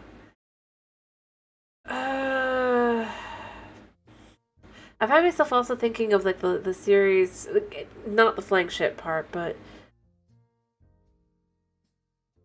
No! Like I said, so many series have thin pencil fine, like, line art. Like I said, I literally have, in the floating island, if I was to show you, it is... I'm serious. You'd be surprised how many series out there, if you read the book, has line art. If you will. Or just pictures in general, kind of thing. Because the whole idea would be, you have a sketch of something. Like, another one I could think of that has quite a bit of art in it was the, like I said, the 100 Cupboards series, but I don't think that's it, because I don't think there was a flying ship, and I don't remember anything where he sees himself. There was another one that was by the same author, but that was later on, and I don't think that would be the one you're thinking of, because it was newer than 100 Covers, and 100 Covers isn't that, is like, well, I guess still over a decade old, but...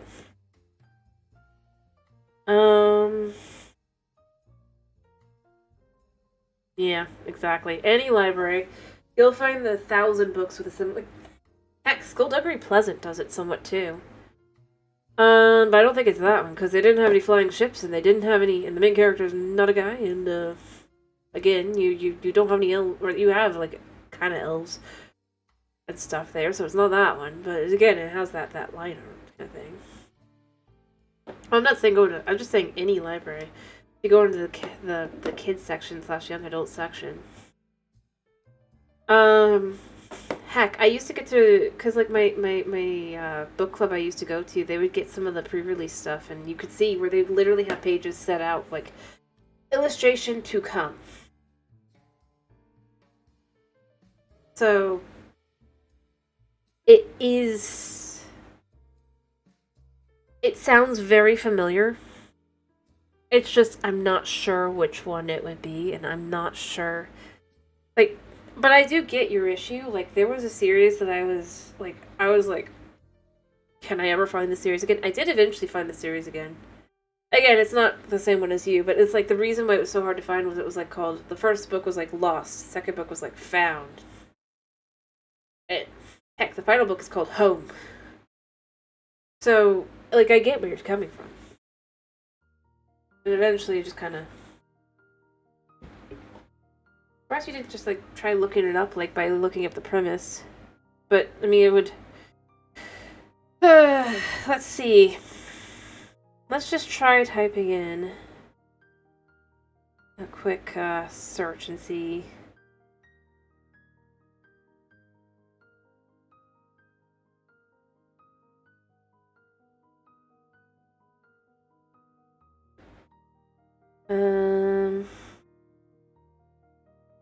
Because, you know. I mean, that also makes me think of the Five Kingdoms books, because I think there was that in there as well, but I don't think it was, again, it wasn't like a major premise of the book. I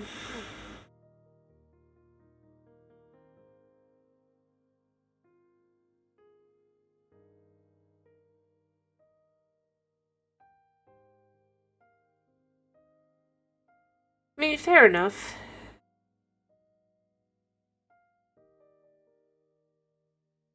I do get it. Like, I'm not saying, like, it's, I'm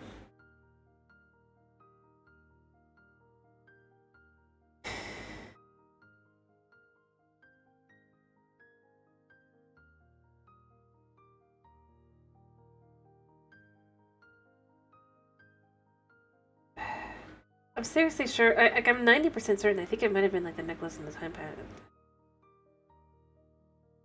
Let's see what the premise was for the...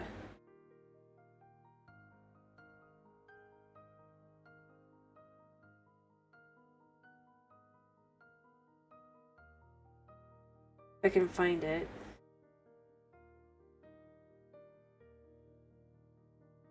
Oh, I do agree. Yep, you do get that.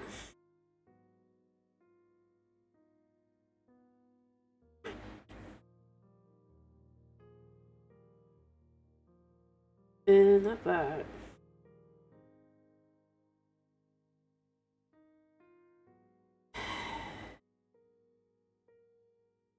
It was.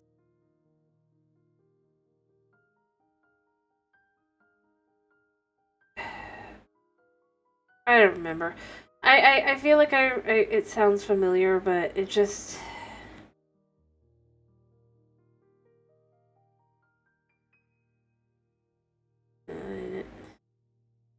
Yeah. I don't remember.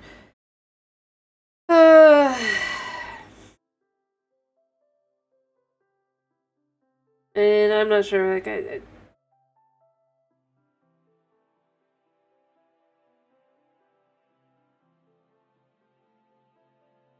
yeah, we could always talk about another book.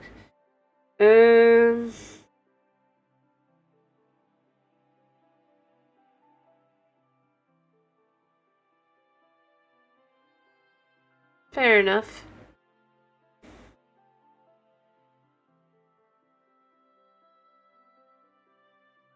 Well, this could be.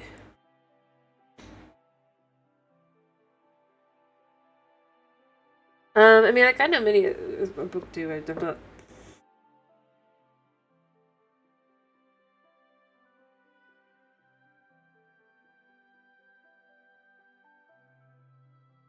Uh,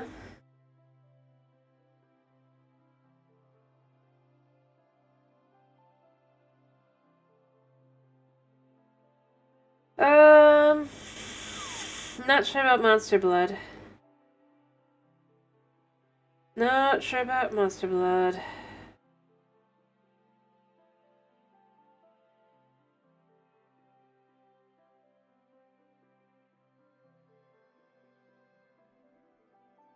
I don't think I've read that one. I've read a lot of books, but I'm not sure I read that one.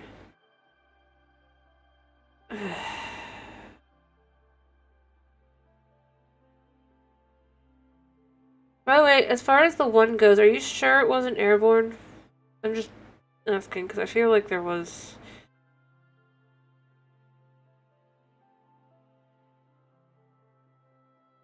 Fair enough. Fair enough. Sounds interesting.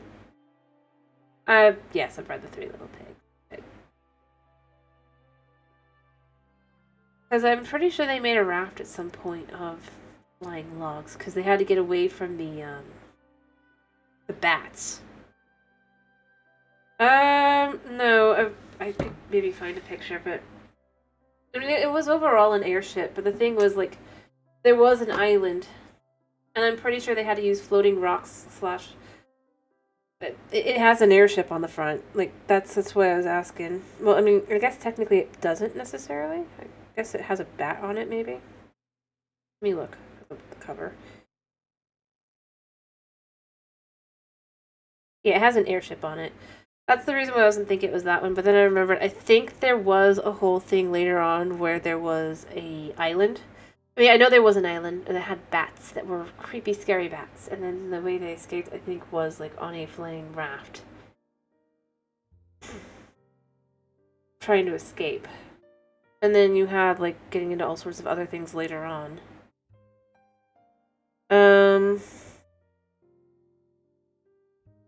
Alexa, that's the one I've thought of first.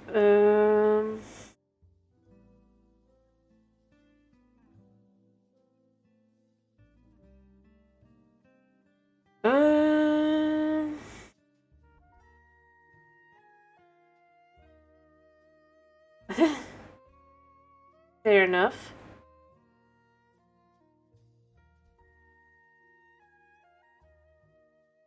I don't know. Let me think. Like, other theories of... There were weird creatures in it? Maybe it was that one. The only reason I was thinking it wouldn't be is, like I said, for the most part, it was an airship that was the flying ship. The only reason I remember there being, like, floating logs or something was just simply put because the whole thing, it's like, it's not fantastical, not fantastical, not fantastical. All of a sudden it gets, like, to this whole thing with the island when they actually get there that it's like, no, there's these huge weirdo bats that want to eat you. After the airship is crashed. due to meddling. I don't think it was chipping away at like a rock. It was just like a hole in the airship or something. But that they ended up there and then, yeah, on this mysterious island. But the thing that makes me think it's not that is that yeah, they want to eat you. Bats want to eat you. Or the characters, I guess.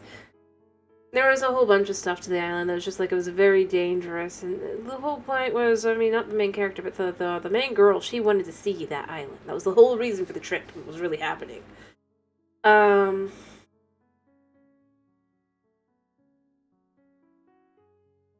Yeah. But like I said, I don't think it was that one because, well, it does get into fantastical elements and there's no, like, elves or anything, so it's like, more science-y. At the same time, it's just like... And then the second book, I don't remember what it was, but then the third book was, they go to space, but it's a different kind of space than what we would know of the space. Like, it's like it's underwater, but it's it's like, space is like it's underwater kind of thing, but that was the third book. And I mean, they might have another series of that. That's why I was thinking maybe, when I thought about it, because I do think that, and it did have illustrations throughout the actual book, which you would not see with the audiobook, but it was in the book, because that was the sketches of the things that you would see within the book, and then beyond that, you had the, oh,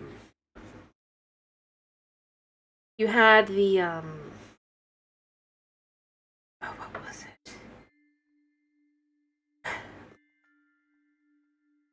Other things like that. But point being, it was... I doubt it was that one. It just... That's the one it made me think of. It wasn't my kind of book, but my brother loved those books, which is why I remember them, because he would listen to them over and over. Well, maybe it was Airborne. I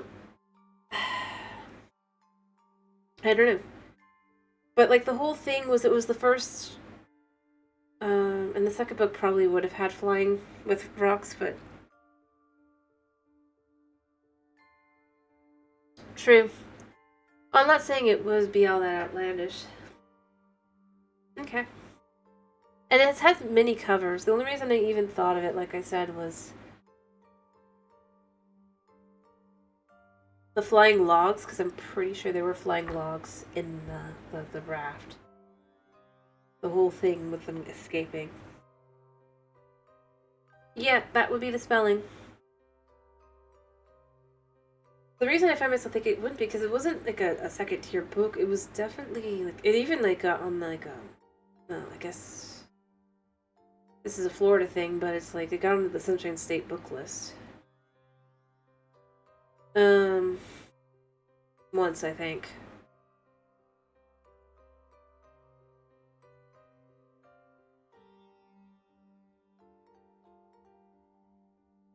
But yeah. I doubt it is that one. That's the one I thought of first. When the more you described it, like.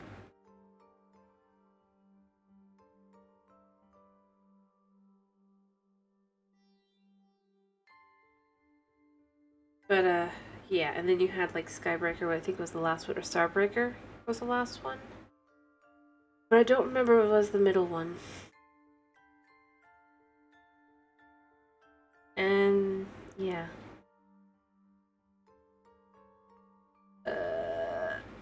I just remember that it was a thing. Fair enough.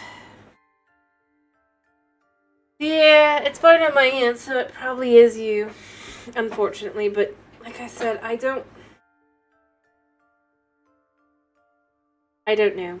I really don't know. As I've said, part of my problem is I really do read a lot of books. I did read a lot of books for years. And since so many books get similar premises and stuff.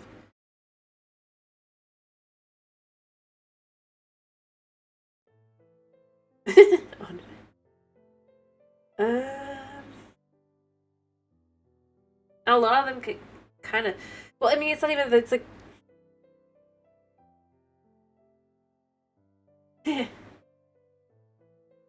But, I'm trying to think of what other books there were that I read that were just kind of like, I mean, like, if you want to go for, like, they probably weren't very high on any tier list or anything kind of thing. They were good. I don't know. I mean, obviously I read other stuff that was more, like, I mean, older-ish, like Redwall, you know? Read the books. Watched the TV show.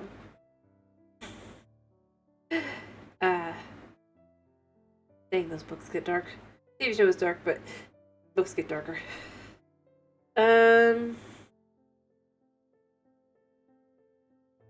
But that was also was in the teen section.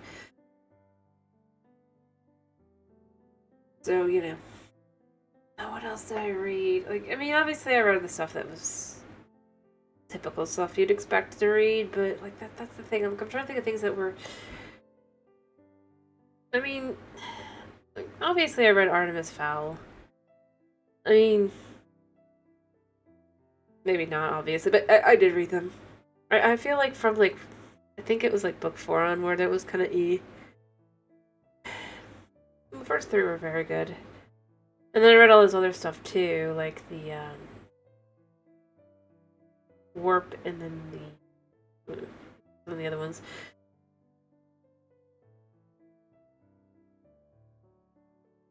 Many of which they seemed like they would get another book, or at least a series, or at least like one more book, and then nope, they never did. They never did. They were just one-offs.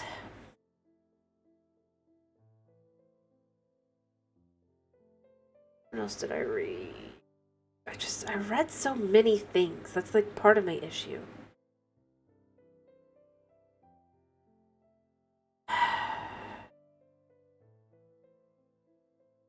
To be like, well, what did I read? Well, I read, like, I would read, like, minimum, like,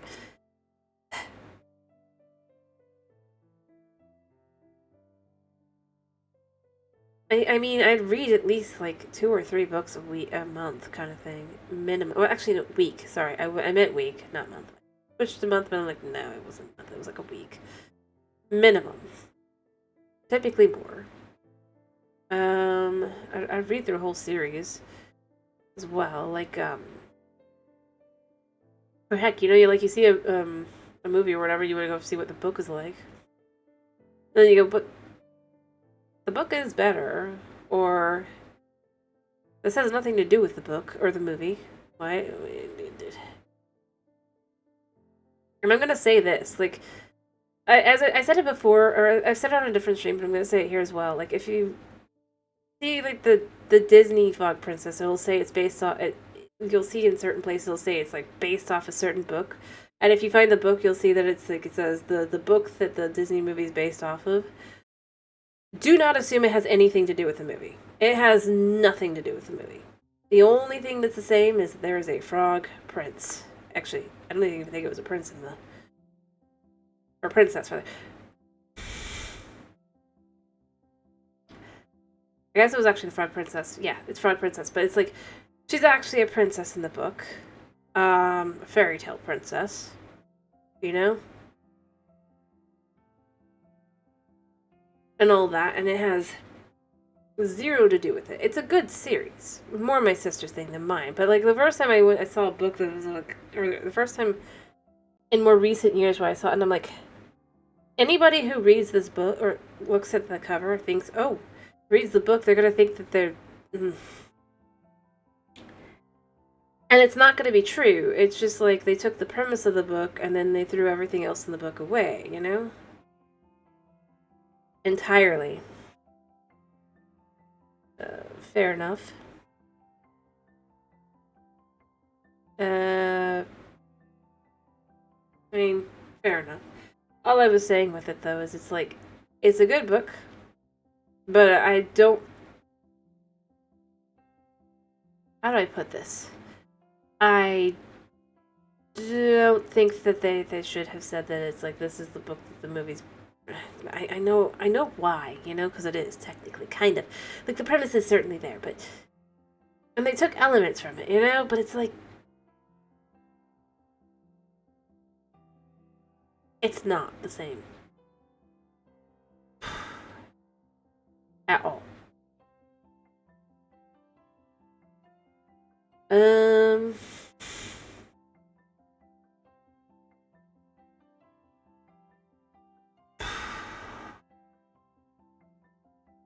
Yeah.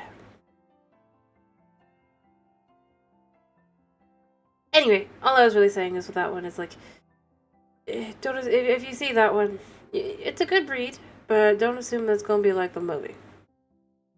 That's good. I'm glad that Reloading fixed it. I was just saying, like, if you've ever seen the Frog Princess books, oh no, I mean, like, they basically, it's not an adaptation. It's just like it took the fact that you have the girl turns into a frog instead. Alrighty, well, fair enough. But basically, like, the only things they took out of the book is that there's a charm. I think I don't even know if they took... I never saw the movie, but I know enough about it to be like... The charm that would be... that is the reason she turns into a frog, you know? I think that's about it. Like I said, Frog Princess book is about a princess who... let's just say... typical fairy tale princess... Other than the fact that in her case, her family has a curse that basically, whenever she becomes queen, she's cursed to potentially go crazy. In fact, she is specifically cursed to go crazy. But that is what happens to everyone in her family, except for her aunt, who chose not to. Well, actually, no, I think her aunt was also affected, but is no longer affected, if you will, or. There's a thing. But, and yeah, she meets the prince, gives him a kiss, and turns into a frog. But again, it's like, she's... Yeah. Also, there's a bunch of books after that, because it's about her and her family. And all that, and all the people who need to be found and saved, and all that. But I'm just saying, like, yes, you can go, oh, it's because it's not an adaptation either. It's took like an element, ironically, like. Like, and I mean this, like, I say seriously. From what I remember, like, her father's not even in the picture. In the sense that he died. And it's not, like, due to, like, other shenanigans or anything like that. It's just straight up, It wasn't important. Because it wasn't important to the story. At all.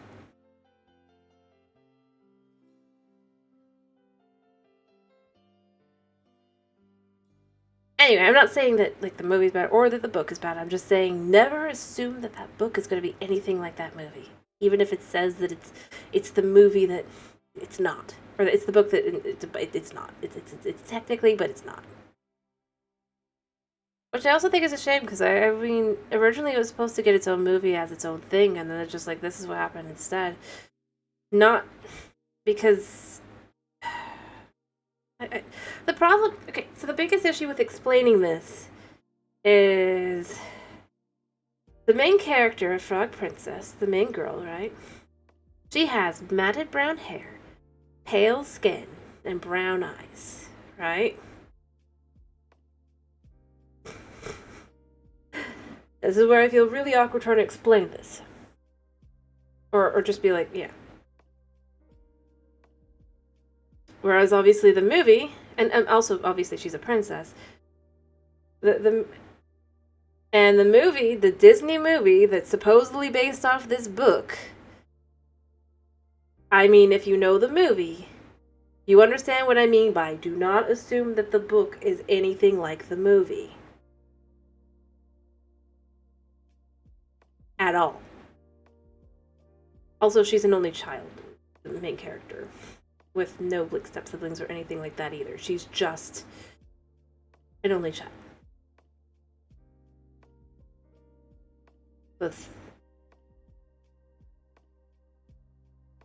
And it just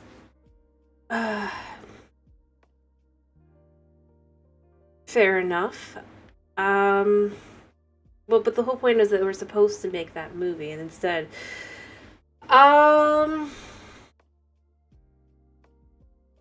the Disney movie adaptation of The Frog Princess, which is, like I said, the reason why I go is, like, I didn't even realize that it was supposed to be, like, I had thought, well, that's so weird that it's got the same name. But hey, I mean, you know, coincidence. But then it's like I actually see a book and it says the book that inspired that movie, and I'm like, how? The movie is set in New Orleans, not some random fantasy kingdom. The main character is a girl of dark skin who is down on her luck, who dreams of opening a restaurant.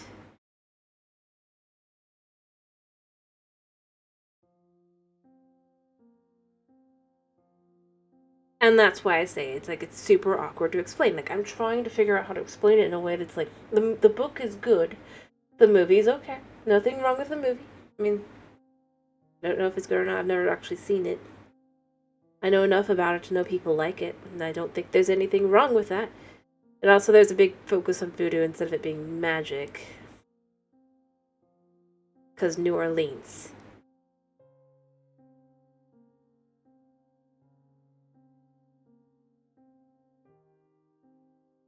Anyway, point being, it's like don't go into the book assuming it's like the movie. If you see it say it, that this is the book that it's the basis of. And the thing is, they were supposed to make that book into a movie from what I remember. And I think the biggest shame is, like, because they got rid of the fantasy kingdom, is then you don't get the whole dragon stuff later on. Because there was a whole thing where she turns into a dragon, you know? Years later. And I mean, it goes on like a whole... Because it's just following her and her family's life. So she is the main character of several books, but then it does skip forward and it follows her daughter for several books as well. Or for a few books, rather. And then you also had a side series, or a spin-off series that isn't connected except for like in one book. And that one was focusing on it's called The Wide Awake Princess. But the point is that I'm just saying, I'm like, not... it was so surprising for me to see that was on the cover. And I'm like, so wait, it is? That was the movie? Well, good job, Disney. Now you made everything super awkward. Anyway. Didn't really matter. It's just one of those things, like if you go read How to Train Your Dragon, it's the same kind of a deal, where it's like, you read the book, and it's like, this ain't the movie at all. It's good. It's its own thing, but it ain't the movie. At all. Other than, like, one element, maybe two. And that's why I'm trying to figure out how to explain it, because it's not...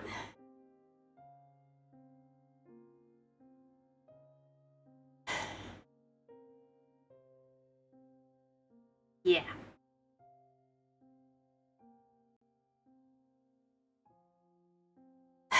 Anyway, it's like I don't really care that much. I just am left with, it was a good book. The movie's okay. Whatever. It just feels super weird. Because nothing in the book is in that movie. Other than that the princess also turns into a frog, which has been done by other books as well. It's not a unique concept, like, at all. Like, they didn't... Anyway, it doesn't really matter. It just, like I said, yeah.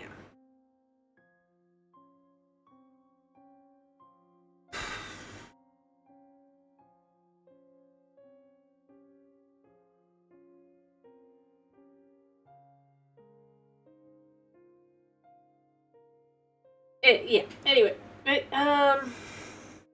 yeah. I don't know. I don't know. Eh. Overall, it just felt weird. To see on the cover and be like, oh yeah, that's just gonna make it.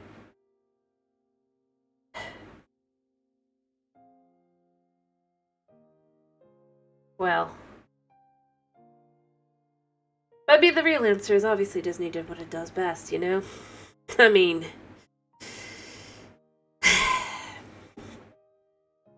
it doesn't really matter. I mean, it's just weird. It's just weird to see.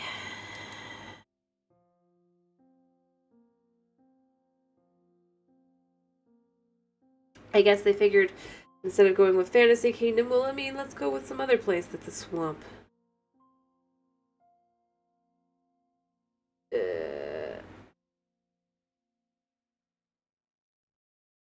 Power Rangers, to some extent, is... Well, actually, Power Rangers is what they did when they basically transferred over to... But they actually used actual, like, scenes and stuff from the original series and stuff, so it's not exactly a... It's just they added a little bit with things to make it more American, if you will. And then it became its own thing. But overall, it's not really considered an adaptation exactly. And like I said, a proper adaptation is to... Well, fair enough. Yeah.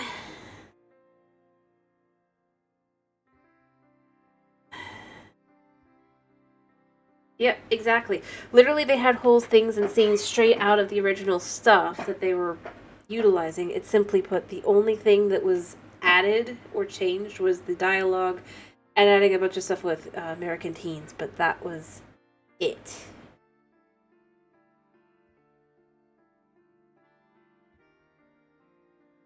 It is, to its own sense, a completely different story, but the thing is, it's like, I don't think that was really considered an adaptation either.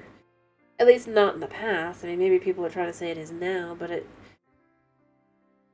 it's like saying that Voltron is an adaptation of... It was like Go-Go Lion Force, I think. In the other series, Macross. That it used footage from. I mean, like, you could say that. You could say that, but it's really not.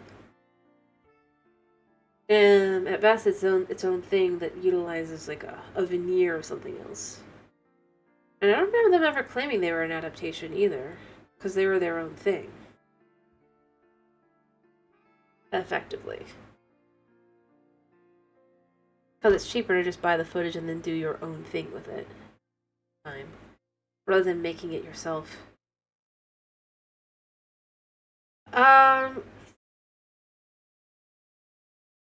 But, I mean, that's where I'd go with, it's technically not an adaptation, it's just, it's using the materials. And in this case, it's like, literally, it's not even utilizing the veneer, it's just going, well, it has this element from the book and this element from the book, maybe. But not even in the same manner. Like the spell in question, or the item in question that protected or that turned our princess into a frog instead was a protection charm that her aunt gave her in the book. Whereas obviously in the movie it was like some voodoo thing.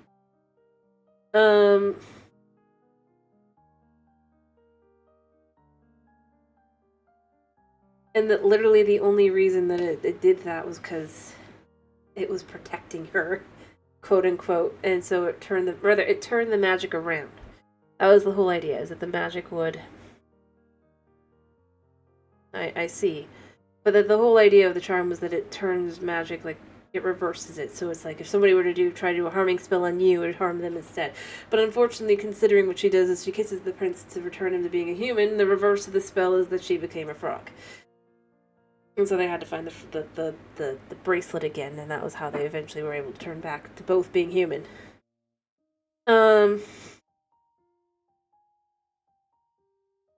But, yeah. That was the story of the first book, effectively. And then it goes on from there because it's the whole thing where they have to find like her aunt. Like there's a whole thing about her aunt's I guess you could say well, I mean he wasn't a Rex, you know. He got turned into an otter and then disappeared. He does appear in the first book, I believe, but then basically it's like helping him and other things and breaking the curse on her family because there actually is a curse on the family, and that she is they're fated to go mad when they become the next ruler. Not the same thing at all as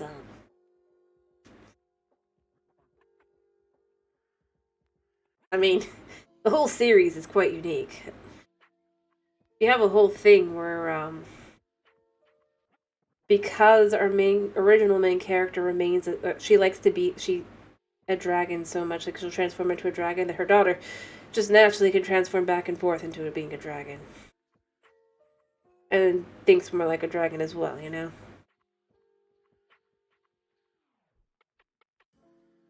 And I mean, if you really look at it, like, she marries a dragon. It's a series. It's a good one, but it's a unique one.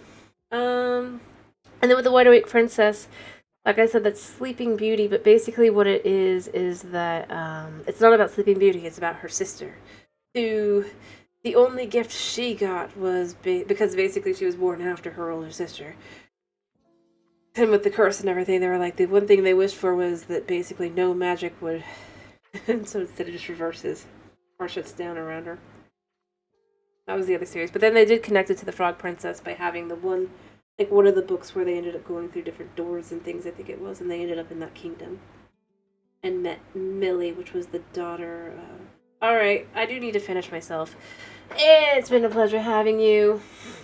Thank you for popping in, thank you for sticking around. I hope to see you tomorrow for some Minecraft fun. I really do need to finish, actually. I look at the time. I hope you have a wonderful day, /night, /whatever it is for you. Thank you for popping in, thank you for sticking around, and, yeah. Bye-bye. I'll happily do this again sometime.